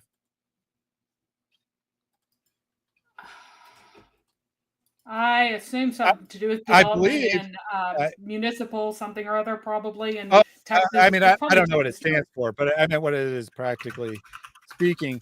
I think it's the plan municipal for the utility district. Utility district are the other two. So it's the plan for the utilities, and right? It's not the actual building of the utilities, but it's the plan submitted to the city or municipality to say this is how we're going to build our utilities. I think he said TCEQ earlier, and we didn't know what it meant. Yeah. Texas Commission of Environmental Quality, which would not approve that plan as done. Yeah, that's very interesting. So they anticipated this by June 12th here in April. As far as I know, they haven't submitted anything now, almost a year later. Like they haven't even tried to get approval yet. That's very interesting. Because they haven't started building construction either. Maybe they submitted something and it was rejected. That's possible, right? They submitted something that was rejected and they had to revise. Although they didn't even take ownership of the land until September. So I think their plans were just way off. They had no idea how long it would actually take. Anyway, they're planning on getting approval to start construction in June of 2024. A year later, they do not have approval, and as far as I know, have not submitted any documents. They either submitted some and they were rejected, or they haven't submitted anything. They definitely don't have approval. 47. I think it's time you go to timeout. Oh, I gave him a timeout for 24 hours because again, I've been there for 24 hours. Just give him 5 minutes. No, I told him he was going to be timed out for the rest of the day unless he came back and did one of those things. He's like, "You shouldn't insult," and then he came back and insulted us. So now, he said, "Don't turn into a cross-dressing duo," which I asked for a specific misinformation I gave, or admitting that you hadn't heard anything and you didn't come up with either. I think that was an admission that you hadn't you just tuned in, and the minute you tuned in, you started accusing me of misinforming people, having no idea that I had actually explicitly rejected the misinformation that you accused me of giving, that it was legally excluding Muslims. So there you go. All right, let's continue. Fill the form if you are not serious and you are not accredited. And I'll tell you what accreditation is. But if you are and you want to be part of the Epic City, inshallah, where you saw all the amenities, our QCA, as Javed Bhai mentioned, inshallah, we're going to have a campus in the Epic City. Inshallah, we are building a masjid in the Epic City, inshallah, Epic 2.0, and many other things, senior living. Coincidentally, I can't think of, building a masjid without thinking of the Norway fundraisers. But incidentally, in one of their videos that wasn't really about Epic, but it had the words, like I did a word search for it and watched that portion. They're like, "Oh, and they're doing great work all around the world. Even in Norway, they're building a mosque." It's the mosque that will never be built. I just thought it very funny. Didn't really have anything to do with anything. Apartments, townhomes. So this project, inshallah, if Allah wills, it will be one of a kind project, inshallah, for all of us. We are going to be the trailblazers. Epic is going to be the trailblazer. Inshallah, we're blazing the trail for many other communities. You know how many calls I get from? So there you go. They're blazing a trail. Lots of people are calling them, and lots of we want all the communities to do the same thing. This isn't just about a housing development. This is about starting a subtle takeover, right? I mean, that's my opinion, but that's what they're doing. I mean, right? yeah, that's the point. You need to establish your ummah so that then you can take over everything. And when they take it over, it all turns to crap. It turns to Somali crap land where just absolutely hideous stuff abounds. Some of the Somali kids the other day were filmed just standing on the side of the road throwing rocks at cars in Michigan, and the police refused to do anything about it. Well, have they hurt anyone yet? This is this low trust society. Islam is a low trust society, and that's what you get. You import Islam, you get an Islamic society.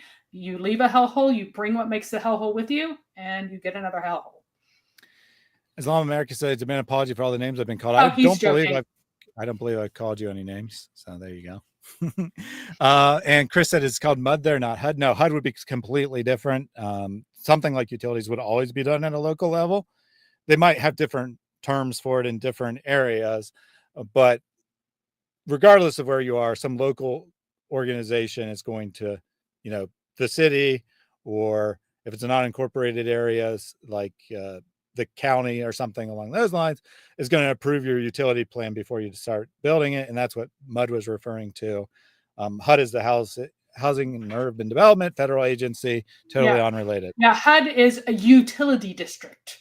So, and the subdivision MUDs are approved by the Texas Commission on Environmental Quality to provide sewage, water drainage, and other services to property owners within the district boundaries. Mm-hmm. But the issue is that the Texas Commission on Environmental Quality is not going to approve that subdivision as drawn because that's not going to happen.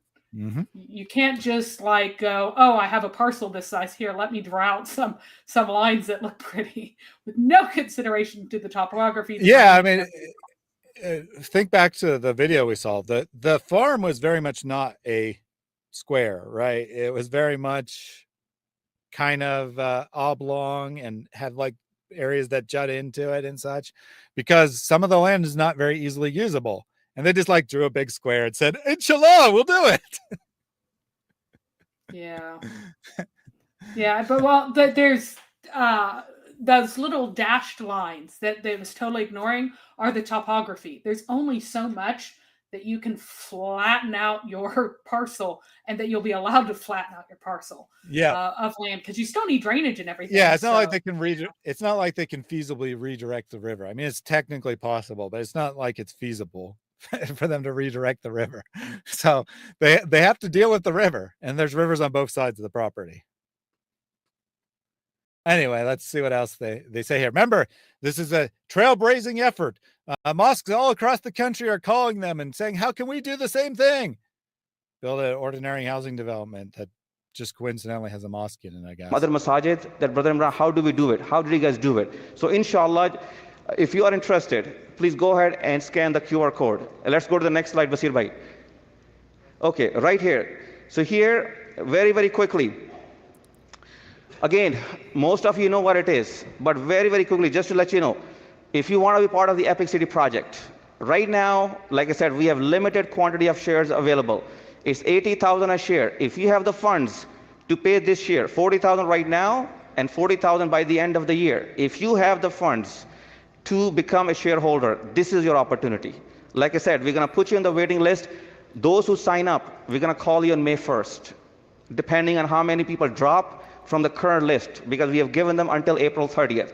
On May 1st, it will be your opportunity. Secondly, what are you getting? When you put in your 80,000, because there has been some confusion created outside. Yes. Once you invest $80,000, what you're getting is a guaranteed lot in Epic City. That's number one. You're getting a guarantee. He's correcting the confusion while saying something that's not true. You get a guarantee of the right to buy a lot. You don't get a guaranteed lot. You do not get a lot for $80,000. That's ironic. He's correcting the confusion by adding new confusion. We have limited lots, 950 to 1,000, give and take. We have limited lots, so you're guaranteed a lot if you buy a share for 80,000. By the way, this 80,000 goes towards, it's a down payment. So let's say if the lot price is 200,000, you just have to pay 130,000, and we are giving you a developed lot in 2.5 years, inshallah. So 80,000, 15% discount. So once you buy the lot, it's going to be 15% discount in 2.5 years. You know what? I think I just figured it out. I think I figured it out why they're doing it in such a weird way. I mean, besides the legal thing of not being able to purchase the lots, why they're only selling half the lots up front is because they don't give the 15% discount on the other ones. And that's why everyone gets a discount, but there's a discount. You don't get the 15% discount if you're not one of the first 500, I think.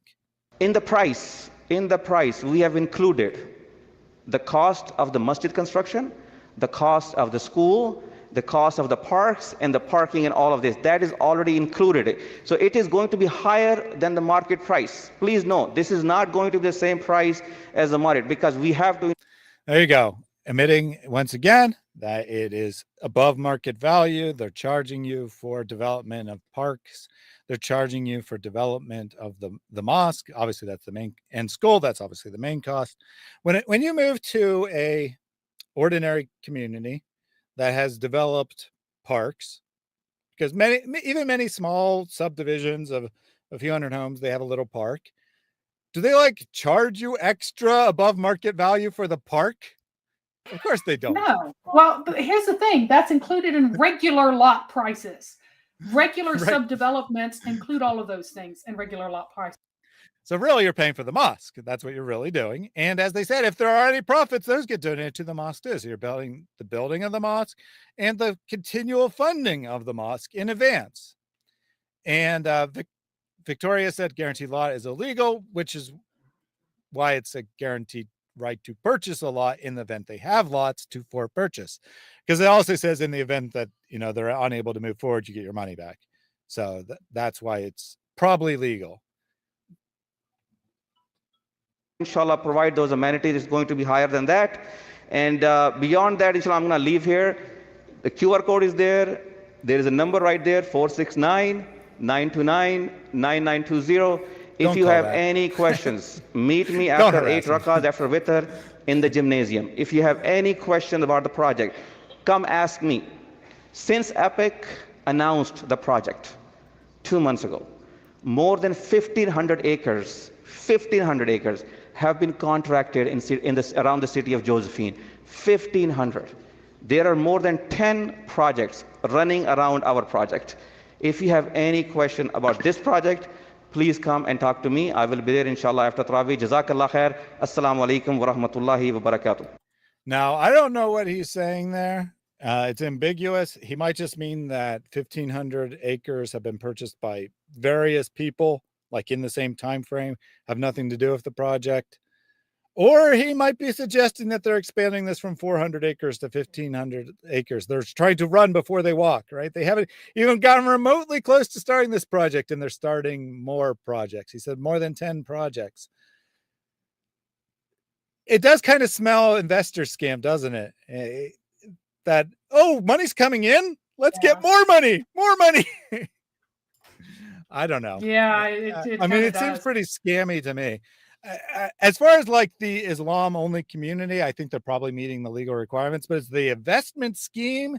I don't know. It seems really shady to me. Really shady. I wouldn't invest. Let's put it that way. And I don't mean because it's an Islamic community. I mean, because your money will go down the hole if you invest in this community. Vilna says this guy, the imam or president, whatever his exact title is, should be on the super chat memes. Maybe.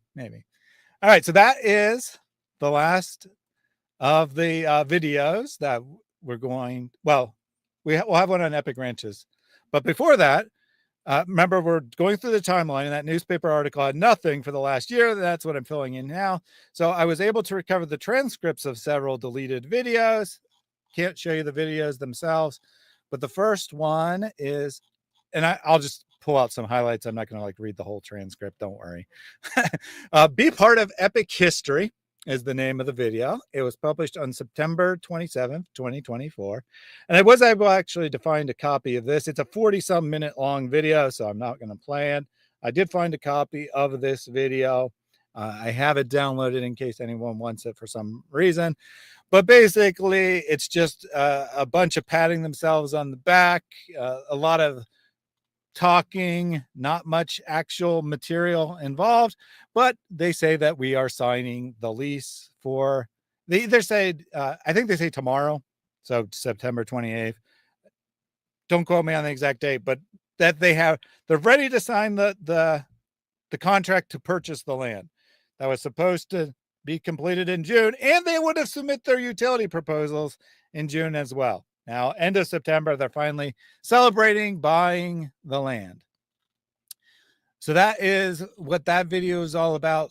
Nothing super good there. But then a couple days later, they released a short video, September 30th. Epic City Dream begins with landmark land acquisition.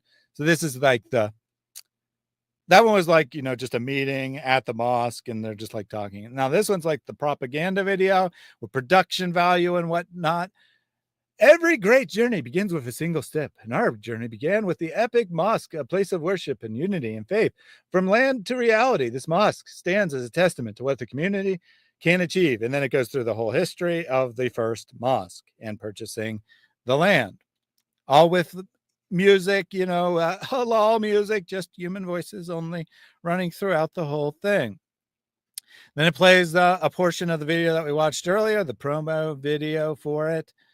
And then, let me see. I'll read the new part that they've added to it.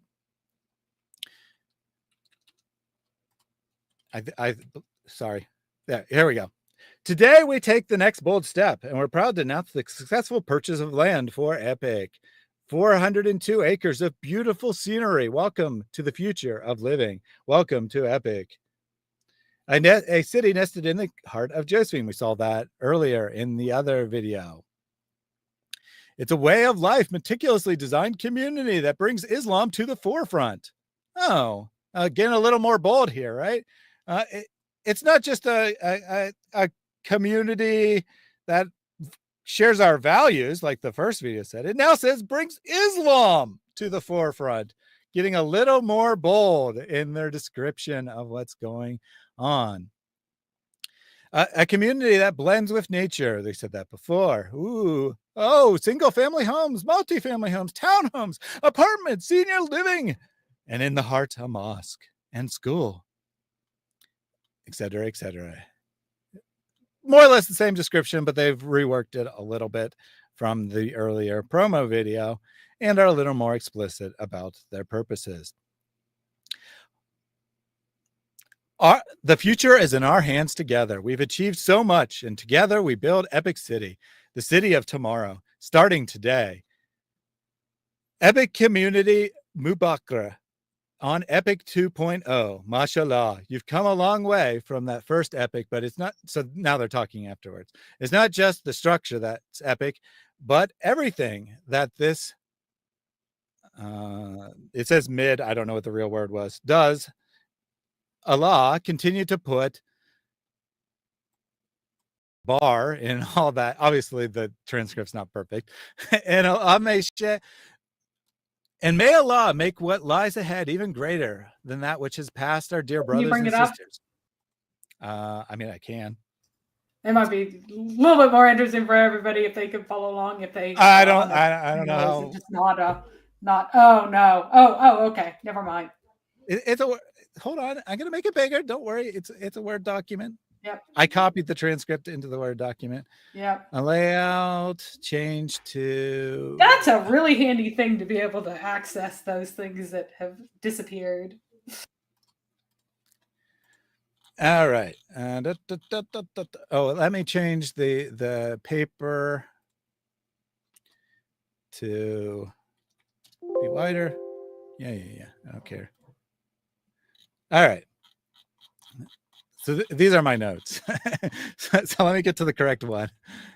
The script here.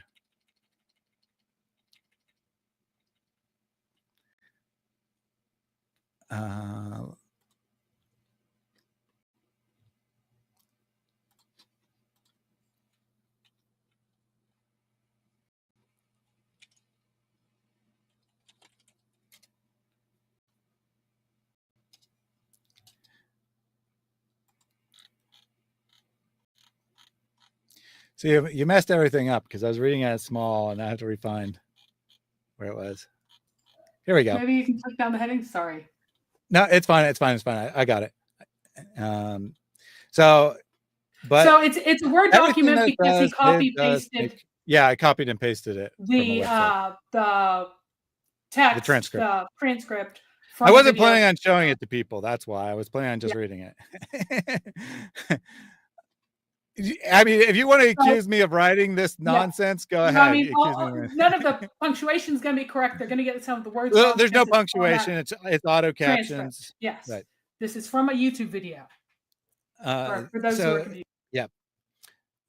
This is where I was. May Allah make what lies ahead even greater than what which has passed, my dear brothers and sisters. If this achievement reminds me of one name of Allah, it reminds me of a limb, which reminds me how great and generous Allah is. So what is the name Alim?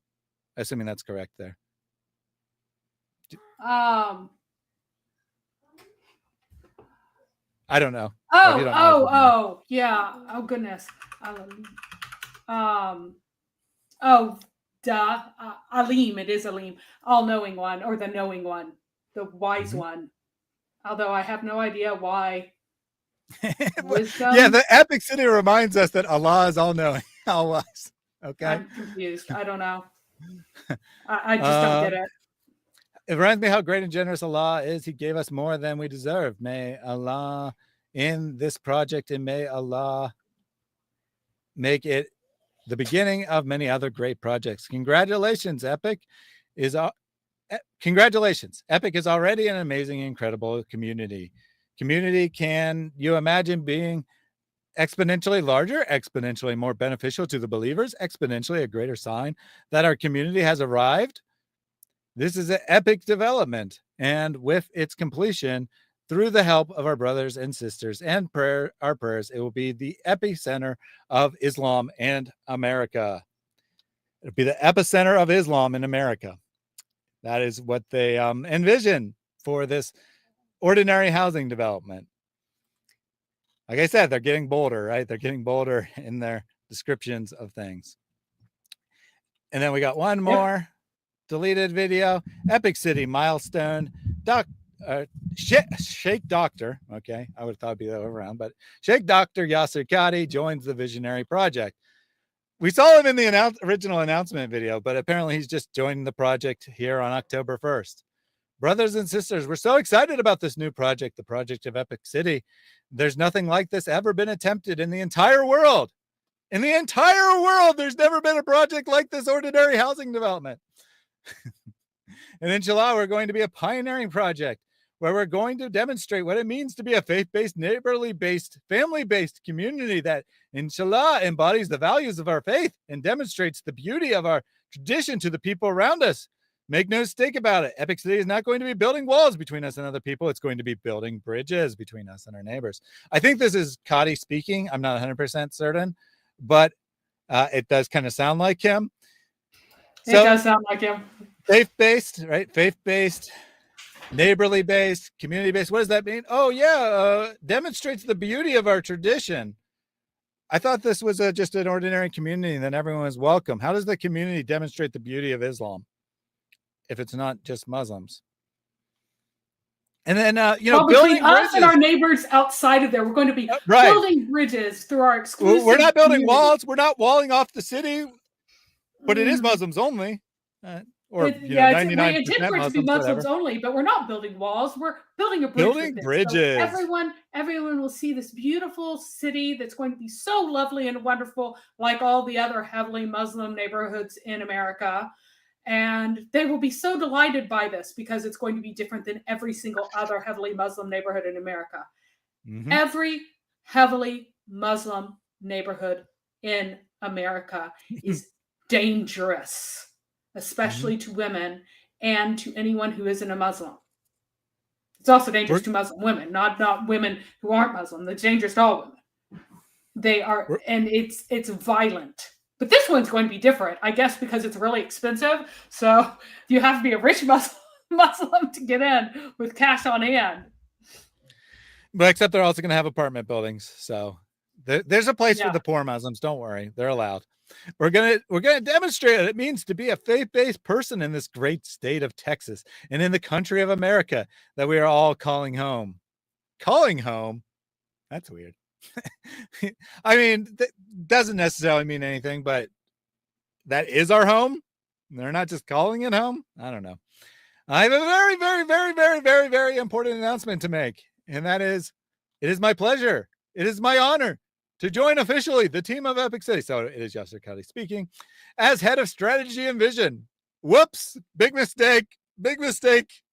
Qadhi's the one that got him in trouble. He's the one who got this whole project known. I could not find a single news story about this before February 12th when Yasir Qadhi tweets about it. I found some local message boards of local citizens complaining, but it was not a news story. People outside the Islamic community had no idea this was going on until the head of strategy and vision brought it to everyone's attention and got them into all kinds of trouble. Good plan there. Good plan. I'll be working at every single level to ensure that this city embodies our values faithfully. The city itself embodies the values of Islam. Interesting. It will be a shining example of what it means to be a faith-based and a family-oriented and a community of dignity and virtue. He probably did actually study there. Of neighborliness and a shining role model, not just for us, but people all around us. I will be a part of this project at every single level. And by the way, I've also purchased a plot at the cost of the pro of the plot. Cost of proposal, maybe. I purchased a plot there, and who knows, the future, I might even be moving. Well, technically, you purchased the right to buy a plot. But he says, I might move, right? I might move there. But I wanted to get my piece of the land. I wanted to get my investment that I will actually make money at because I'm controlling it, but no one else will make money at. I'm not his best, but for sure, I'll be part of this project. And I'll be spearheading the vision and reality of this community is going to look like. I want to make it a resounding success together. We will demonstrate not just ourselves, but to our friends and neighbors and to our colleagues and the people all around us, the beauty of our tradition, and will contribute back to our city and our state and our country. There you go. So big mistake hiring Yasir Qadhi. He's got a big mouth. He can't help but tell us. The standard narrative has holes in it. That's what I'm going to say. They needed him to promote it because they got the early buy-ins and then they stopped getting any money. So they needed more people, more Muslims know about it. And their whisper campaign from mosque to mosque was not getting enough money. So this was a conscious decision to go public, to get the more greater investment. All right. I'll put my notes back over here for me because we're done with that. Give me 1 second to make them a reasonable size so I can actually follow along with my notes. And now we'll go back to the timeline. So that was all the information I had to dig up and not talked about in any news stories that I'm aware of. Now we'll go back and look at the timeline, which is well known in the public now. And the Dallas Morning News has a very nice timeline on all of this. Other than all that early stuff that they didn't know about because there was no news stories for them to rely on, they do a good job of this information. So I'll be going for them from now on forward. So at February 12th, it's actually February 11th. But February 12th is when Qadhi tweets about it. So that's the first day anyone knows about it. But it actually was announced February 11th. Qadhi announced plans for Epic Ranches 1 and 2 on 200 acres near Epic City project. Qadhi said in a since deleted X post that demand for lots in Epic City was high and the developers wanted to expand housing options for interested investors. And we saw that in every one of their videos. Like all of these videos sound like a sketchy real estate investment thing that, you see it advertised on the radio and whatnot. Come to our thing and get a free lunch. And then they try to high pressure you into buying a timeshare or whatever. It all reads just like that. I'm just saying. Anyway, so he deleted the tweet, but it's very high demand. They need to expand it. They need to go bigger. Qadhi told the news in February that Epic Ranches 1, a development planned for half a mile from Epic City, would feature 70 lots spanning 1 acre or larger. He said Epic Ranches 2 would offer slightly smaller lots less than a mile from Epic City. To reserve a lot in Epic Ranches, investors must pay $30,000 in earnest money. So this is literally just a down payment. You don't. They did away with like the legal structure, and now they're just like they're bolder.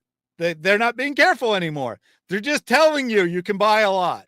They're just flat out telling you can buy a lot with a down payment because they got bolder and they don't care anymore. Before it was deleted, Qadhi's 2-minute video on X received about 1.5 million views, according to X, and almost 2,000 comments. Community Capital Partners, the development group, told the news has received dozens of hateful calls and messages. So before we get into when it really blows up, which is when the governor of Texas, Greg Abbott, tweets about it, let's take a quick look at that now deleted video. Give me 1 second to pull that up. And did I apparently accidentally closed file manager. So let me get it back up. All right. Launching Epic City Ranch. Assalamu. And this is available in several places. I didn't have to go through some great effort. He just deleted it off Twitter because that's what drew the media attention. He didn't delete it from other places, including his own personal YouTube channel, which is where I downloaded it from. Assalamu alaikum wa rahmatullahi wa barakatuh. Brothers and sisters, I'm sure many of you have heard of the amazing project that we're doing known as Epic Cities. We are, alhamdulillah, constructing an entire city half an hour from downtown Dallas, literally 30 minutes from our own Plano Masjid over here. It's going to be a city. Half an hour, it's 40 miles. How fast you driving there, buddy? And that's with no traffic. Obviously exaggeration. It's probably an hour drive from Dallas. Of over 1,000 people. Alhamdulillah, we launched this website last year and we sold the entire phase 1 within days. Because of the demand, we are now opening up Epic Ranches. Epic Ranches is an exclusive. I don't know what happened to phase 2. In theory, they're supposed to open up the other 500 lots for phase 2, but maybe they already have commitment for those too. I don't know. It's all very sketchy. It's all very hidden. They're very transparent on the first part, and then everything gets really sketchy. Opportunity for those who want to be within minutes of Epic City, but also want larger plots. We have 2 Epic Ranches. Epic Ranches 1 begins with 1 acreage and goes up to 5 acreage. And Epic Ranches 2 has plots of ½ acre and also investment opportunities for those who want to build condominiums. Brothers and sisters, this is a limited time opportunity. It is an amazing time to invest for the future, not only in yourselves, but of your children after you. We are, inshallah ta'ala, going to change the entire da'wah scene by demonstrating to the world what it means to be a Muslim living in the West. To talk about the financial details. So that's a very, very, very interesting line there. We're going to change the entire da'wah scene with this community. Haram! Don't do that! And we're proud of that. And that I was think a cat, that, obviously, but yeah, I figured that was a cat. Again, I think that he's trying to change the perception of what an Islamic community is. I honestly think that Yasir Qadhi is not in this to scam people. He doesn't realize that this is just a huge house of cards, that he really believes in this dream. And I don't know what percentage of people involved in this know that this is just like not something that is a feasible system that will work in any way that is not basically turning out to be a scam intended. Yeah, but I think he's insincere. He is just repeating what Sheikh Google told him. He is not doing that, Cat. But Apollo says he's just repeating Sheikh Google. My goodness, Cat. He is just. There settling down now. Many people who are leaving Islam. Perhaps the large. Yeah, gotta go. He hit a bunch of buttons. Those were all at once, but okay. So he, I think that he wants this kind of shining, wonderful city. I don't know whether or not Yasir Qadhi, how much experience he has in an actual Islamic country, really living in it. I mean, he's born in the United States. Yeah, he don't live in Saudi Arabia for some years while he was getting his education. Yeah, I don't think he has any clue what an Islamic community will always become. Yeah, I'm willing to. I'm not a conspiracy theorist here, right? I don't think that they actually were like hiding things and whatnot. I think they're just incompetent. And I think that the people who came up with this are religious teachers. They care very deeply about Islam and whatnot, but they have no experience with anything relevant to making this community work. And they're just really ignorant and really don't know what they're doing. And were really ambitious and had a really unrealistic expectations of what would come. I think that is a valid thing to say about this whole project. And Yasir Qadhi is not exactly known for his lack of optimism. Right? No, he is not. This is a guy who will go and give a talk on the age of Aisha and then be shocked that people didn't like that he was telling them not to say that Aisha's older. Right? I just didn't understand. I thought that people would be convinced by my great arguments that it was okay that she was 6 years old or 9 years old. So he's fully drinking the Kool-Aid. I think, of the Dawa guys, I think Qadhi is definitely one who's genuine and really believes what he says. Let's put it that way.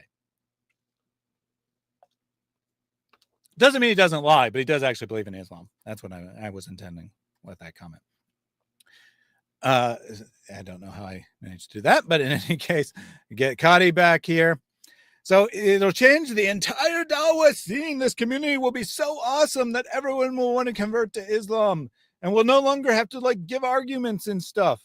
So in case you don't know, Qadhi's not really a fan of Dawah. He's not really a fan of the type of activity that Muhammad Hijab and company do. He thinks it's not effective, and he thinks it's stupid. So that's what he means, right? It'll be go away from this pointless arguing to demonstrating how great Islam is. Let me bring in our brother Imran Chaudhry. Many of you know him as the president of EPIC. He's also in charge of EPIC City, and he will be the liaison for EPIC branches as well. But so important there, based on something I'm about to show you. But president of EPIC, the mosque, in charge of EPIC cities, liaison, I guess not technically president, of EPIC ranches as well. So it's all associated with the mosque, right? Everything's associated with the mosque. That'll be important later, but let's see what he says. Imran, Bismillah, come on in. Assalamu alaikum. Alhamdulillah. Assalamu alaikum. Dear brothers and sisters, for a very limited time, if you pay full, you get a 10% discount. And also, for your convenience, you can book a lot with $30,000 earnest money, and you can pay the remaining balance by June 15th. That gives you almost 4 months to pay your down payment or pay the full amount. And if you pay the full amount, you still get 10% discount. This is a very, very limited offer. For me, more details, go to www.theepicranches.com or call me 469-766-4395 or email us ask@theepicranches.com. Thank you so much. Looking forward. Assalamu alaikum. Jazakallah khair. Assalamu alaikum wa rahmatullah. All right, so there's the announcement. More information at Epic Ranches, theepicranches.com. If you pay in full instead of just making your down payment, you get a 10% discount. But you're buying the lot, right? There's no fake LLP in this. You're just literally buying the lot. From who? Don't know. Not at all clear who owns the Epic Ranches. Well, I think no one does. I think that's the reality, that they haven't even gotten to the point where they're in contract for land or anything like that. Hang And for on, some reason, wait, I'm really confused. Yeah. The sizes there are different than the sizes of lots they promised in their other papers. Yeah. These are bigger lots. Are they? Oh, got it. New It's property. 0.5 mile from the Epic City, Yeah. so that you can have your whole acre lot instead of Yep. being all over each other. Okay, I got it now. Sorry. All right. So I ran off to get a drink and then came back. Yeah. No problem. So we now have the Epic City, or the Epic Ranches, right? So we have Epic City, we have Epic, the mosque, Epic City, the planned community development. And now we have Epic Ranches 1 and Epic Ranches 2, which are near but not in the same property. Yet another different entity, right? Going on here. It seems that, again, I'm willing to say incompetence, but before they actually have anything going, they're running, right? Now, if we go to the epicranches.com today, what do we get? We get an empty WordPress website. The page you're looking for doesn't exist. We click on any of the pages. Nothing. Epic Ranches has completely, totally disappeared from the face of the earth. I believe, probably, this is my guess, this is the best case scenario for them. Let's put it that way. So I'm going to give them credit for this. They were really stupid, and they announced this before they had a contract to buy the land. And now the landowner says, I don't want to sell it, or has tried to increase the price beyond what's feasible, one or the other. However, the website was archived on Internet Archive, so we can look at it. The Epic Ranches vision. Welcome to Epic Ranches, where we were committed to building a vibrant and inclusive community that serves the evolving needs of the Muslim community. Again, they're not hiding things anymore. They've gotten bolder. Our growth is rooted in creating a safe and purpose-built environment that fosters growth, connection, and prosperity for all who call Epic City home. Wait, I thought this was Epic Ranches. You can't even keep what you're talking about straight? Our vision deeply rooted in the belief that every individual deserves a safe and purpose-built environment in which they thrive. We have meticulously designed Epic City to be more than just a residential area, a thriving ecosystem that cultivates growth, fosters meaningful connections, and paves the way for prosperity for all who choose to call Epic Ranches home. Like, I think they copied and pasted text and forgot to change ranches to city. Yeah. That's how much effort they put into this, right? And we got Yasir Qadhi now launches it. That's the video we just watched. Limited time offer, reserve your lots. Here's the lot structure, blah, blah, blah. Again, no legal protection. They're just saying they're selling the lots, which they don't own. I guarantee they don't own this land and don't have approval to divide it into lots, but they're just going for it. So we looked at the investor summary earlier. This won't take very long because there's not much here. Remember how carefully produced that document was? It was like a pseudo legal document. Not this time. We got the picture of where it is. Promotional materials about easy access to highways and stuff. The same picture we saw at the end of the video there with the price of lots and whatnot. Limited time offer. 2% commission for agents, then the price of lots. This time quite explicit. This is the lot, this is the price, right? See lot 1C, lot 2, lot 3. Nothing about how we have to get permission to divide it and it may change. Nothing, right? Just flat out telling us, give us this money for this lot. Epic Ranches 2, same thing, pricing, and that's it. That's the entirety of the investor summary. This is for serious people with millions of dollars in the bank wanting to invest. And there's nothing about any of the legalities of this on their website. They have gone from trying to be legitimate as much as possible to being at least having the appearance of an outright scam. Because they do not own this land, more or less, and certainly haven't gotten permission to divide it as such. And they're saying you can purchase this exact lot for this amount of money, and if you buy now, you get a 10% discount. Wow. Wow. Yeah. So I could see why this website disappeared, because this website was going to get them into trouble. The first one, maybe not. This one was going to get them into trouble. This was definitely illegal what they were doing on this website. Not from like a religious discrimination standpoint, from a real estate standpoint, from an investment standpoint, from the legal disclosures required. Now, they may have sent actual prospective investors some more information. I don't know. But from what's on this website, looks like a complete and total scam. My opinion, don't want to misinform people or whatever. My opinion, looks like a complete and total scam.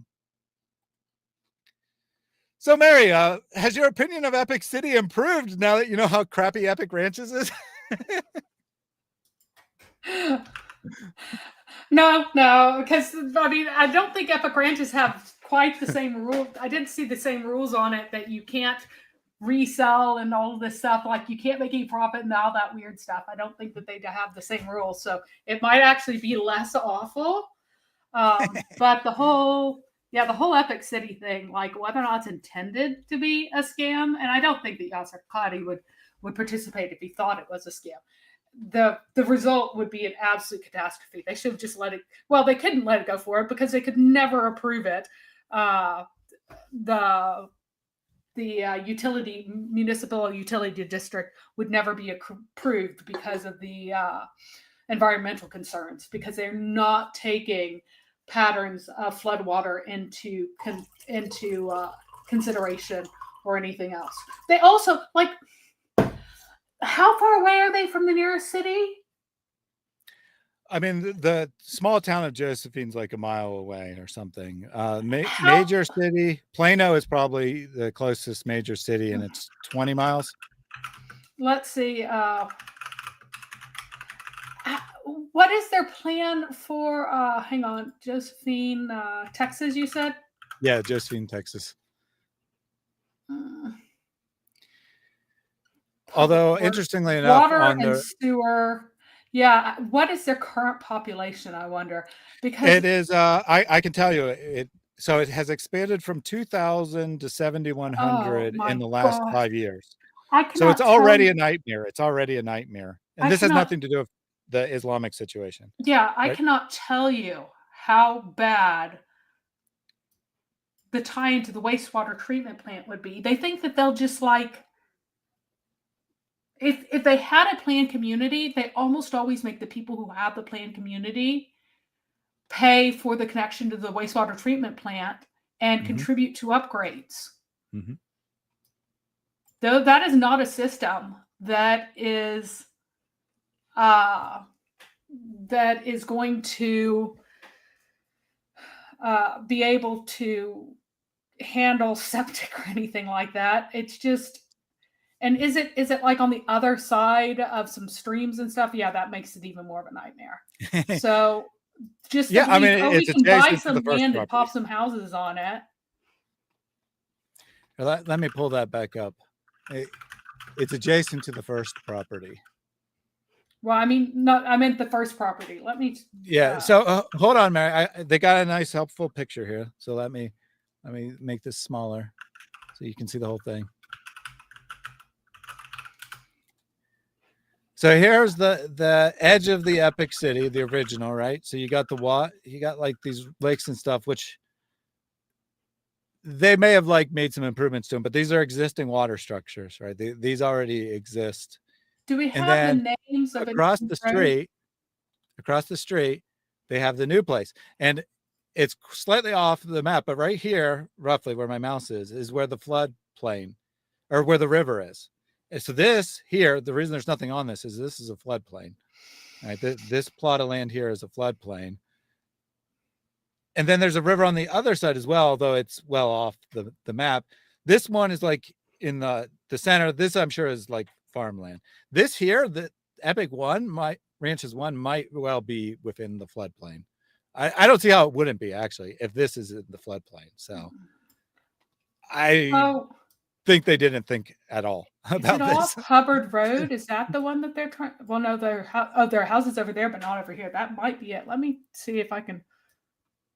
So none of this exists, right? No, This I'm is looking just at the map of the city and looking for something that looks.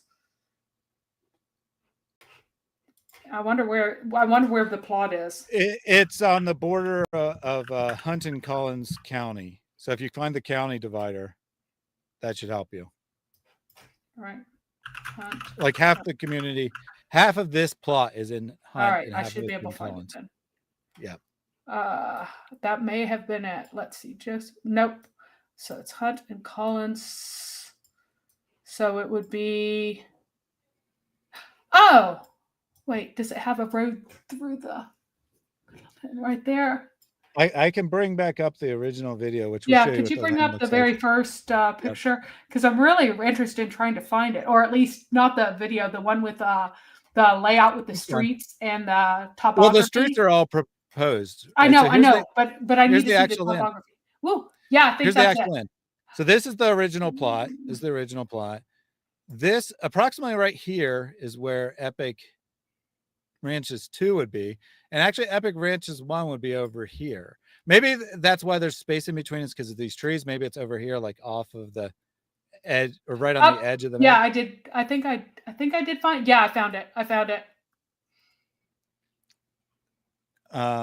So did you want to share something or? I was just looking at how close this was to the treatment plant. You're trying to see where the treatment plant is. Yeah, That's I want to funny. know where the water treatment Mary plant with the very practical concerns here. I am. I'm very interested. So let me just hold on 1 second. Let me load the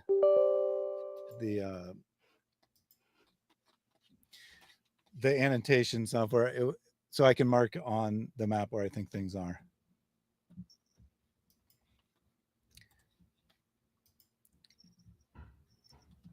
I wasn't planning on doing this, so my apologies about the delay here. Yeah, I'm very curious as to where the nearest actual water treatment plant is. Let's see if I can find. All right, so we got the map here. So my understanding is this lot here, roughly following the existing farmland. My understanding is this is probably Epic 1. So that's probably Epic 1. And then Epic Ranches 2 is probably right here. It could be on this side. I don't know for sure the orientation. And then that would probably make Epic Ranches 1 over here. Yeah. Oops, that is which really is farther to the north, away from the city. Over here. So like beyond these trees, that's probably why there's the gap in the middle. So Epic Ranches 2 is over here on this farmland. And then there's these trees will probably stay. And then Epic Ranches 1 will be over here in this corner. I think is the proposed plan, or was the proposed plan. Epic Cities, or I mean, Epic Ranch has been abandoned, I believe. I believe that they were like, oh, this isn't going to work. People are talking about it. But, you know, I drew on here the property outline, but the actual proposed property is very square. So it's like they're going to do this, something like that is what the actual proposal is. Except I don't think that's probably it. I think that they probably do intend to use this land. So it's more like this, right? Yeah. They want to redevelop this tree. And the river that we saw on the topographic map, this is probably the river here, right? This is probably the river where there's a darker mark in the trees. That's probably where the river is. And there's a river on this side too, which is probably like, I see a little bit of the river right there for sure. So that's probably like roughly where the rivers are.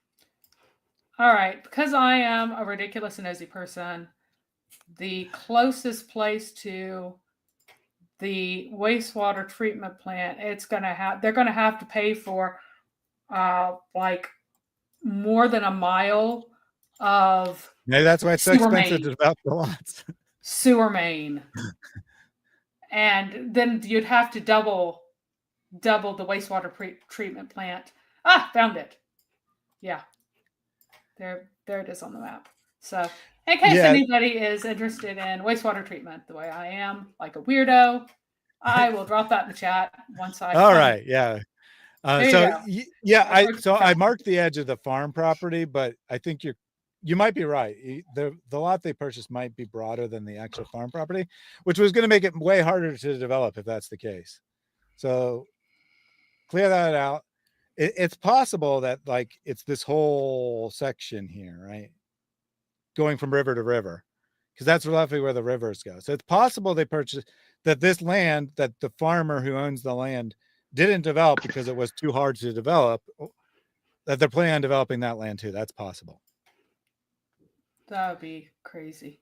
So yeah, the river's like roughly here, and their plan did look like you go almost up to the river, and then the other river's like here. So the other river's like already on the edge. Well, the other part of it, part of that grassy area is like steep slope. Yeah, this part, developed. right? Yeah, this part's an incline. It's not that obvious, but I'm sure it is if it's not developed. Yeah, let's go into farmland.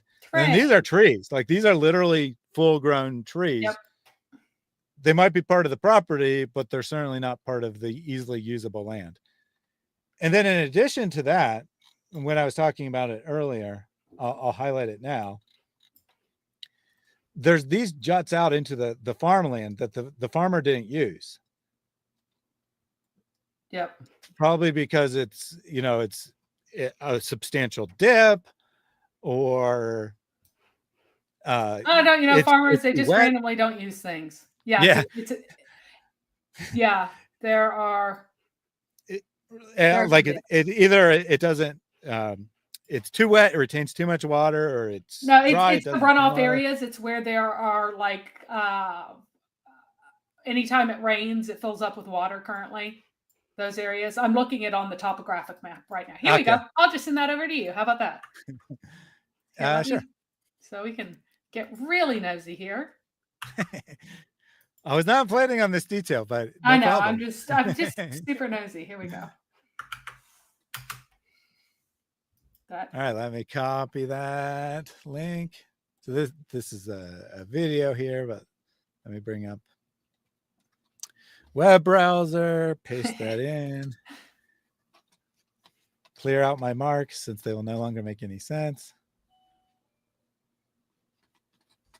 See?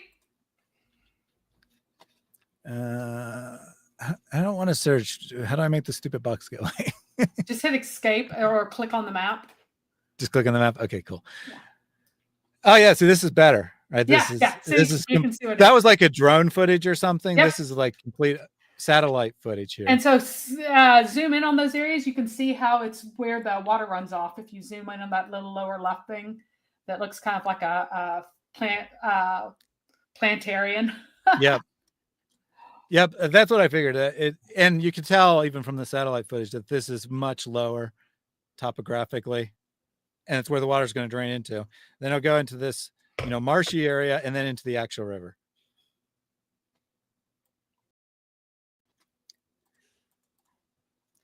So, again, let me draw this again. So this property here, this is the farmland that's used as a farmland. I believe most likely based on, let me draw the rivers in first. So the river is like here. It looks like this is, I do remember that it looked like there was another little offshoot. So I think that's probably more or less correct on the river there. And then over here, this one's really like meandering in that portion, and then it juts away from the property over to there. So this is the farmland.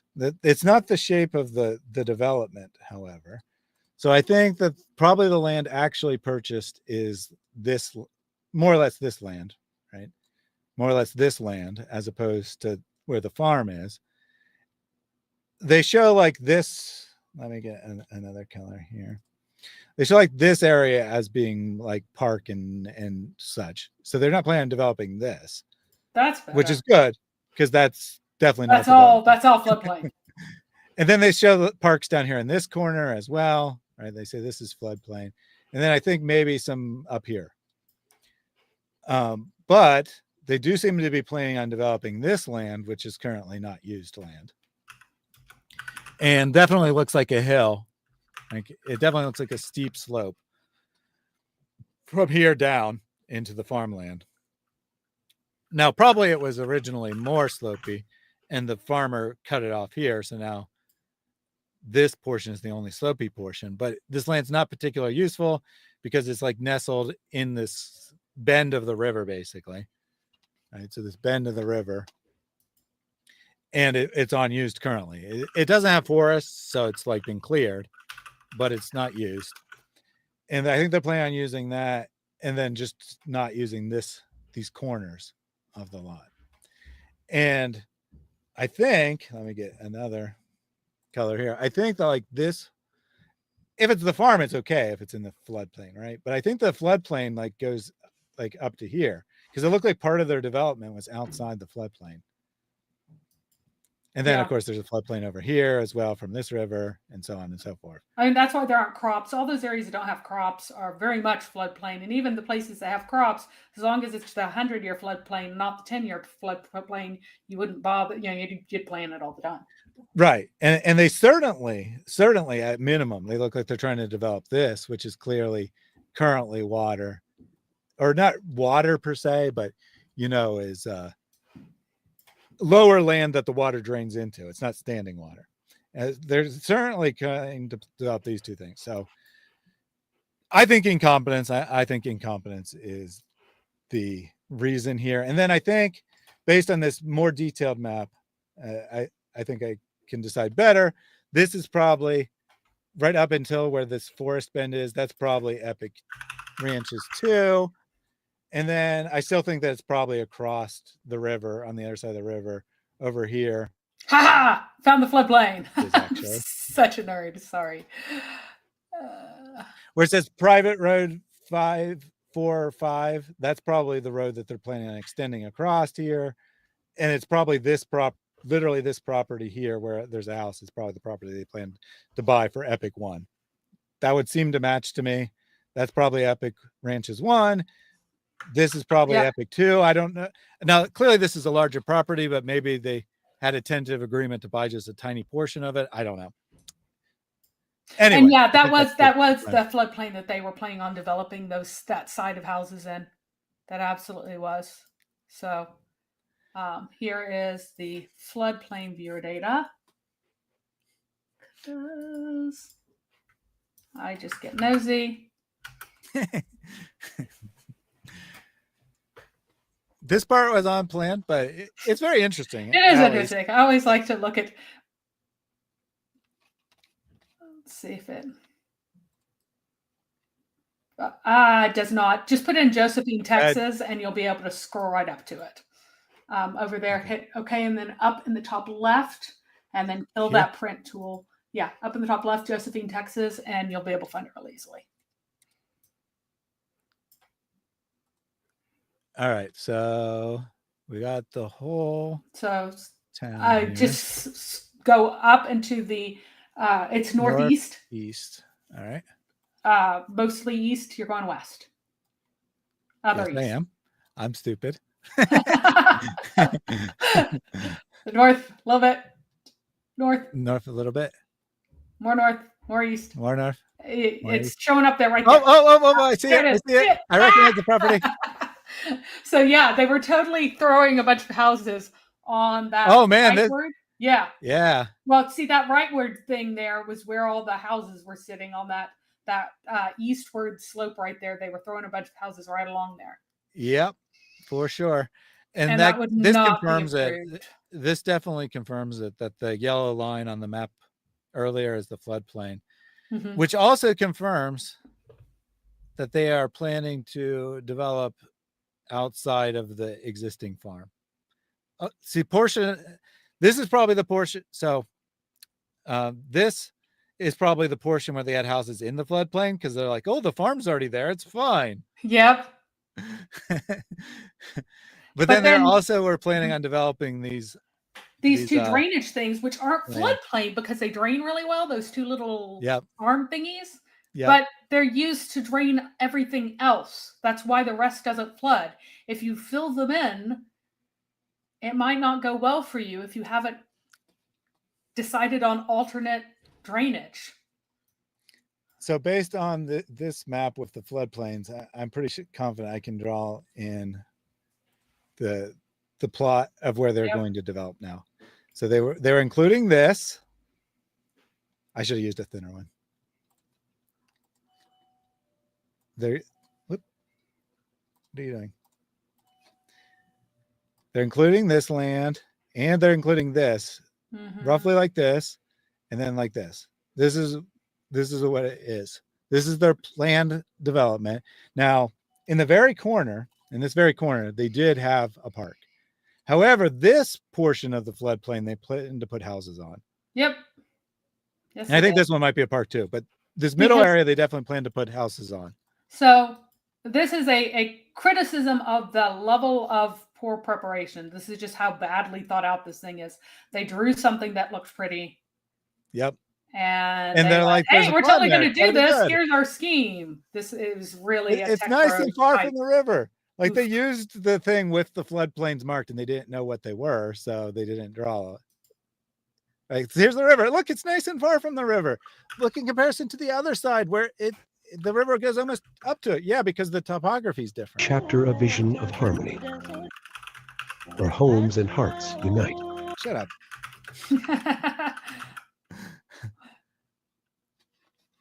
So there you go. There is our conclusion about their plans there. And then just for completeness, before I jump off this, here is Epic Ranches 2. And I'm almost certain that this lot over here is Epic 1. Epic Ranches 1. So they plan to buy this plot with a house on it and some small portion of this farm for some reason. All right. That was very cool. Well, that may I'm actually sure the be audience doesn't. owned. A lot of times, people who own farmland that they've inherited only own a chunk themselves. And so they just rent it out to people for a few hundred acres per year, and they just take the rents and other people farm it. So just because there isn't fences around it anymore doesn't mean that it doesn't belong. And especially if it's like your grandparents and various kids and grandkids inherited, and then you just rent it out to someone because none of you guys actually farm anymore. That happens. Mhm. Usually people Yes. eventually sell it, So but poor planning. They're planning on building on the floodplain. We thought it was probably from the marking. That's probably what it was, but this confirms it. That yellow line that went through the community was the floodplain. So excellent the planning. genius. They spend a lot of time planning how to take people's money and not much time figuring out whether or not their building was realistic, that their plan could work. That's a warning sign. Mm-hmm. Mm-hmm. All right. So we got a couple other things to look at, and then we'll get the rest of the timeline of what's happened in the political sphere. So we saw that article that said that the Twitter post had been deleted. However, the Facebook post, which says the same thing, basically had not been deleted from Yasir Qadhi's personal Facebook page on February 12th. So the reason he deleted the Twitter is because that's what all the news stories mentioned, right? So he deleted that. But the same thing with that same video attached, I cropped it out of the screenshot, but the same video is attached to this post announcing the launch of Epic Ranches, a housing opportunity open to anyone who wants a home next to Epic City, open to non-Americans as well. And that's part of what got him in trouble. He's just boldly saying that people who are non-American citizens can come and live here, or at least buy the property. I guess that wouldn't technically mean they live there. And technically, a foreign investor can own land in the United States. But I think his implication is pretty clear here, right? If you're a legal immigrant and you're a Muslim, welcome. You can come. And then again, ambitious project like no other. We'll have schools, colleges, masjids, retirement home, clinics. See, they added hospital at some point, retail shops, and more. All within walking distance, surrounded by a loving, safe neighborhood of family and friends. So how many Islamic countries have would typically be described as loving and safe? Just to, I run at midnight sometimes. I run at 3 a.m. I run at 10 p.m. Mm-hmm. No problem. I've run downtown in New York City. I've gone through for a run for my hotel in New York City, all along New York City. Was not afraid. I've walked home from a dance in New York City at like 2 a.m. Not worried in the least. Mm-hmm. Went through many neighborhoods, not the worst neighborhoods. I wouldn't go through the worst neighborhoods in New York City, but through many, many neighborhoods. In Islamic countries, first of all, I'd be arrested. True. But if I wasn't arrested, bad things would happen to me. So the idea of super safe. Didn't they build Mecca in a sewer? I don't think that's true. They built Mecca in a big portion of Mecca was part of the drainage system from the plateau down the mountains. So water would just course like crazy straight through. Yeah, that sounds familiar. It's like basically the equivalent of building a home in a floodplain. Yeah. Right. It's not wastewater. It's just rainwater, but that's where water runs through all the time, but it looks dry a lot of the time. So you're like, it's all good. We can build here. So yeah, basically exactly equivalent to building in a floodplain. Good to know that they're carrying forth that Islamic tradition. Now we got the official statement from Epic, the mosque, posted on their Instagram page, clearing up some confusion. Let me take this off for a second. There's been a lot of conversation regarding, and this is April 3rd, right? So a while after the announcement of Epic Ranches, and they're going to say something completely different about what Epic Ranches is in this official statement. There's been a lot of conversation regarding our community, and we'd like to take a moment to speak from the heart and address accusations, claims, and misinformation. The East Plano Islamic Center is a registered 501c3 non-profit religious organization built on principles of faith, service, and transparency. We run daily prayers, free clinics, blah, blah, blah. I'm sure your mosque is great, but we don't care about that right now. We're proud Texans, Americans, and Muslims. We believe in the U.S. Constitution, the freedom of religion it protects, and the laws of this land, and we follow them with. Hang on. If you believe in them, you wouldn't be Muslims anymore. Now, if you believe that right now you have to tolerate them, then you would be Muslims. So the word believe is kind of interesting there. Mm-hmm. We abide by state and federal laws and have nothing to hide.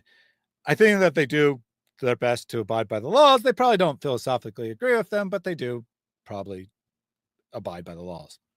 Unfortunately, recent misinformation online and at a public hearing has led to an increase in hate and attacks on our community. And that's probably true. I mean, I'm sure I'm not speaking to anyone who would actually do this, but anyone who would like go and attack some random, or not really attack, but, you know, verbally abuse some random Muslim because of this situation, I think is disgusting. You should not do that. We are regularly receiving hate calls and death threats. I've previously expressed my opinion about death threats. Probably not anything to worry about. Here's something really interesting. Yeah. They are not within the city of Josephine's utility district. You're still on the utilities. I'm looking up other things, but that means that they're not part of their utility district. They have no sewer. There's no sewage. There's no sewage arrangement whatsoever. These are they thought it would be June 2024, and it hasn't happened yet. It wouldn't it doesn't matter. You have to put the poop somewhere. I know, Mary. That's my point. That's my point. That they thought they could get this approved in June, and now it turns out that you can't really just build a community there. Like, you could have a single house with a septic tank, like the farmhouse, but it's not easily connectable to any sewer system. Yep. So you're correct. And so that's what's really delayed this project, is them not actually thinking and actually doing some due diligence. Just being like, oh, here's a cool plot of land, let's buy it. That's basically what happened. And by the way, he's saying here, I was looking up stuff because our buddy here, Islam America, is saying that, oh, the people of Josephine, they actually, these rural people, they're not that rural, but these rural people, they would have no problem with this at all. They have no problem with it. So I'm looking at the comments from locals. It's okay, Mary. We're actually going to look at that next. So, awesome. And to be clear, it was a rural community. It's being taken over. It's basically the definition of an ex-suburb, right? That it's an it's too far out to be a suburb, but it's not truly rural anymore. Anyway, continuing on here. Our mosque leaders' personal home addresses have been shared, jeopardizing the safety of families due to the hateful attacks. And cease and desist letter by Texas Funeral Commission. We have stopped funeral prayers for our loved ones. So that's one of the things that the governor or his political allies did, is they accused the original mosque of not having proper authority to do funerals. And it looks like if they had authority, it was pulled. So they're no longer doing funerals. Due to ongoing unfounded attacks in our community, we have hired high-profile attorney Dan Cogdell. That's funny that they themselves say high-profile. I agree, though. He is. We have committed to doing things the right way, legally, ethically, and peacefully, and our doors remain open to anyone who wants to see the good we do with our own eyes. Please note, now this is the important part here. Epic City Project is operated by Community Capitalist Partners, CCP. Sorry, not the Communist Party, separate entity that Epic created. Any questions regarding the development project should be directed to CCP. So they're kind of separating themselves, right? The mosque is separating themselves from the project. Oh, but if CCP hold on, Mary. Hold on, Mary. Mary, let me just finish before. Yeah. Because this part's really important. Epic Ranches is a private investment that is not affiliated with Epic Mosque or CCP. I think that they are just completely disavowing it. They announced it at the mosque. They said the same principles were involved. I think what really happened is the morons decided to announce this before they'd actually secured a legal understanding to buy the property. And now it can't go forward, and they're just pretending that, yeah, that's other people's problem. Yasir Qadhi was just announcing it for no reason whatsoever. He's not our resident scholar or anything.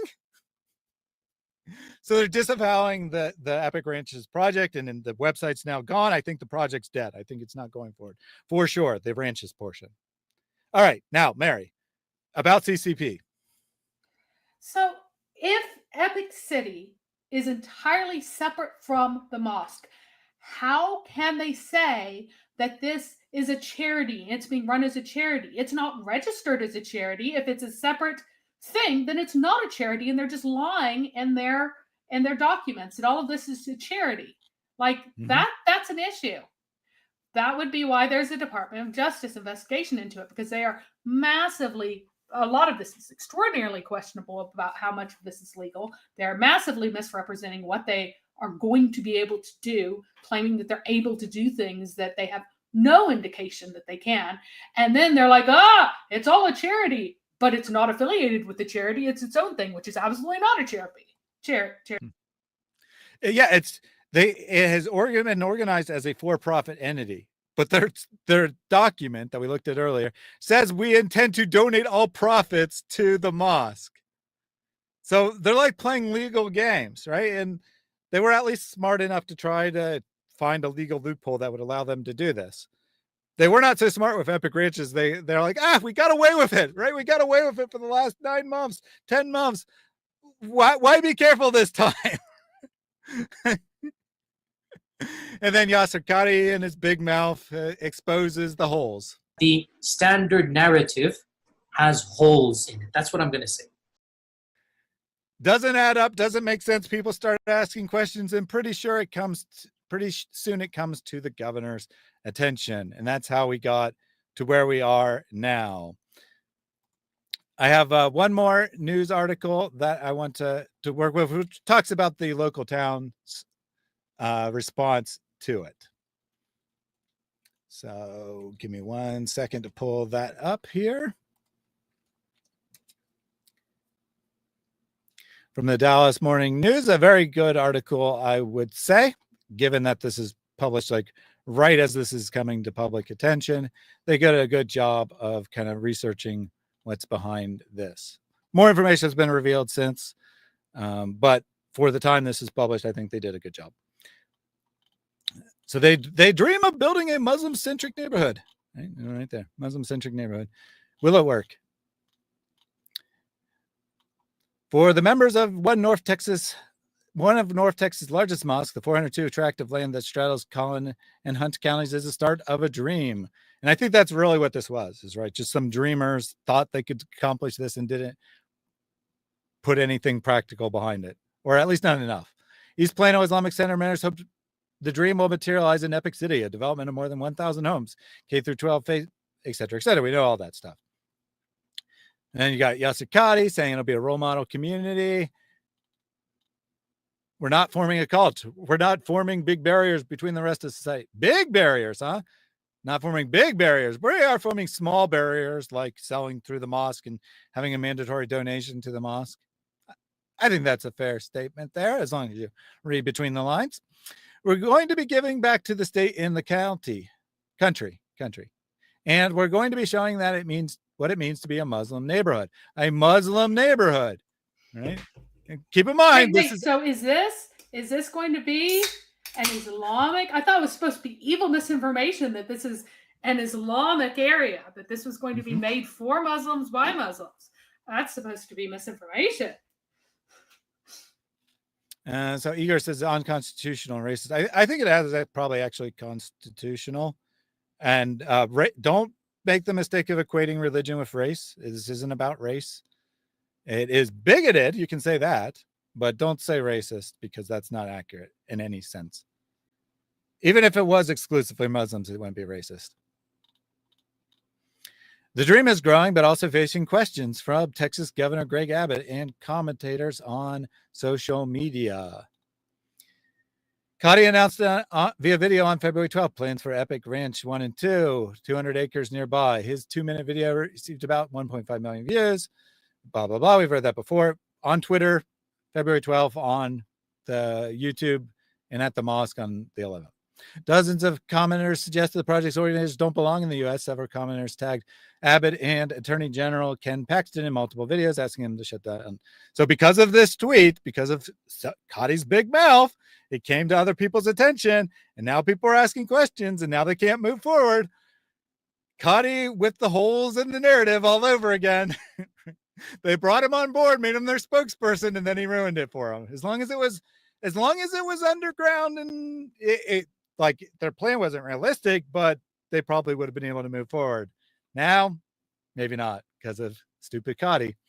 On Monday, Abbott posted about the projects on X. To be clear, Sharia laws. Like to be fair, this never would have gotten off the ground. It would have been an absolute. Yeah, probably what would have happened. Yeah, probably what would have happened is they would have just held the people's money for years and years, never moving forward, and then eventually said, well, it's not going to work. We can't get the utilities there. Here's your original investment back. All the interest that we collected on the money is being donated to the mosque. Because the contract specifically says you only get your money back if it doesn't move forward. No interest. Yeah, but you only get some of your money back because they're going to have to spend a lot of it, and it's going to be a oh, that's true, because they did buy the land, so they're going to have to sell the land. And if the project can't move forward, then the land's probably going to be worth less than it was before, so you'll probably lose money. You're right. But if they did manage to sell the property for more money, then that would be donated to the mosque. That was in there. But if they lost money, you'd get less than your full investment back. That's probably true. So Abbott says Sharia law is not allowed in Texas, nor Sharia cities, nor no-go zones, which this project seems to imply. Bottom line, the project as proposed in the video is not allowed in Texas. No, I think Abbott's overstating it here. I don't think that the video said anything. They may have implied things, right? It may have said, there may have been ideas behind it, but nothing said in the video was actually illegal. Well, I think that Abbott might have had some people who understood the dog whistles on his team. He might have consulted with people, and they're like, this means this. And he's like, ah! But also, I think that he's trying to score political points. So I'm not fully trusting of him either. Anyway, so he didn't comment on it. Now we get to some of the comments behind it. Yeah, it's been a social media storm for 2 weeks. It took about 2 weeks before the governor commented on it, but 2 weeks from Qadhi to when the governor comments, and then everything really blows up when he comments. People said bad things on social media, don't really care. So this is what their website originally read. Remember, we looked at the archive version for a reason, realizing that many responsible citizens of other countries might be interested in our properties. We're offering it. It is open to any person we approve of within the property and investment laws of the United States. We will. Oh, that's going to get them into all kinds of trouble. They revised this. This. Mm-hmm. Yeah. Offering open to any person we approve, whether they're from other countries or not. We will limit sales to only persons we believe contribute to the overall makeup of our community. Can't do that. That's a Department of Justice violation right there. You just violated all kinds of laws. So this language is on their website. It wasn't actually on the very, very first version of their website, but it was on some period of time, probably since September-ish when they actually bought the property, to when it went public from Yasir Qadhi's big mouth in February. They said we'll limit sales. Remember, they haven't sold any lots, right? Mm-hmm. So how will they sell the lots? Because you purchased, what you technically purchased was ownership of the company. They'll sell the lots and the houses only to persons we believe who contribute to the overall makeup of our community.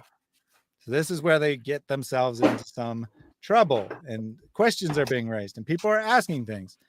After receiving questions from Dallas Morning News, Community Capitalist Partner said Monday it was changing the wording of its message to more accurately communicate our intent. Right? So, oops, our language is discriminatory and illegal. We're going to change it. Thanks for pointing out it's discriminatory and illegal. We'll change it now. I'm closing this video so I stop accidentally starting it. The message now reads, our vision is built to build a diverse and inclusive community, one of which people of every background, faith, and culture can live together in harmony. Only persons we believe will contribute to our community, to the makeup of our community, to people of every background and faith and culture can live together. Oh yeah, they just misworded it originally. That's what they always intended. It's totally the same thing. And it's so ridiculous because they said from the beginning that this is to be an Islamic community. An Islamic community. You can't have an Islamic community. They're people of every culture. Indeed, indeed.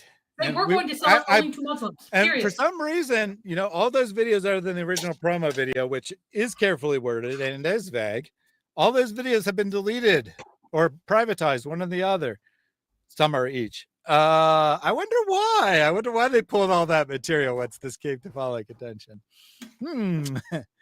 I mean, maybe Yasir Qadhi standing up there and saying, this is a groundbreaking development in Islamic relations with the world. We're going to have the first Muslim-only community in the United States, and we're going to demonstrate how awesome Islam is with this community. Probably wasn't a good look when you're saying that everyone's welcome. just a guess. So they said they'd adhere to the Fair Housing Act. Well, how good of you to follow the law, which provides denial of housing based on the religion and other protected class. Organizations will not enforce blanket bans. Yeah, they're not enforcing blanket bans on any group of people, but they're only selling it through the mosque, and there's a mandatory donation to the mosque as part of the contract to be in this community. Oh yeah, everyone will want a piece of this. So following the governor's post, Epic Ranch has invited the governor to see and learn about the project over some Hutchins barbecue, which I think is like a local business. Qadhi said it's open to anyone regardless of religion. And again, I don't think they officially asked, what is your religious affiliation? They just assumed that only Muslims would sign up, and they were probably correct. If certain people want to live in a community where it's faith-based, so Qadhi, right? So he says it's open to anyone, but then he's going to explain why no one else would want to live there. If certain people want to live in a community where it's faith-based mosque or temple or synagogue, I don't know why he said temple or synagogue. Maybe he's so stupid that he thinks Christians call churches temples. That's walking distance. They should not be allowed that free. Should they not be allowed that freedom? So he's saying you can make a same community for Christians only, and we won't complain. Or Jews only, and we won't complain. And then again, Muslims pray 5 times a day, making a priority to have a mosque close by, but that's nonsense because you don't have to go to the mosque to pray. And normal Muslims don't, including in Arab countries, right? They don't go to the mosque to pray. Oh goodness, no. If they do their prayers, it's in their own home or their business or wherever they are at the time. So that's nonsense, right? 5 prayers a day has nothing to do with the proximity of the mosque. He's dealt with slurs, death threats, and anti-Muslim hatred often in his 25 years as a preacher. Maybe. Those who oppose the development misunderstand its purpose, he said. Oh, yes, we totally misunderstand. Oh, we're building an exclusive community. Our main focus is actually on family, not religion. Uh-huh. Yeah. So that's a lie. We're legally allowed to discriminate based on marital status. That's not a protected class. You can discriminate against people who don't have children. You could make a community that's only families. That's what we're really doing.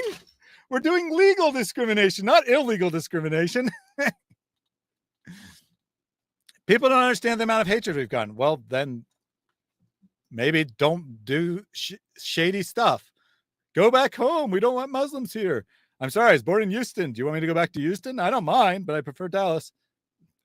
Again, not in Dallas or anywhere really close to it. It's an hour drive from Dallas. Could you commute to Dallas for work? I suppose. Would a normal person want to? Probably not. Backlash. Care. Oh, I'm shocked. Care isn't surprised about the low-grade Islamophobia. Saying that this is a shady real estate deal is low-grade Islamophobia. All right, so now we're going to get the local people. So this is about Josephine, right? Town's population grew from 2,100 in 2000 to 7,000 in 2023, a 234% increase. That's probably also true, but the 2010 census is also 2,100, give or take. So it's really the last 10 years that it's exploded. And my understanding, it's really just like the last 3 to 5 years that it's exploded in population. Only a couple other small towns were growing faster, according to census estimates. Developers targeting the area were ahead of planners. City Administrator Lisa Powell-Umba told the Dallas News in 2022. So, like I said, already a mess, already not a good place to try to be developing property before this new 1,000 development. So you're going from 2,100 people to 7,000 people to adding 1,000 more houses, which is roughly 3,000 more people, maybe even more, maybe 3,500 or 4,000, since they want to include apartment buildings.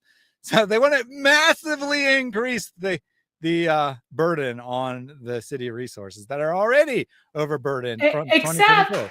Except they're not inside the municipal utility district. Right. So we're going to have Bluetooth and Wi-Fi sewers because that's how it works. So yeah, here it clarifies. In 2014, only 28 new build homes were sold to buyers. So it says 2000, but from 2000 to 2014, only 28 homes were built.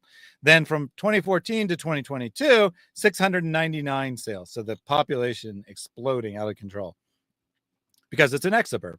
The Epic City and Epic Ranches developments are part of the trend. Some members of the Mosque formed CCP, blah, blah, blah. We know about that. We know about Imran Chaudhry. We know about all that. And then Qadhi has a lot of followers, don't care. To reserve lots, $80,000. Sorry, I thought it got to the people faster than it did. We've covered all this. The new ranches, $325,000 to $500,000. And again, that's just the land. So we've gone from lots that were $120,000 to lots that are $500,000. They've gotten way more ambitious and with their plans as time has gone on, except they have apparently dumped it since. The lot prices are high for the area, according to MLS listings. The asking price for a 2,700 foot square home, so a house built in 2007, is $280,000 on a 2.65 acre lot. So a 2,700 square home on a 2.65 square acre lot, $280,000. They want $500,000 for a 1 acre lot. Or 1.5 acres, whatever it was exactly. Yeah, I think they're like with no home, right? With no home, Correct. You still got to spend another $100,000 to build the home. Yep. Their prices are ridiculously above market. They say they're above market to their credit, but they are ridiculously above market. Yes.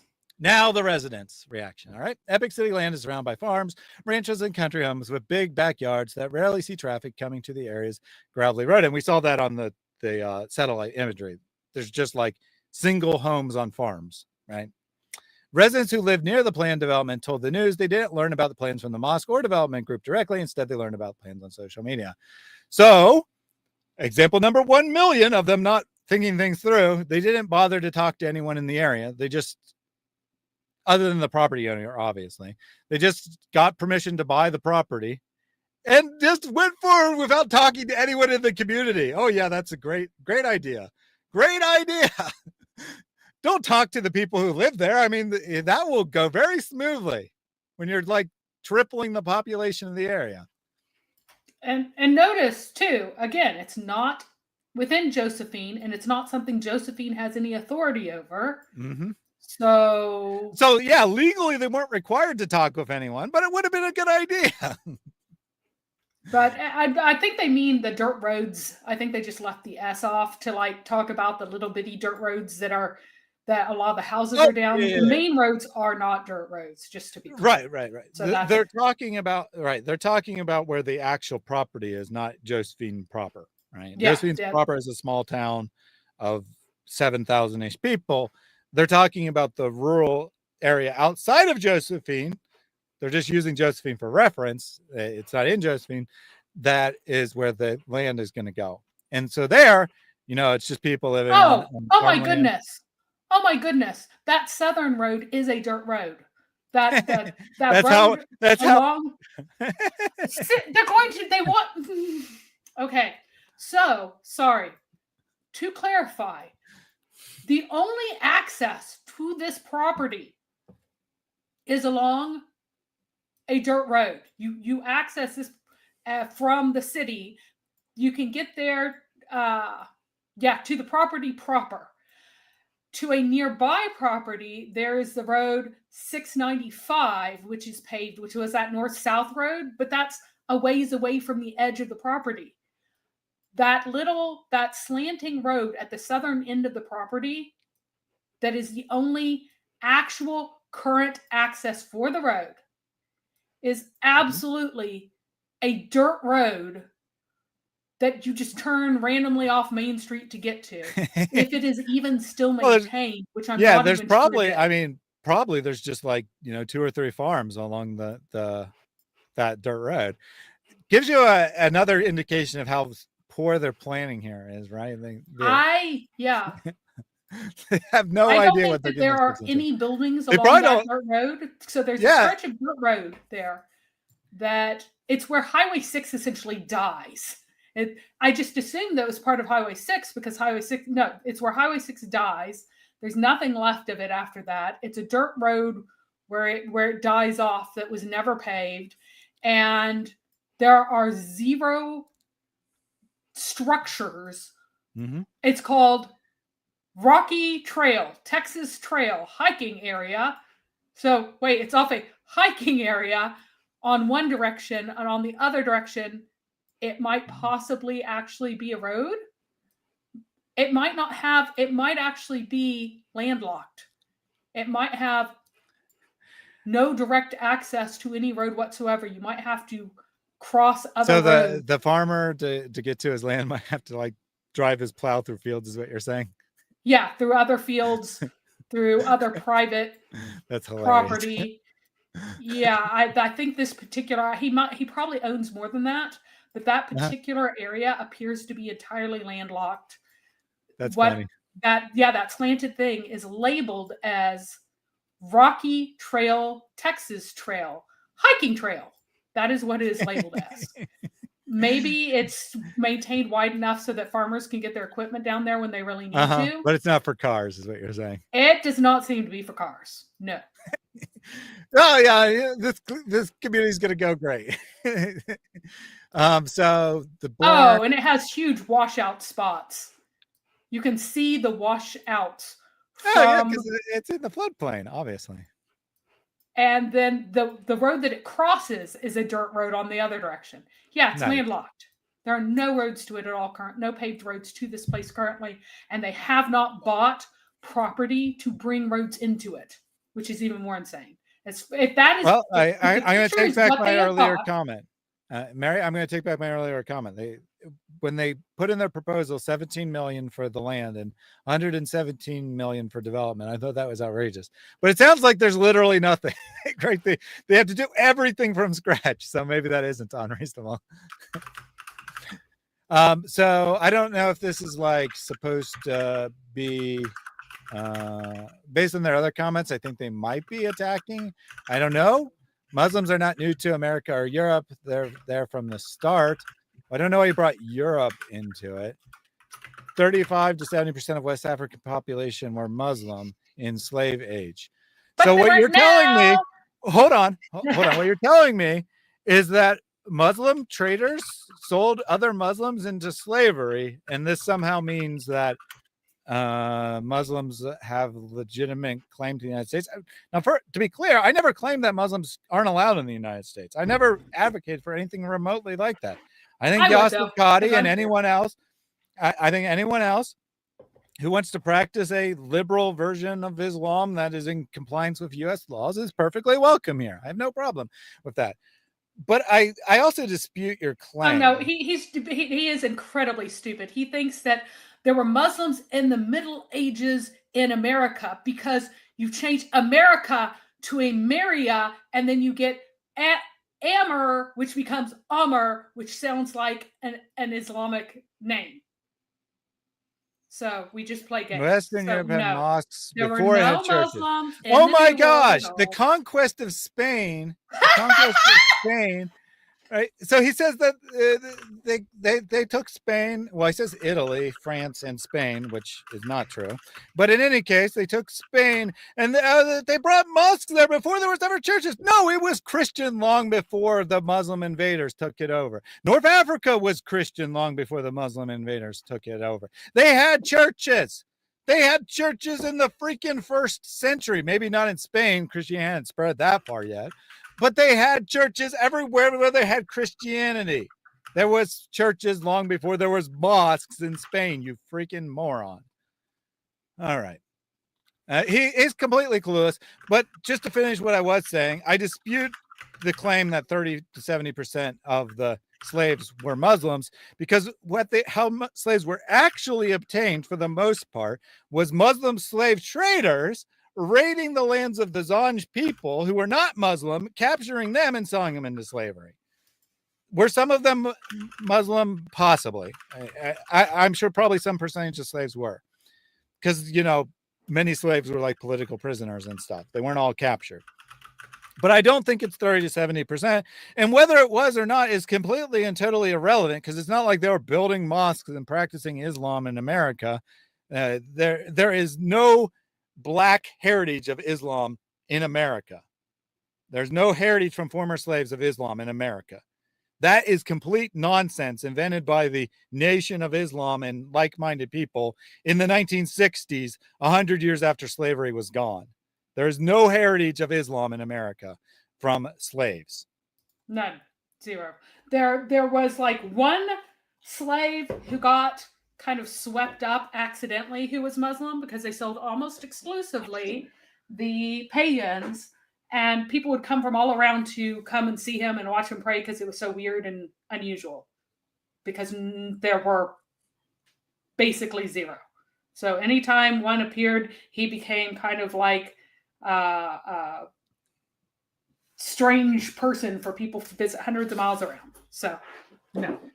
And I guess I should have been more clear. I don't think that there's probably Christians in Spain in the 1st century, although there is the possibility of it, because no, there were, because Paul speaks of it in his there. letters of intending to bring the gospel to Spain. I don't think he actually did, though. I think he did, because he was out. His intention immediately upon release from his first imprisonment was to go to Spain, and I believe that he did that. And according to tradition, he did.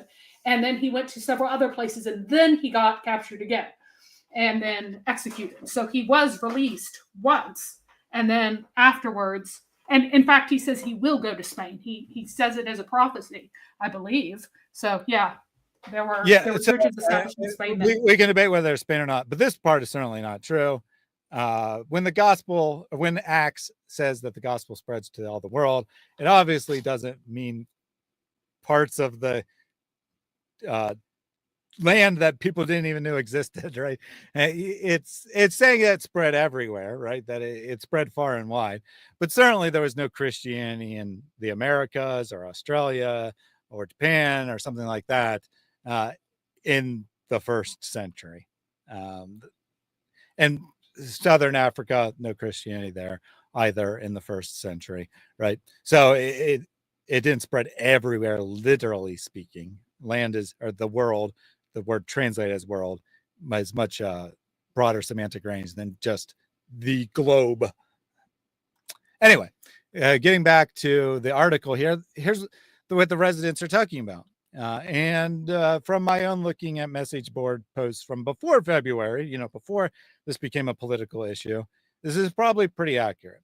That most local residents didn't really care about the religious aspect. They were concerned about changes to their quiet farmland. They said they worry about the potholed country roads will handle thousands of newcomers. They worry about the wildlife they watch from their Porsches. They worry about the constant construction noise. They worry about large developments will put a strain on the rural hamlet. Few have seen the area change as much as resident Greg Abbott, which is not the governor. It just coincidentally has the same name. We'll get to his thoughts here in a second. But I think this is probably true, right? If you're living in a rural, small area and someone's proposing to put in 1,000 houses, several thousand people moving next door to you, you're probably more concerned about the large number of people than what religion they follow. That doesn't mean they didn't have any concern about it being Islam, but their primary concern was these morons haven't planned out anything. This is going to be a complete and total disaster for the community. And I think that's fair. It would be a complete and total disaster. So now we'll hear about Mr. Greg Abbott.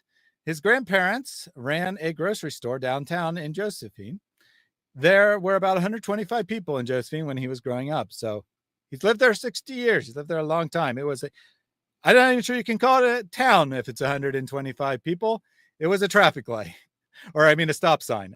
A single stop sign was the entirety of the community. His family was called in home for the past, has called it home for the past 2 centuries. So his family's lived in the area for 200 years. He never imagined Josephine would look the way it does now. His property directly borders the plot Epic City plans to build on. So he's one of the surrounding farms. Little town we know is gone, and that's fine, Abbott said. Progress is coming, and I'm okay with that. But they have to address infrastructure. They have to address how they're going to get cars in and out of here, which apparently is a single dirt road, right? According to what Mary was looking at. Maybe not even a road. It's labeled a trail. The only physical access that I just assumed was a road is labeled a hiking trail on the map. I mean, like a tractor might drive along it out of convenience, but it's probably not even intended for cars. So this seems pretty legit here, right? The local people are like, what are you doing, you morons? This is not going to work. Erica and Walter, who live a few houses down, said Epic City is a sore subject. Aviv said the couple purchased their land a few years ago and finished building their house in 2023. They wanted country living and moved to an area after school construction in Forney, a nearby city, town, whatever, became too much. Just a few months after finishing their dream home. So like they're probably older. They're saying that construction for a new school, right? They don't have children, so they don't care about that. It was a nuisance to them. Just a few months after finishing their dream home, they learned the area they'd chosen was changing. I'd have no ill feel toward a group of people that are moving out there. I'm sure they're great, Beef said, but we weren't planning on living out here. God knows how many houses will go there and across the street from us. Well, 1,000 apparently. The couple worries they won't get their money back they spent on the land and building the new home. I hope that when the time comes that somebody will want our land and will sell everything, Viv said. Abbott and his wife, Lori, said they plan to move out of the neighborhood. So people who are there because it's originally was a rural small town feel, and they wanted to live in that kind of environment. They're on the process of getting out. They want out and this one couple moved there just a few years ago specifically for the environment, and now they want out because they didn't sign up for this. And that's separate from any legal issues, right? People obviously don't have unlimited right to tell other people not to build houses next to them or anything along those lines. But these are their complaints. Their complaints are, you're bringing a large population to the area that we wanted to live in because it isn't populated. If they're going to have to deal with daily traffic, the couple said they'd rather have the perks of city living like restaurants, golf courses, and shopping malls. So if they're bringing 1,000 homes, 3,000, 4,000 people, and they're obviously going to have to commute long distances for work because they can't work in Josephine, there's not enough jobs there, then it's going to cause a lot of traffic, and we're going to have to deal with all the traffic all the time on our tiny little country roads. Then we might as well just live in the city in the first place. And I feel for them. Right, I feel for them. As they think about moving, the Abbott said Epic City has brought some upsides in the form of increased property value. They estimate the property value has at least doubled since Epic City was announced. And that's probably true. Their property is worth more. But this other Greg Abbott might be one of the people who was selling their land for Epic too, for all I know. There's people that have been here for the whole life and not wealthy at all, but they're sitting in a very prime location up in town and probably will allow them to retire and enjoy the rest of their lives. I've got mixed emotions to it, but I'm not upset with the Muslims. They've got every right to do what they're doing. And they do have every legal right to build homes in an area that doesn't have a lot of homes. Some people are pretty nice, right? The local people, they're pretty nice, friendly country people. And they're like, I'm annoyed by this, but whether they're Muslims or not, I don't really care. So that is the main reaction of the local town. And I did find some message board posts from, June-ish of last year up until February of this year that did complain about Islam, but it wasn't the majority. The majority just didn't like the idea of a large community moving into their small town. Your thoughts, Mary? Yeah, they chose to quote some specific people who express very tempered views, but there are much less tempered views in the comments of Facebook. Our buddy Islam America was saying, "Oh, these rural people, they don't mind this," and you know they're expressing tempered views to Dallas Morning News. But here we get things like, "Oh, I've worked with some Muslims in Plano, and they're really nice people, so you should simmer down." Replies to this where my high school friends were murdered by their practicing Muslim father. Some nice people they are. The teachings of Islam are oppressive to Islam or to women against our laws. And the murder of the two girls by father through an honor killing happened to two Texas girls. So that would be why a Texan is replying to this. And someone else says, they do seem really nice in England, Germany, and France, literally pooping and the streets expecting everyone to conform to their way of life. And someone else called him a fool because women have to be covered up. Others say... I mean, are these posts after February, though? Because they might not be locals. They might just be people jumping on the political issue. This is That's February. Why I emphasized these are mostly February ones, and it's people who are generally it's public by February. So this is specifically the city of Josephine, their Facebook comments. So other people will be able to see it, but the city of Josephine is putting out statements, so it's mostly people who are relevant to Josephine who are replying. For example, people are super annoyed. How long will it take for them to take over Josephine, Caddo Mills, Farmersville, and the people who already live out there? 402 acres will turn into 1,000. So this is very clear to local. And that was right in their videos. That person didn't know it, but I mean, the one video they bragged that they got their eyes on 1,500 acres. So and another one says, "I'm not a fan." Like there are very few replies on this as a whole. So it's almost certainly all locals. But I mean, and that's fair, but it still is after it became a political issue. So even if they're all locals, their views are colored by the political issue. Yeah, but these I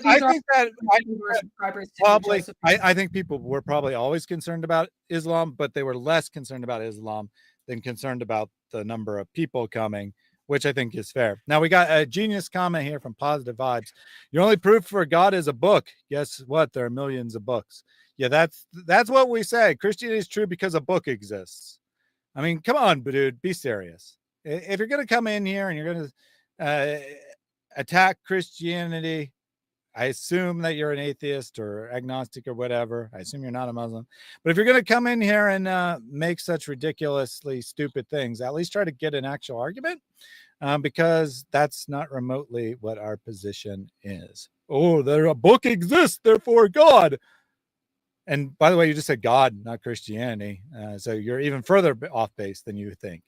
Anyway, super chat. I can't answer this question in a 20-minute interview, nor is it wise to do so, which is why I never brought this topic up myself. You will not find one lecture of mine about this issue. It should never be brought up in public. And I don't like these idiots, and they are idiots, wallahi. This is not something you discuss amongst the masses, ya akhi. It's not wise. I encourage anybody who is really interested to go deep to take the class. I do this class. It'll be 1 year later. Got Yasir Qadhi. How appropriate to get Yasir Qadhi as our donation spokesman today. Holy donated 10 Reason Answers memberships. Thank you very much for that.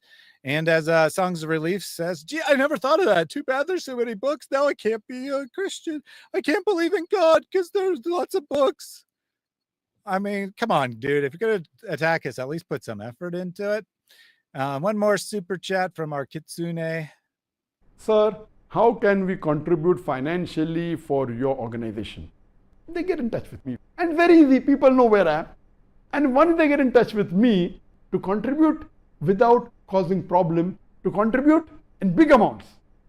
And many people call me for lunch and for dinner and for meal, and for every meal they give big amounts, alhamdulillah. So those who really want to contribute, they come and meet me. If you want to contribute big amounts, go meet Zakir Naik. You tried to use the ape. I saw your message saying, oops, I forgot or I didn't format it right. So you'll have to just read it in Muhammad Ijab's voice. I do need to expand that so that if people forget the parentheses or whatever, it will still work. But in any case, Thaddeus, why are you stuttering? Don't be so neurotypical and accept my challenge to this intellectually molested mubahala. I'm a most noble ape. I think that's completely legit. Thank you very much for the donation there, and I will definitely accept that challenge to an intellectually molested mubahala. And let me just take one more because a bunch came in recently, so we're well behind. This one from Songs of Relief. Okay. It did not play for some reason. It tried. I'll figure out why this didn't play, but thank you for the donation. I've already purchased 4 shares. 4 shares in the community, I think is probably what you're suggesting. Let me see if I can manually play this. And I'll figure out later why it didn't play. Still a work in progress. We got most of the bugs ironed out, but there's still a few in here.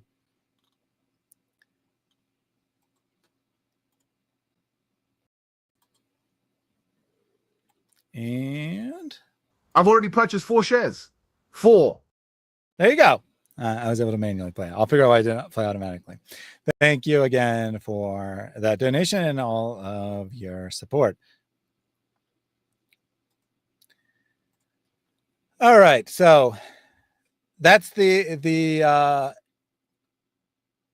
know that it seems like we've barely covered any of the timeline in comparison to everything, but that's all the material that we had to go into great depth because the news articles do a good job of summarizing the rest. So Qadhi spills the beans, makes this a public issue starting on February 12th. February 24th, Governor Abbott gets involved. He posted, we already read his tweet earlier. When reached by phone, he didn't comment. And then, we did actually read through this part about the Epic Ranches, and that's where I looked at. So then, February 27th, next development. Representative Josh Leach asks Attorney General Governor Ken Paxton to investigate development. Allen, that's a city, Republican Representative Jeff Leach sent a letter on February 27th to the Attorney General which said, quote, reports indicate that this large-scale real estate development may seek to incorporate elements of Sharia law into its operations, raising serious legal and constitutional concerns, Leach wrote in the letter. Attempts to contact Leach were also not answered. Sharia is a moral code for followers of Islam. Now, I said this was a good article, but is Sharia just a moral code, Mary?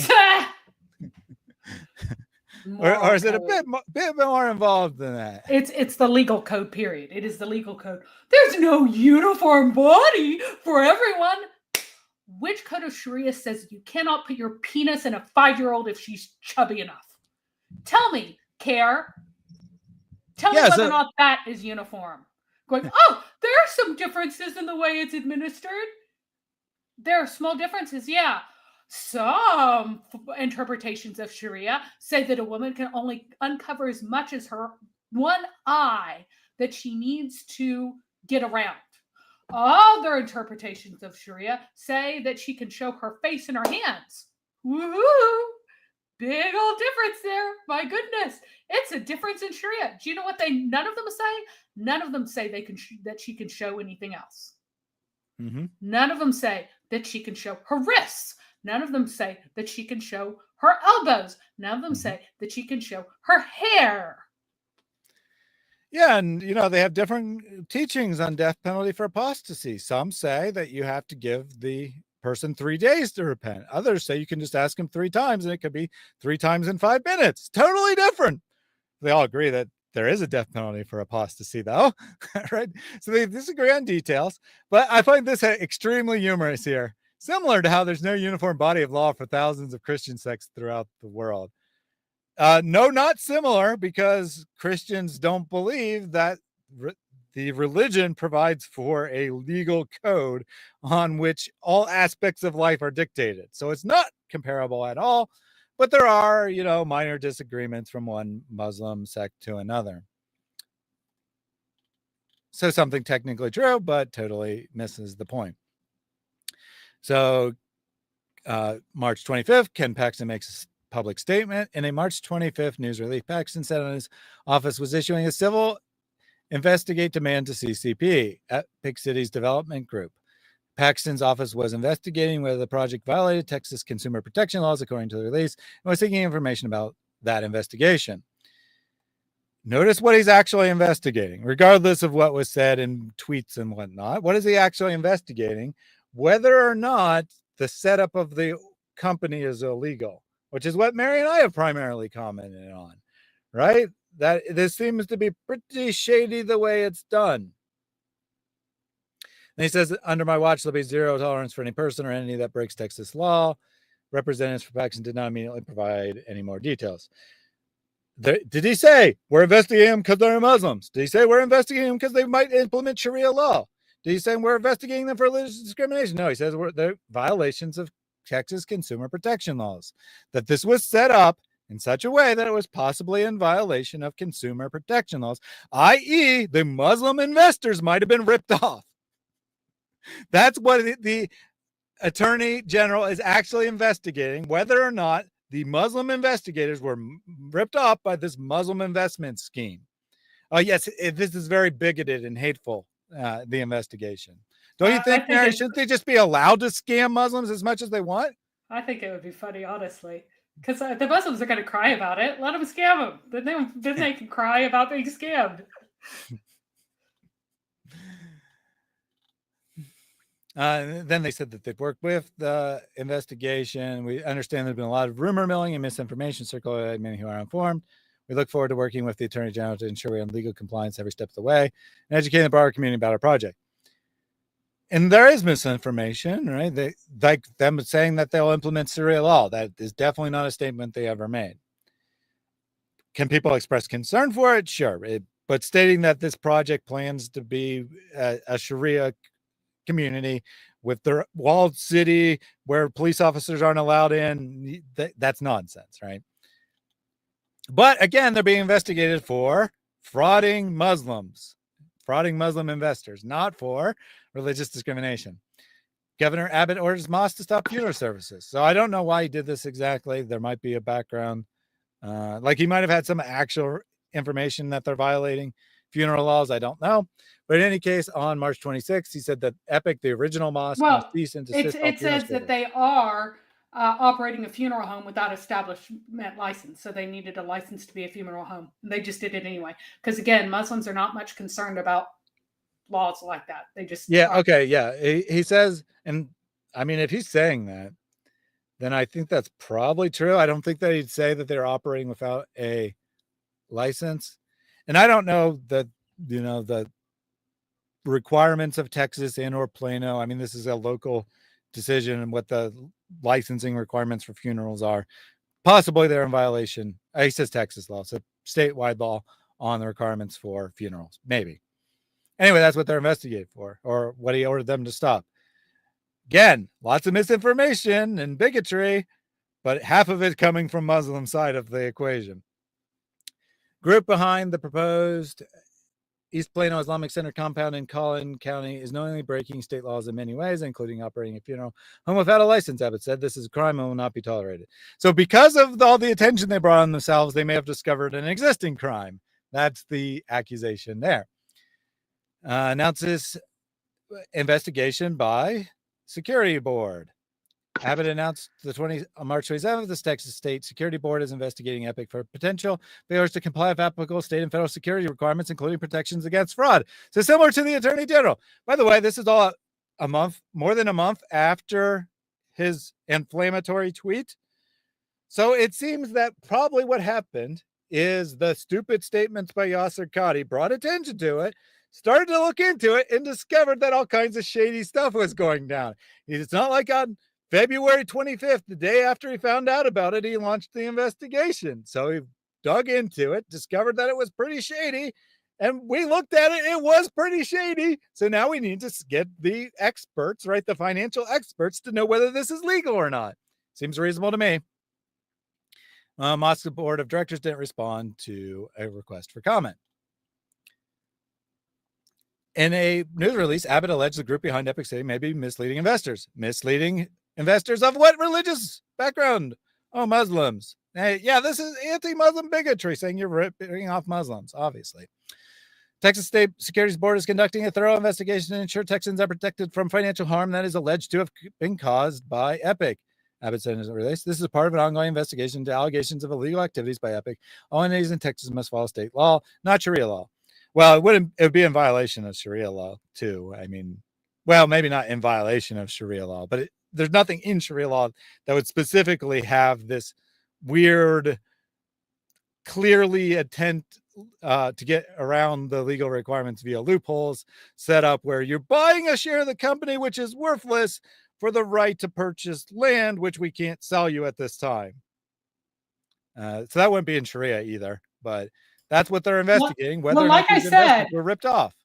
It's real estate law is very specific and very, very tight. We have 1,000 years of English common law that regulates how you can sell property. You can't, again, it's non-fungible.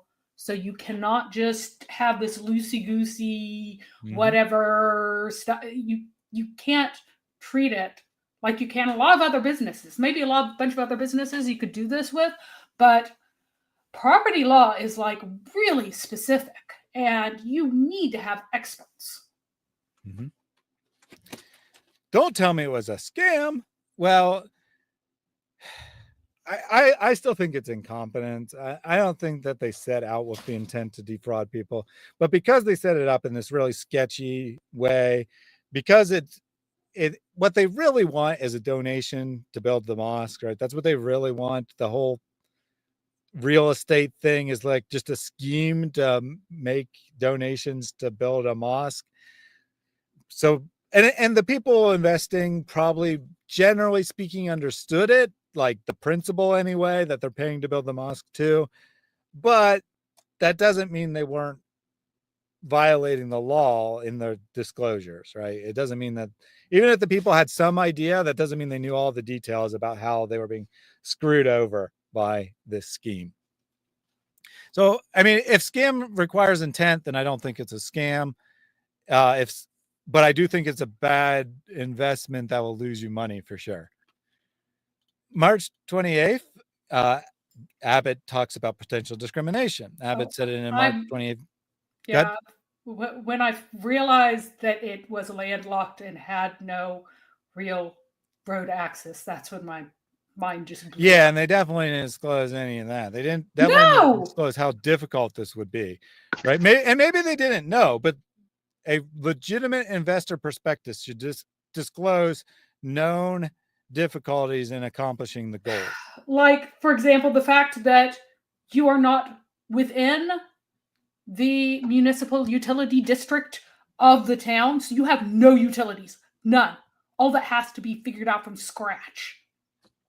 And they don't, where's their wastewater treatment plant? They don't even have a place for it. They have no place for that.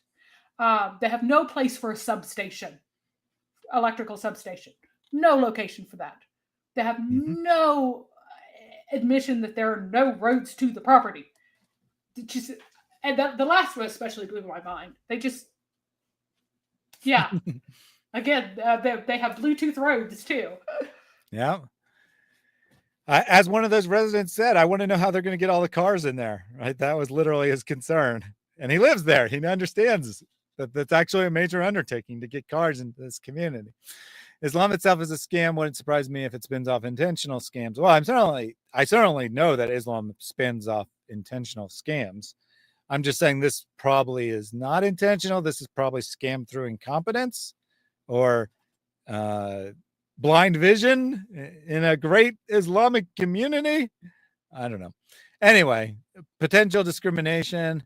A press release said the Texas Workforce Commission was investigating the Muslim-centric neighborhoods developers.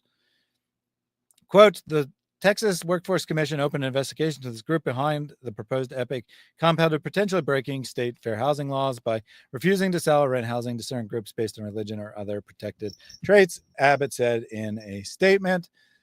I think that they are potentially doing that in the sense of technicality, but I think that this one probably is not the case. They didn't need to discriminate because they only advertised it through the mosque until they had all of the slots filled. So they didn't need to actually actively discriminate. Qadhi said, we have to dispel this notion that there's an exclusive community that's open for all and anybody interested is more than welcome to apply. Well, there's no application. Well, first of all, that's just a lie. On March 28th, that's just a lie because all the plots have already been, all the shares, sorry, not plots, all the shares have already been sold. No one can apply at this point. So it seems to me that that's a lie at this point. It was probably true, technically, only technically true when it first opened. But again, they announced it in the mosque to their 10,000 congregants, and they filled all of the 500 slots within a couple days. So are we supposed to think that random Christians and atheists were attending the mosque and signed up? Obviously, it's only Muslims. But they didn't technically discriminate. They didn't technically turn anyone away.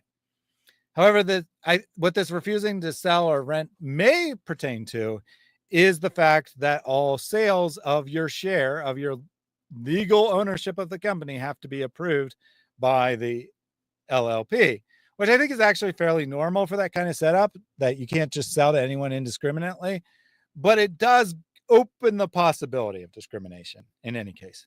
But I don't think they actively discriminated because they said they wouldn't allow any sales for 3 years. So who did they discriminate against being sold to? Probably no one, actually. Well, I'm sure that if you only offer it within certain groups, that violates fair housing laws too. I'm quite sure that they are, like, because of course, during the time of segregation, people tried all kinds of things to maintain segregation. So any kind of shenanigans that you could imagine. I only offer white people Yeah. the ability to buy my property. Yeah. But if a black person somehow magically finds out about it, I guess I won't turn them away. Right. So any kind of shenanigans like that has long ago been plugged. So yeah. So they might actually be in violation of the law too. Yeah, that federal law, not even state, like up to federal law. Well, there's going to be a federal investigation. We'll get to that. Yeah. That's very recent development, though. Right now, we're just talking about state law. Obviously, Stan is going to have a greater appeal to those of a certain background. He said if certain people want to live in the community, there's a faith-based mosque or temple or synagogue. It's walking distance. Why should they not be allowed that freedom? And, my personal opinion, actually, legal issues aside, my personal opinion is I don't really have a problem with a Muslim-only neighborhood, a Muslim-only community, as long as state police are allowed to enforce state law and so forth, right? As long as the infrastructure, the governmental infrastructure is still provided by the actual government, I don't really have a problem with a Muslim-only neighborhood. But legally speaking, that would be discrimination and it would be against the housing laws. But my general opinion is that people should be allowed to self-segregate, frankly. Anyway, March 31st, Abbott directs Texas Rangers to investigate EPIC. In a news release, Abbott said he directed Texas Rangers to open investigation to EPIC and its affiliates for potential criminal activities. So it's getting more serious, right? Our accusations are getting more serious. Texas is a law and order state, and they're scheming to evade law enforcement scrutiny must know justice is awaiting them. Abbott said in a release, Texas will ensure that anyone affiliated with EPIC who is breaking the law is brought to justice. And then declined to comment. There is no more specific information about what they're investigating, probably because they don't really have any specific accusations. But I will say that they have been scheming to avoid certain laws throughout this process. So it's probably not all that unreasonable to think they might scheme to avoid criminal laws in addition to real estate laws. So I think it's pretty blanket. I don't think there's any specific accusations, but I think it is not completely unreasonable to do an investigation. I don't think that doing an investigation to a community skirting real estate law into possible criminal activities is Islamophobia or something. March 31st, Epic City draws Collin County meeting ire. So meeting at Collin County, remember it's on the border of Collin and Hunt County. There's a public meeting, a town hall meeting that any person can attend, just like any city council meeting. Anyone can technically attend. Normally only a few crazy people do. Normal citizens don't go to these town hall meetings, but because of all the attention, a huge number of people turn up. County Judge Chris Harris said that during the hearing at the Collin County Commissioner's office wasn't accustomed to having such a large audience. The meeting was so packed that attendees had to park in a field nearby.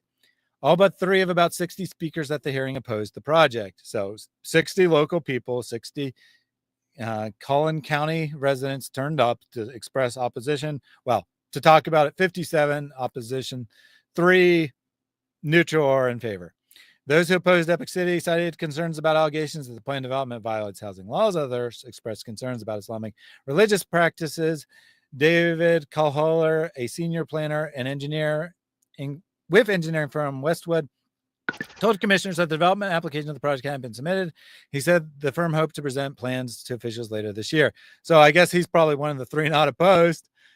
He's working with the development. And he says, we haven't submitted any plans yet. We hope to do so later this year, later in 2025. Remember, originally they hoped to do it in June 2024. I cannot support the project, the county judge said after the hearing neared its end. So lots of people turned up, lots of locals, all opposed, basically. 3 neutral or in favor, 57 against. April 1st, Abbott calls for construction to stop.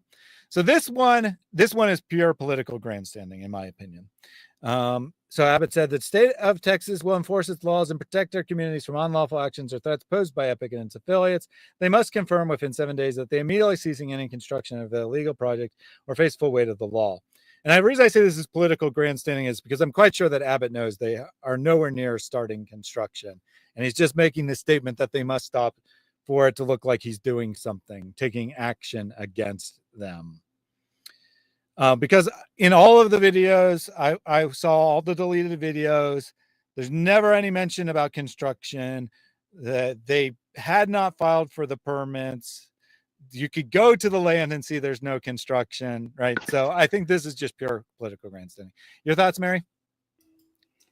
Yeah, I'm not sure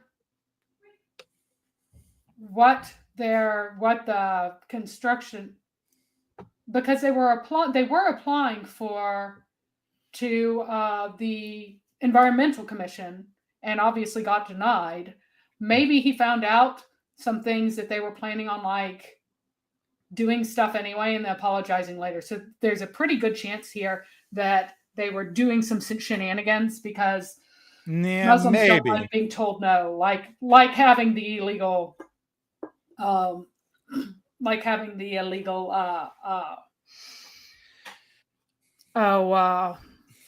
funeral home. They knew darn well that they were not supposed to have an illegal funeral home. They just didn't want to provide all the things that you legally have to provide to have a funeral home. They didn't want to have the climate controlled storage. They didn't want to have the cleanliness standards. They didn't want to have the inspections. So they just hid it.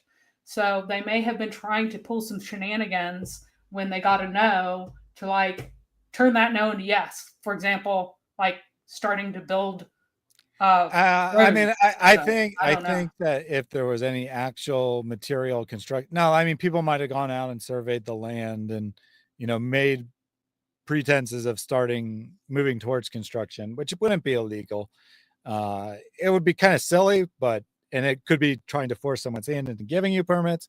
But if there was any actual construction, I'm sure there'd be reports of it. It's not like the land's secret, right? We showed you where it is. Anyone who wants to can go out and look at the land. And I'm quite sure that if there was actual legal construction, there would have been reports of it. Yeah, I think what happened is that they got rejected by TCEQ, but then they were still declaring timelines that they would have to violate stuff to fulfill. Yeah, that's probably. Rejected. But I think it's incompetence as opposed to like actual intent to violate the law. I think it was dishonesty to save face after they got shut down the first time. Oh, well, okay, yeah, that could be too.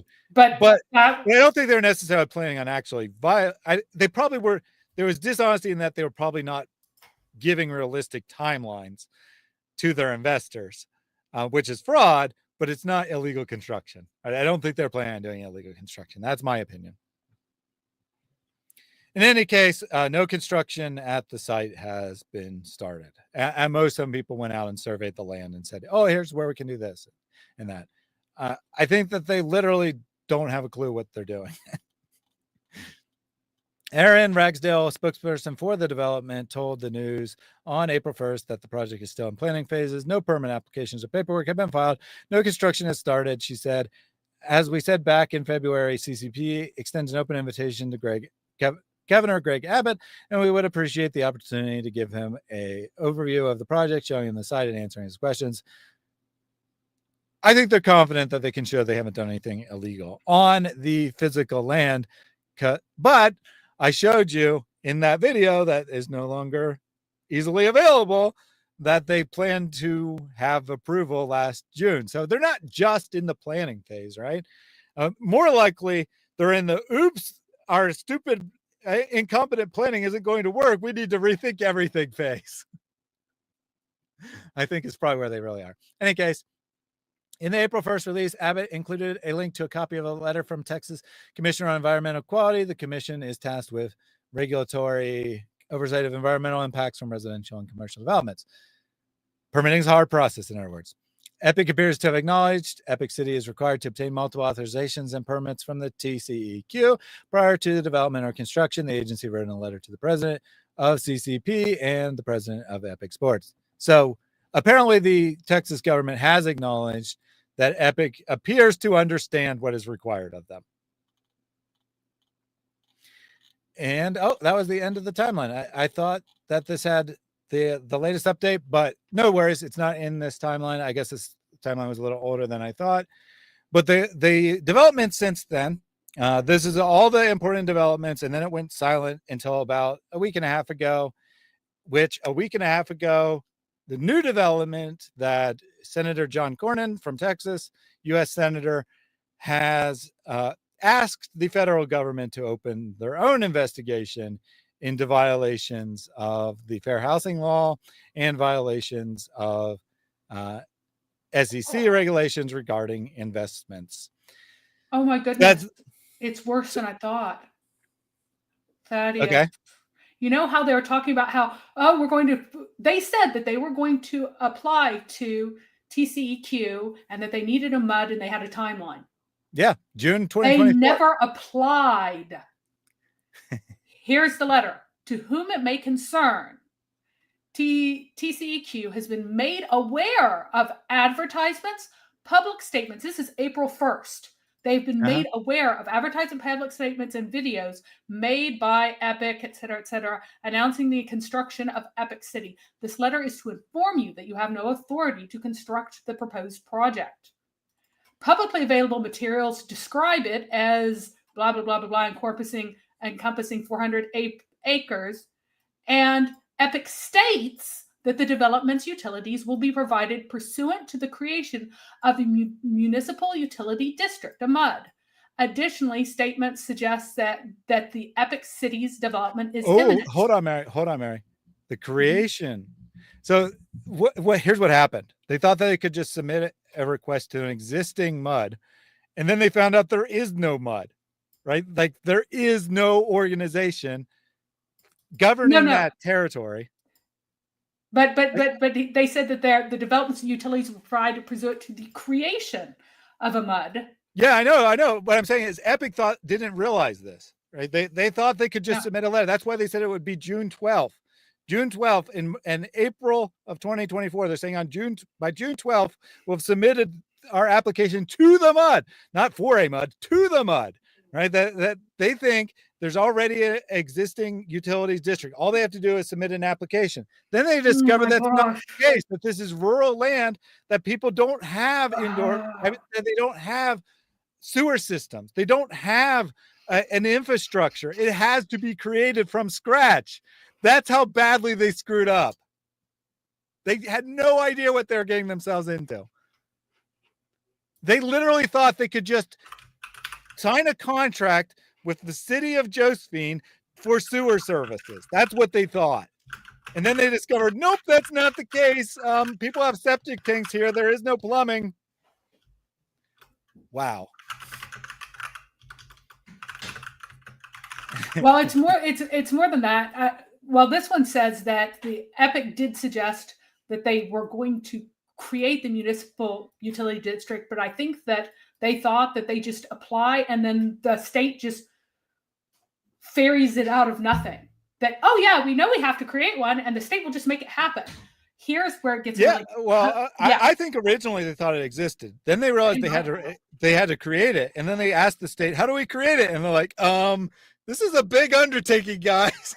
But they didn't even ask it. Oh crap! Let's just start Epic Ranches and get more money. Yeah, I think that's why they started Epic Ranches. But TEEQ only found out about them through this public stuff. They didn't find out about them any other way. So it says. They said that a MUD created must first submit an application and meet several regulatory requirements. Ready for this? Including public notice and consideration. They require permits that include air emissions, stormwater, water runoff from construction activities, wastewater discharges, including municipal, recreational, industrial waste, water rights, public water system operations, and waste management permits. So they would have to have their own, to get a new MUD, they do need to have their own wastewater treatment plant, and they need to have their own water treatment plant to supply water to everyone else, which means that they need a water source. And they have no room for that absolutely anywhere in their plans. Mm-hmm. That is insane. I think they literally had no clue. I think they literally thought they could just ask the city, and with them paying for it, of course, but just ask the city to extend the plumbing out to them and they'd be good to go. But no, it says here, hang on. Despite these extensive permitting obligations, they have not received any applications or documents supporting the creation of this large-scale standalone city in the location identified by Epic and CCP. So they've submitted nothing. They said that they were going to submit it. They have submitted nothing. It's on the second page. This letter, therefore, serves as notice that any construction or development and furtherance of Epic City without the approval is in violation of state law and should be halted immediately. So we got the land again, and just to confirm what we pointed out earlier, they did block off the top corner here and said that there would be no houses in that floodplain, but this is in the floodplain here. And then actually it looks like it extends further south because the farm probably ends right about here. So it actually extends further south as well. Probably land owned by the same farmer, but not very usable farmland. So good luck building houses there. Anyway, Epic states, yeah, you were reading this. I don't need to reread it. Yep, I read here the whole it is thing on your screen for you.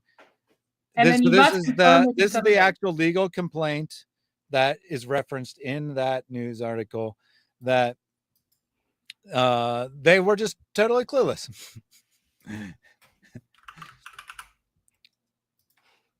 Yep. And this is true, right? I think that they didn't understand what this entailed, and they actually thought it was imminent, but statements and videos by Epic suggest that Epic City's development is imminent. Problem is, it was imminent in June of last year and nothing moved forward. And I think that we may have actually stumbled upon something while analyzing this. I think that they very well may have started to sell these Epic ranch properties, which are much bigger and much more expensive because they needed more money to be able to generate the plans to move forward with their first thing. In other words, it's turning into a Ponzi scheme in addition to everything else. Like they didn't raise enough money from the first round of funding to realistically move forward. And so instead of like just admitting they goofed, they're like, let's open epic ranches and get more money and we'll use that money. That's why there's no like legal documents behind it, because it was just a scheme to get more money so that they could afford to pay for all the professionals to generate their plans and then do all the construction. And yeah, this is many, many years away. Many, many years. Yeah. They said, inshallah, we'll deliver the lot in 2.5 years. A year later, they haven't even started. All right, so I actually have to head off, but I'm glad that I did spend the time to like poke around at the water treatment, because that's where the money was. Well, you got perfect timing because we went through all the important stuff. Yep. All right, catch you later. I'll go through the super chats and stuff. And if you guys have questions specific to anything we said today, let me know. They don't have to be super chats. Just let me know if you have questions. What's still on might be on clear. Let me refresh this since Mary signed off before I could remove her. We lost the cat as a result.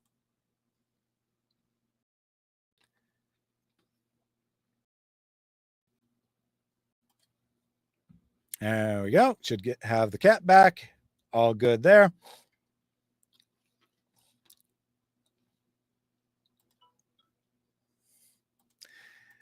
So we'll be talking more about this for sure. Before I go through the super chats and answer any questions, I wanted to let everyone know I have a scripted video looking at the lawyer, Cogdell's response, Dan Cogdell. He is actually, as they describe, a high-profile lawyer. Expensive, in other words. They spent a lot of money to get this guy on board and defend their project from all these accusations of wrongdoing. So I have a scripted video that's currently been posted on Patreon. It'll be put on YouTube, members only tonight, released publicly tomorrow. And then I think based on everything that we have here, I'm going to try to condense down this 5-hour live stream, probably 6 hours by the time I log off, into a 15-minute scripted video to get you all the most important points in an easily shareable fashion. Chris Oakley says the plan is to flush the sewer down the floodplain. It might be. Maybe that's why they're building over the top of the floodplain. The problem was they didn't say inshallah, except he did. He said it like 4 times. He's like, inshallah, we will begin construction, inshallah, in the near future, inshallah, and we'll deliver it to you in 2.5 to 3 years, inshallah. Nothing is coming in 2.5 to 3 years. Right? It'll probably take him 2.5, 3 years just to form the municipality to do the sewer system, because that's a major, massive undertaking. They have no idea what they got themselves into. They're stupid. They bought a property which is not served by any sewer system. And now they have no clue. And I do think that it was incompetence originally. The ranches, I think, might be an intentional scam, but the original thing, I think, was just incompetence, just overambition. People who didn't know what they were doing got into this.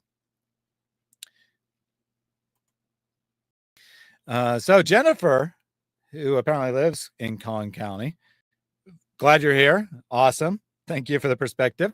The way they are building here, it's not years and years away. I live in unincorporated Collin County, Texas, and it's been a lot of building here without the infrastructure to support it. I get what you're saying, but likely if it's individual private residences that people are building, they probably just have a septic system. Right? They probably have a well and septic system.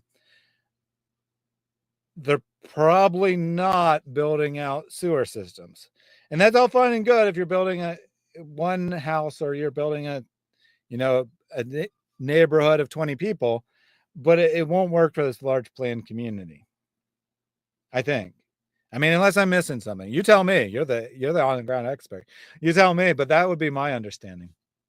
They will declare mubahala with the sewer. Yes. Yeah, a fantasy. I agree with that. A fantasy. They got overtaken by their vision, but I don't think they were intentionally scamming people, at least at first. They might have moved into that territory.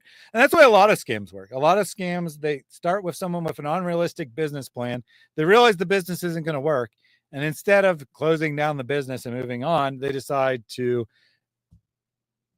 fake it until they make it, which basically means scamming. All right. Super chat here from Ho Lee.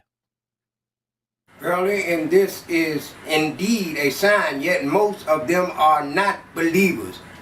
Give alone to Allah, give alone to Allah. Ride the wings of Gabriel, give alone to Allah. Ride those wings, holy. How much to sing, O Allah the Almighty? And it was 20 people.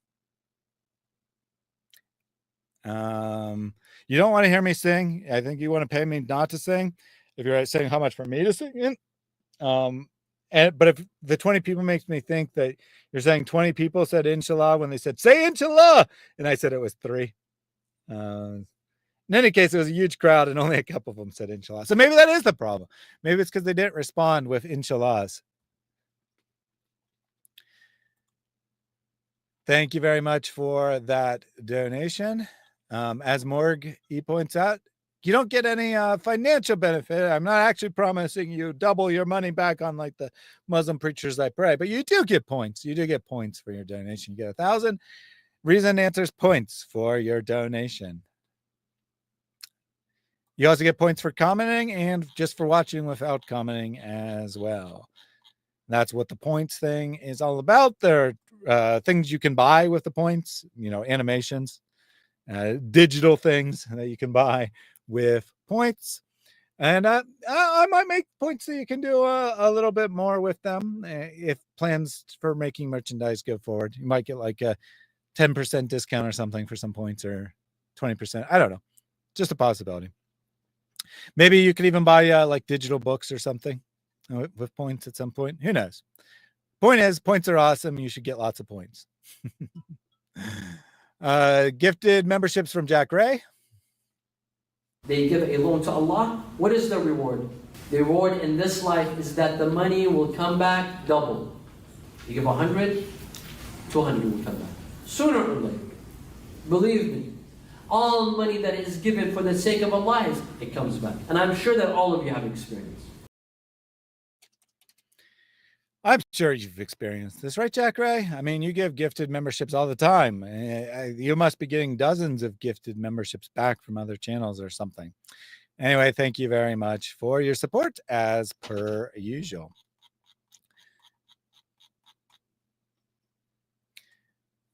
Godlogic says, inshallah, guarantees it won't happen. Pretty much. Unironically, Muslims in the Middle East often use inshallah ironically. Like they say inshallah, like young people, non-religious, you know, like not strictly religious anyway. Young people use inshallah as a, yeah, right, that will happen type statement in the Middle East. So I think that's probably accurate. Not to be confused with 1 inch Allah, of course. Not to be confused with 1 inch Allah. If you have questions for me, tag me, because I can't read all the comments, so I might miss things. But if you tag me, I'll make sure to look at it. Yeah, they got to put in water line, right? So sewage to get rid of waste, but you also need water line unless you want to use well water, which I don't think would be viable for such a large community to use well water, nor would people want to anyway. So there you go on that.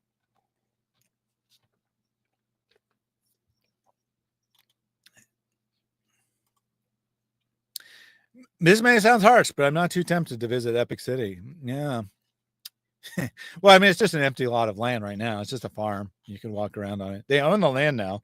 So it's not like they're going to be putting new crops there next or this growing season. They didn't plant any crops this spring. It's just a barren field, empty field. You could go out there. It's all good. If you don't know what the 1.8 inches is about already, you don't want to find out. I won't spoil it then. I won't tell what anyone it is. But I bet you if you did a search, you could probably find it out. Not a super chat, but a points-based super chat from Christoph. I thought that, oh no, that's right. It doesn't trigger it for Apple. In any case, sorry, I just joined. Thanks for reminding me that the CCP is just their acronym for the project. Yeah, no worries. Why they chose that acronym, I have no idea.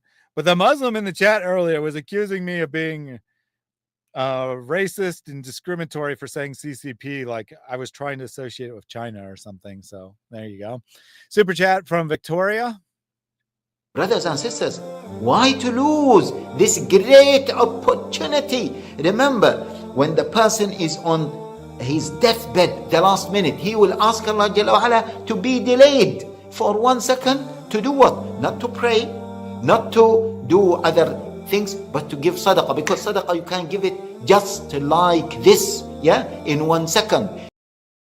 Victoria says, how dare you state facts, bigot? Take my jizya. Yep. In reference to that Muslim earlier, he's saying, oh, you're giving misinformation, but he couldn't give a single thing I said that was factually incorrect. He just said, your tone, I don't like your tone. Your mocking tone is misinformation. No, that's commentary. And there's a difference between the two. And a question from Victoria just now. So are they being sued for discrimination? Also, will they be sued for fraud? So they're not technically being sued for anything at this point. They're being investigated for discrimination and investigated for fraud. My personal opinion is that they'll probably be okay on the discrimination issue. There's probably not enough there to say they discriminated, but they are in big trouble on the fraud issue because they did not give valid disclosures for the investors, whether incompetence or otherwise. They did not accurately portray the amount of work and difficulty and gave a completely unrealistic timeline as to when this would be accomplished. They said 2.5 to 3 years a year ago, and they haven't even started. So they're down to 1.5 years to 2 years for delivery of the property. Without a house, you got to build your own house, but delivery of the property.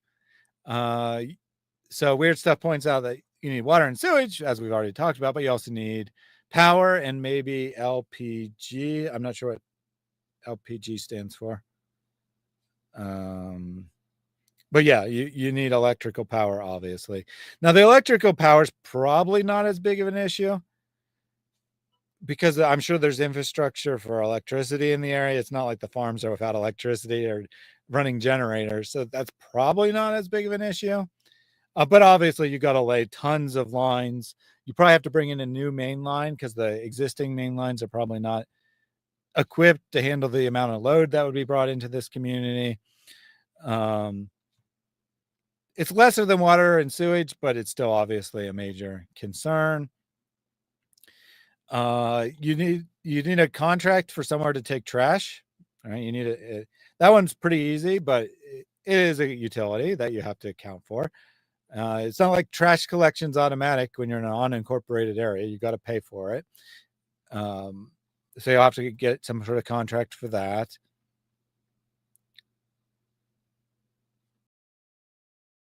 Spreading misinformation and couldn't prove anything. Okay. So he did say I was giving. The reason it was misinformation is because it couldn't prove it, even though I was literally reading straight word for word from Epic documents. Got it. Very solid, logical reasons there. Anyway, lots to consider. The roads have to be built as well. I'm sure they're well aware that the roads have to be built, but maybe they don't understand how complicated that actually is.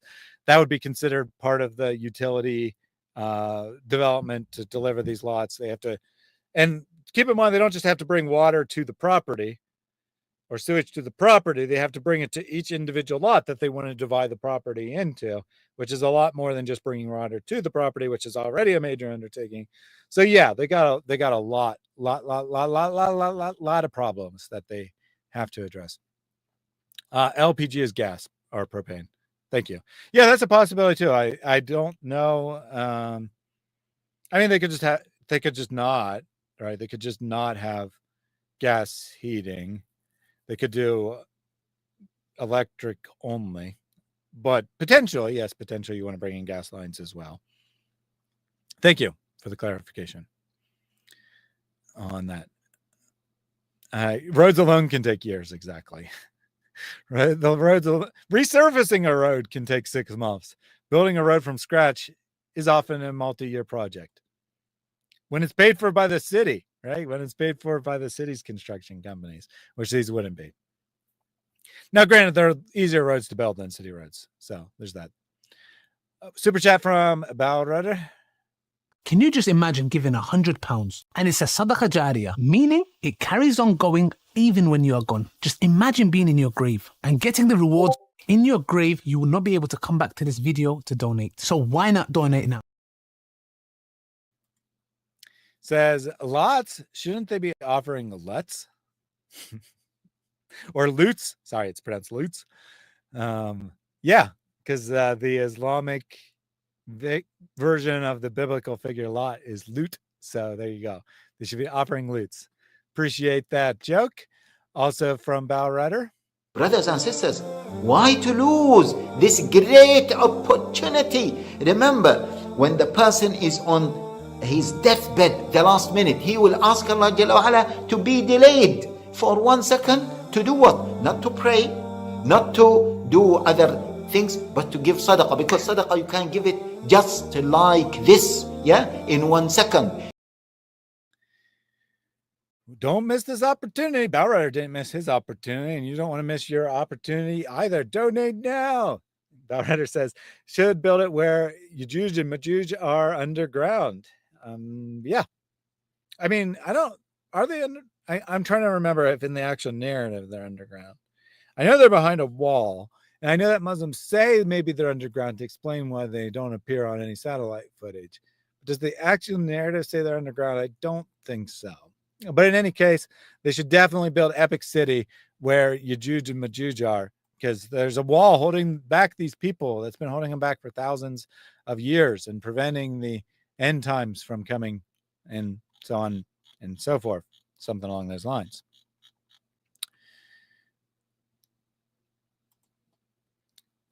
Question from Weird Stuff. That land, which was used by camel herders, took them 100 years to develop it in Saudi Arabia, and they want to do something similar in 2 years.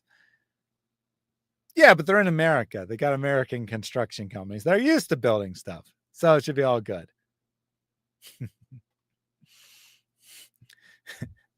Misha says, Allah's lot is epically flood planned. Agree. Agree. Next. Every single person that donates, inshallah, you're going to get a reward. You know what? Forget donate. Invest. You invest in your hereafter. Forgive me for pranking you guys, but I had to. Yeah, I'm the king of clickbait. Goodbye. You're going to have to forgive the pranking, Misha, but considering you're constantly pranking me with your Ezra cult, I mean, I think it's only fair that you are pranked as well. Ezra Almighty condemns such perfectly preserved allotment corruption, even though Ezra Almighty wants us to reap Islamic. Ezra plus Islamic, get it? Ezra Islamic of disbelief in infidels. You see, Ezra's hikmah is strong. Can't deny any of that. Those allotments were perfectly preserved, although they did give themselves the right to corrupt them. So there's that. And they'd have to build the road first before any power lines or sewage is put in, like for trucks, etc. Yeah, but they need to come up with a plan first. So the problem here is they need the plan so they know where the lots are so that they can build the roads, and then they would bring in the actual piping. So probably what they have to do, they probably have to, I'm speaking as a non-expert here, but probably what they have to do is they have to form the organization to oversee the municipality utilities. Then they have to put in a proposal, bring the water to the edge of the property, bring the sewage to the edge of the property, then put in a proposal for the individual lots.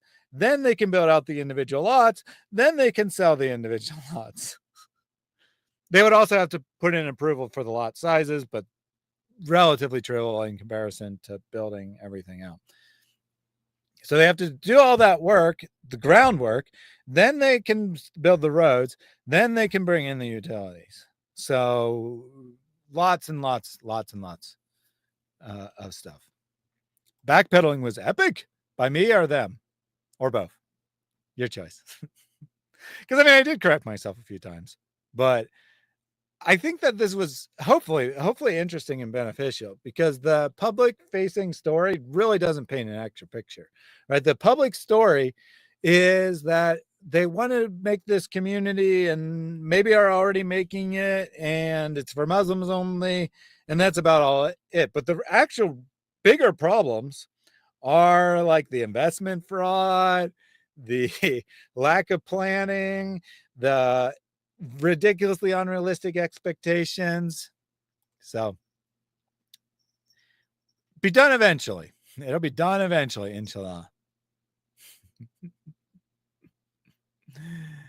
Ezra clickbait? Absolutely. Next up, Snoopy asks, won't they get sued when they force the owner of the property not to sell? And that's a good question, actually. So here's the tricky thing. So, I mean, there's two things here. One, you don't own property. Like when you buy a share in the limited liability partnership, you don't own property. You technically have purchased 0.19% whatever of the company. That's why it said that in the legal documents. That's what you're technically purchasing. Now they give you assurance, probably legally binding assurance, that you'll have the right to purchase property. What they won't allow you to sell is the share of the company. And I'm not an expert. I don't own an LLP or anything, but I do believe that's not unusual for an LLP to prevent people from selling their ownership share. So ignoring the shady reason it's organized this way, that part is actually fairly ordinary, I think. Once they actually take ownership of the property, of the lot, they've theoretically, in some miracle, this actually happens way down the line, and people actually buy a lot of property, then they will be under a different situation. The part that you're not taking into consideration, I think, which I didn't explain because it was irrelevant to this, but in the legal document, they say that a homeowners association will be set up, to be determined at a later date how that's organized. And that's why I didn't comment on it, because it was pointless. But a homeowners association, that you voluntarily buy a property that's governed by a homeowners association, the homeowners association, you're basically giving that organization the right to tell you how you can renovate your property and, yes, who you can sell it to. So I don't think they'll get in legal trouble as long as the homeowners association is set up before they sell the property, before they sell the lots. Because then the homeowners association will govern what you're voluntarily agreeing to be part of by buying the lot. Perhaps you're seeing why this is all super shady, because they're not selling you the lots right up front. But when you buy the lot, then you agree to certain building code, right? You agree to just up and above the legal requirements, you agree that the building will look this way, that will attain a certain aesthetic to this community. And this is all perfectly ordinary things that happen in all kinds of communities across the United States.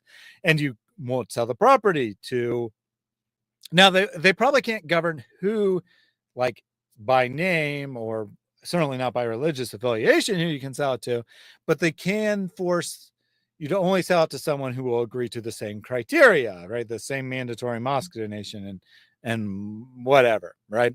So homeowners associations have a lot of power, and the reason they can do that legally is because you voluntarily agreed to be part of that organization by buying the property governed by it in the first place. And as Houston points out here, this is not a problem unique to this community. YouTube has a whole cottage industry of videos telling horror stories involving homeowners associations. They definitely have a bad rap among a lot of people, and for good reason, right? They're basically telling you what you can and can't do if you're on property. But the reason they can legally do that is you agreed to be part of it before you bought the property. And since you already signed a legal agreement that you're bound by these terms, you're still bound by those terms when you go to sell the property, or when you want to put a swimming pool in your backyard or whatever else you want to do with your own property. The homeowners association could say, nope, you're not allowed to do that. It's against our code. Next up. I can't answer this question in a 20-minute interview, nor is it wise to do so, which is why I never brought this topic up myself. You will not find one lecture of mine about this issue. It should never be brought up in public. And I don't like these idiots, and they are idiots, wallahi. This is not something you discuss amongst the masses, ya akhi. It's not wise. I encourage anybody who is really interested to go deep to take the class. I do this class. It'll be 1 year later. Got Mr. Yasir Qadhi there. I don't know if you sent the same message twice or I accidentally ain't clear it the first time, but lots, shouldn't those be loots? Indeed. To be fully compliant with Islam. Those should be loots. And it looks like Mary is rejoining. She must want to give some additional commentary or something. I got to put headphones on so I can hear Mary because I took my headphones off. And I'm not sure that Mary's connected properly. So can you hear me, Mary? Yeah, I don't think that you're connected all the way, Mary. You'll probably have to exit and re-enter. And yep, you're good now. We can hear you at least. Oh, okay. I thought that maybe you had I know that you sent me a number of voice notes, I guess because you were driving. And obviously I haven't listened to those, so I thought maybe there's something you wanted to get in here real quick.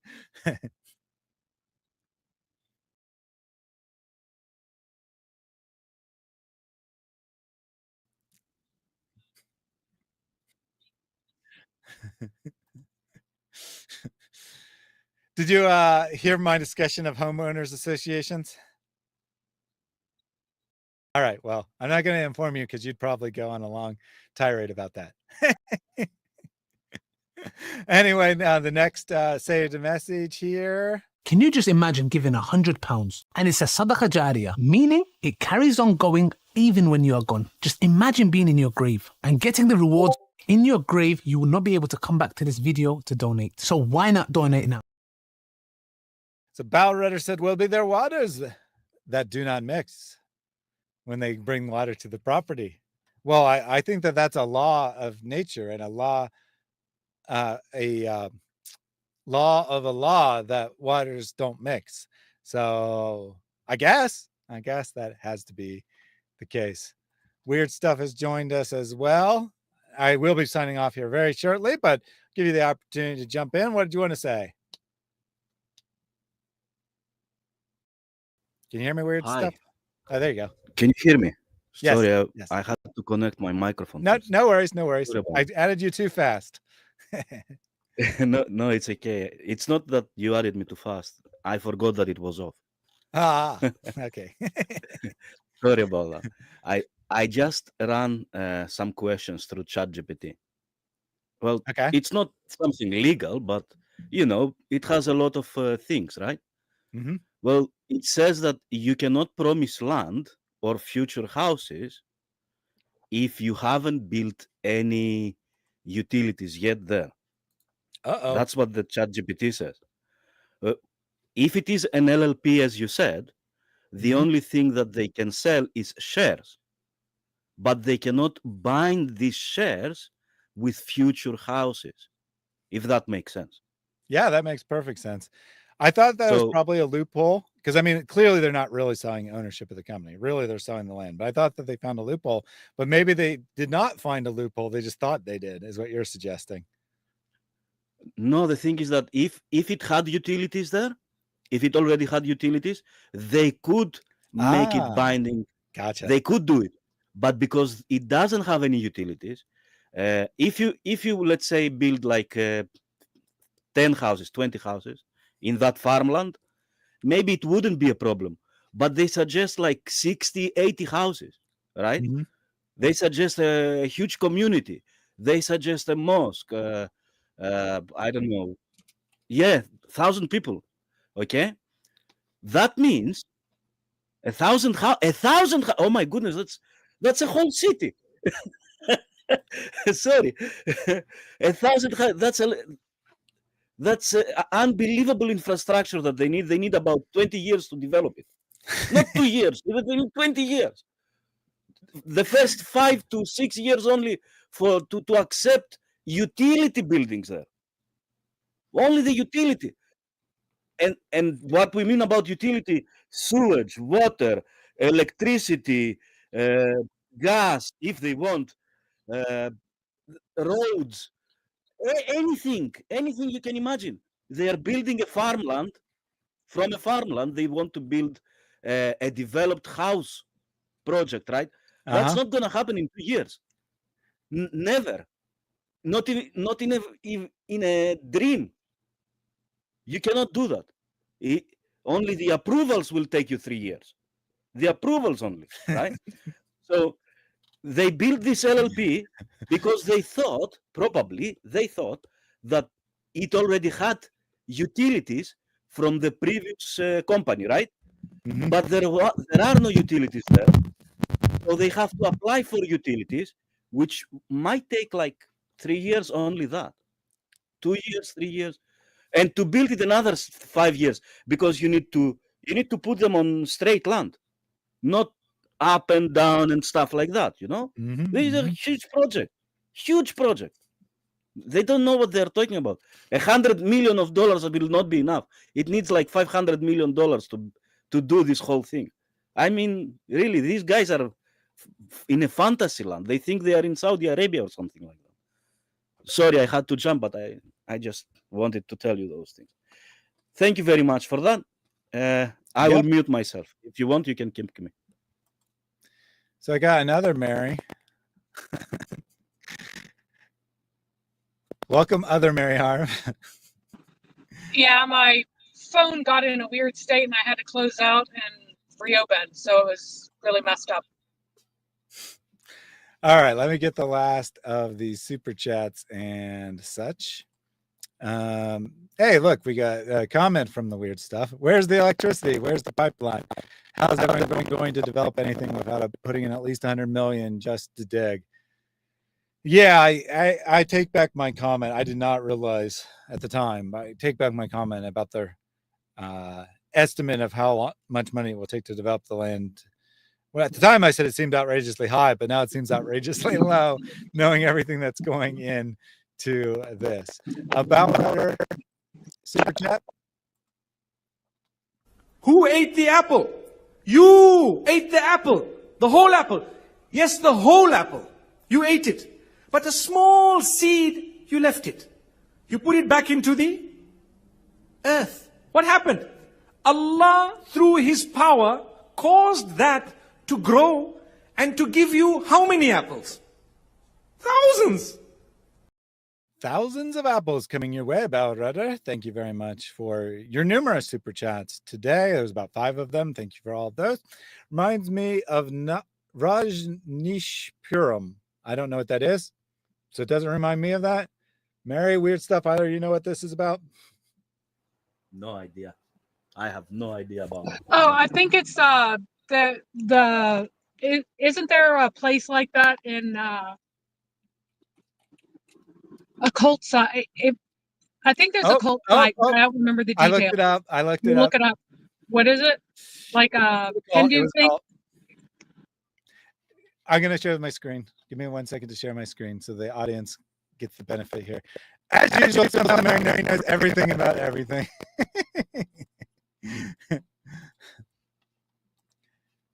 All right. So Wikipedia, Rajnishpuram was a religious intentional community in the Northwest United States located in Wasco County, Oregon, incorporated as a city between 1981 and 1988. Its population consisted entirely of Rajneeshis, followers of the spiritual teacher Rajneesh, later known as Osho. So some guy formed a cult and then built a city around it. So that's the gist of it here. And then they engaged in terrorism attacks, a bioterrorist attack and an assassination plot in the early mid-80s. So there you go. They bought some probably very rural land, formed this community. Look, they got like a a pretty decent sized community there. From this picture, I can make it bigger. The picture, they got some stuff going on there. Not 1,000 homes, but a good number, a couple hundred. And then they did some terrorist attacks and stuff for this guy's cult. It's very interesting. Very interesting. Yeah, I think cults can get away with it better because they can just like say all the money belongs to the main person and then he just puts everything in his name and they can still like apply for benefits and stuff. But yeah, so you're probably right. But that actually answers the question I had. So when I was researching for this, I did find that there are a few like Christian only communities in the United States. And I was wondering how that was legal. But the organization is that all the land is owned by the church, right? All the land is owned by or by like the community organization, right? But it's owned by, everything is technically owned by an organization. People are just living there with permission of that organization. And as a private individual, I can certainly say, if some person comes in, like, obviously I live in a normal sized lot, but if I lived on like, a giant farm of 20 acres or something, and someone came and put a tent on it, I could allow them to stay or I could tell them to leave. So that actually makes perfect sense. The legal loophole that allows cults to get away with this, or these Christian only communities to get away with it. So for the Epic Center to actually work, what they should have done is kept all the ownership with the Epic Mosque instead of pretending otherwise. Got it. We're getting a lot of robot voice and static. I thought that was just you. I mean, my connection to you. I didn't realize you were actually really robotic. Well, Mary was sounding robotic. I don't know. Something got messed up. Do I sound better now? Yeah. You sound better now, yes. Yeah, okay, Earlier, cool. no, but now, yes. Yeah. All right. Well, if it happens again, let me know. But it seems to be related to when people join the stream, because that's what happened last time too, which makes zero sense, but I don't know. Yeah, someone was eating my audio cords. That's exactly what happened. and I had watched a documentary about that particular group, and I don't remember hardly any details because it was one of my popcorn, do something else type of mindless watching things. I wasn't paying too much attention. So Jennifer, I don't know if you heard Mary, but Jennifer is actually from the area. She's from Collin County. She said she'd put a link, but YouTube frowns on that. Well, they don't just frown at it. They block links automatically in live chats. They frown upon it in comments. They block it entirely in live streams because some idiots were spamming porn constantly in live streams. Bots, obviously. But anyway, YouTube permanently blocked all links except for moderators. But the comment here is to get a good look at where they're building. Google the Farmersville Muslim Cemetery and look at the images. So apparently if you search for Farmersville Muslim Cemetery, you'll get the right area. But we found it earlier. We actually looked at the land earlier before you were here, Jennifer. We looked at satellite footage of where they're planning to build. Anyway, for someone else who wants to look it up themselves, tip there on how to find it. Yeah, and Mary actually does just sound robotic. That's all there is to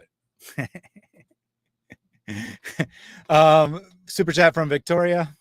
Every single person that donates, inshallah, you're going to get a reward. You know what? Forget donate. Invest. You invest in your hereafter. Forgive me for pranking you guys, but I had to. Yeah, I'm the king of clickbait. Goodbye. This was an epic failure, says Victoria.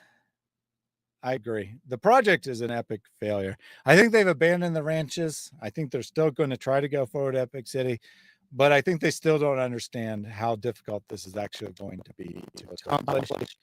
And don't worry, they're going to keep all the investors' money that they've already secured held hostage indefinitely until they decide that it won't work. Because remember, what you actually bought was a share in the limited partnership, which means the general partners, the three Muslims who are also run the mosque, make all the decisions. You literally have no ability to do anything as a limited partner. That's the whole attraction of the way these things are set up is that you're just a silent investor as a limited partner. So you have to have like complete trust. And yeah, I think they're going to hold the money hostage for a long time from the people who put in their $80,000. And then maybe eventually they'll be able to move forward, or they'll eventually get the money back. But bad investment for sure. But in fairness, they did tell you it was a bad investment. They repeatedly told you it was a bad investment. We're buying property above market value. We're selling property above market value. You can't sell. You'll be forced to hold 3 years. If you don't put in the full 80,000, all you get is a worthless share in the company. Make sure you understand what you're doing before you get involved. They did make that quite clear, in fairness. Last super chat, this one from Snudgewick. Can you just imagine giving £100 and it's a sadaqah jariyah, meaning it carries on going even when you are gone? Just imagine being in your grave and getting the rewards. In your grave, you will not be able to come back to this video to donate. So why not donate now? So the next thing says, God bless you, Thaddeus. Jesus is Lord. Amen. Amen. Thank you very much for that. General partners scamming their own people. I mean, limited partnerships are off. They're used mostly for real estate stuff, used often for sketchy stuff like this. So yeah, they're often scams. I mean, that's a reality. They're often scams. I'm sure there's legitimate ones, but just in general, don't buy into a limited partnership unless you really, really understand what you're doing, because there are a lot of scams in limited partnerships. Jay Bo says the plan was outzooted from the start.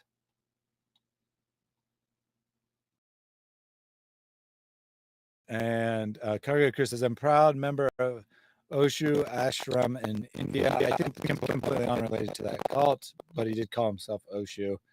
So I assume that's why I assume it's completely unrelated to that cult though, right? Rosa says, thanks you for covering this topic. Thaddeus and Mary, have a blessed rest of your day, everyone. Thank you all for tuning in. I'm going, again, scripted video out later today related to this, looking at the response of the Muslim lawyer in a very humorous, mocking way. It's not really a very serious video. But he's like, oh, this is just hate speech, blah, blah, blah, blah, blah. So I mock him and make fun of him in my usual style. That'll be out for members in a couple hours, be out for everyone else tomorrow. I think I'm going to also do a scripted video, a serious scripted video, taking the 6 hours, give or take, of material today, breaking it down into 15 minutes in a really punchy, straightforward manner, not like mocking or something. You know, there'll be a hint of humor and mocking, but it's because the material mocks itself, not because like me going over the top. I think I'll definitely do that as well to get this material to more people. So be on the lookout for that probably sometime next week. Planning on having a Bible study Friday evening and streaming a couple times over the weekend. Exact plans on that to be determined. Until we meet again, God bless everyone, and let's let Pastor Jake pray us out. Pray this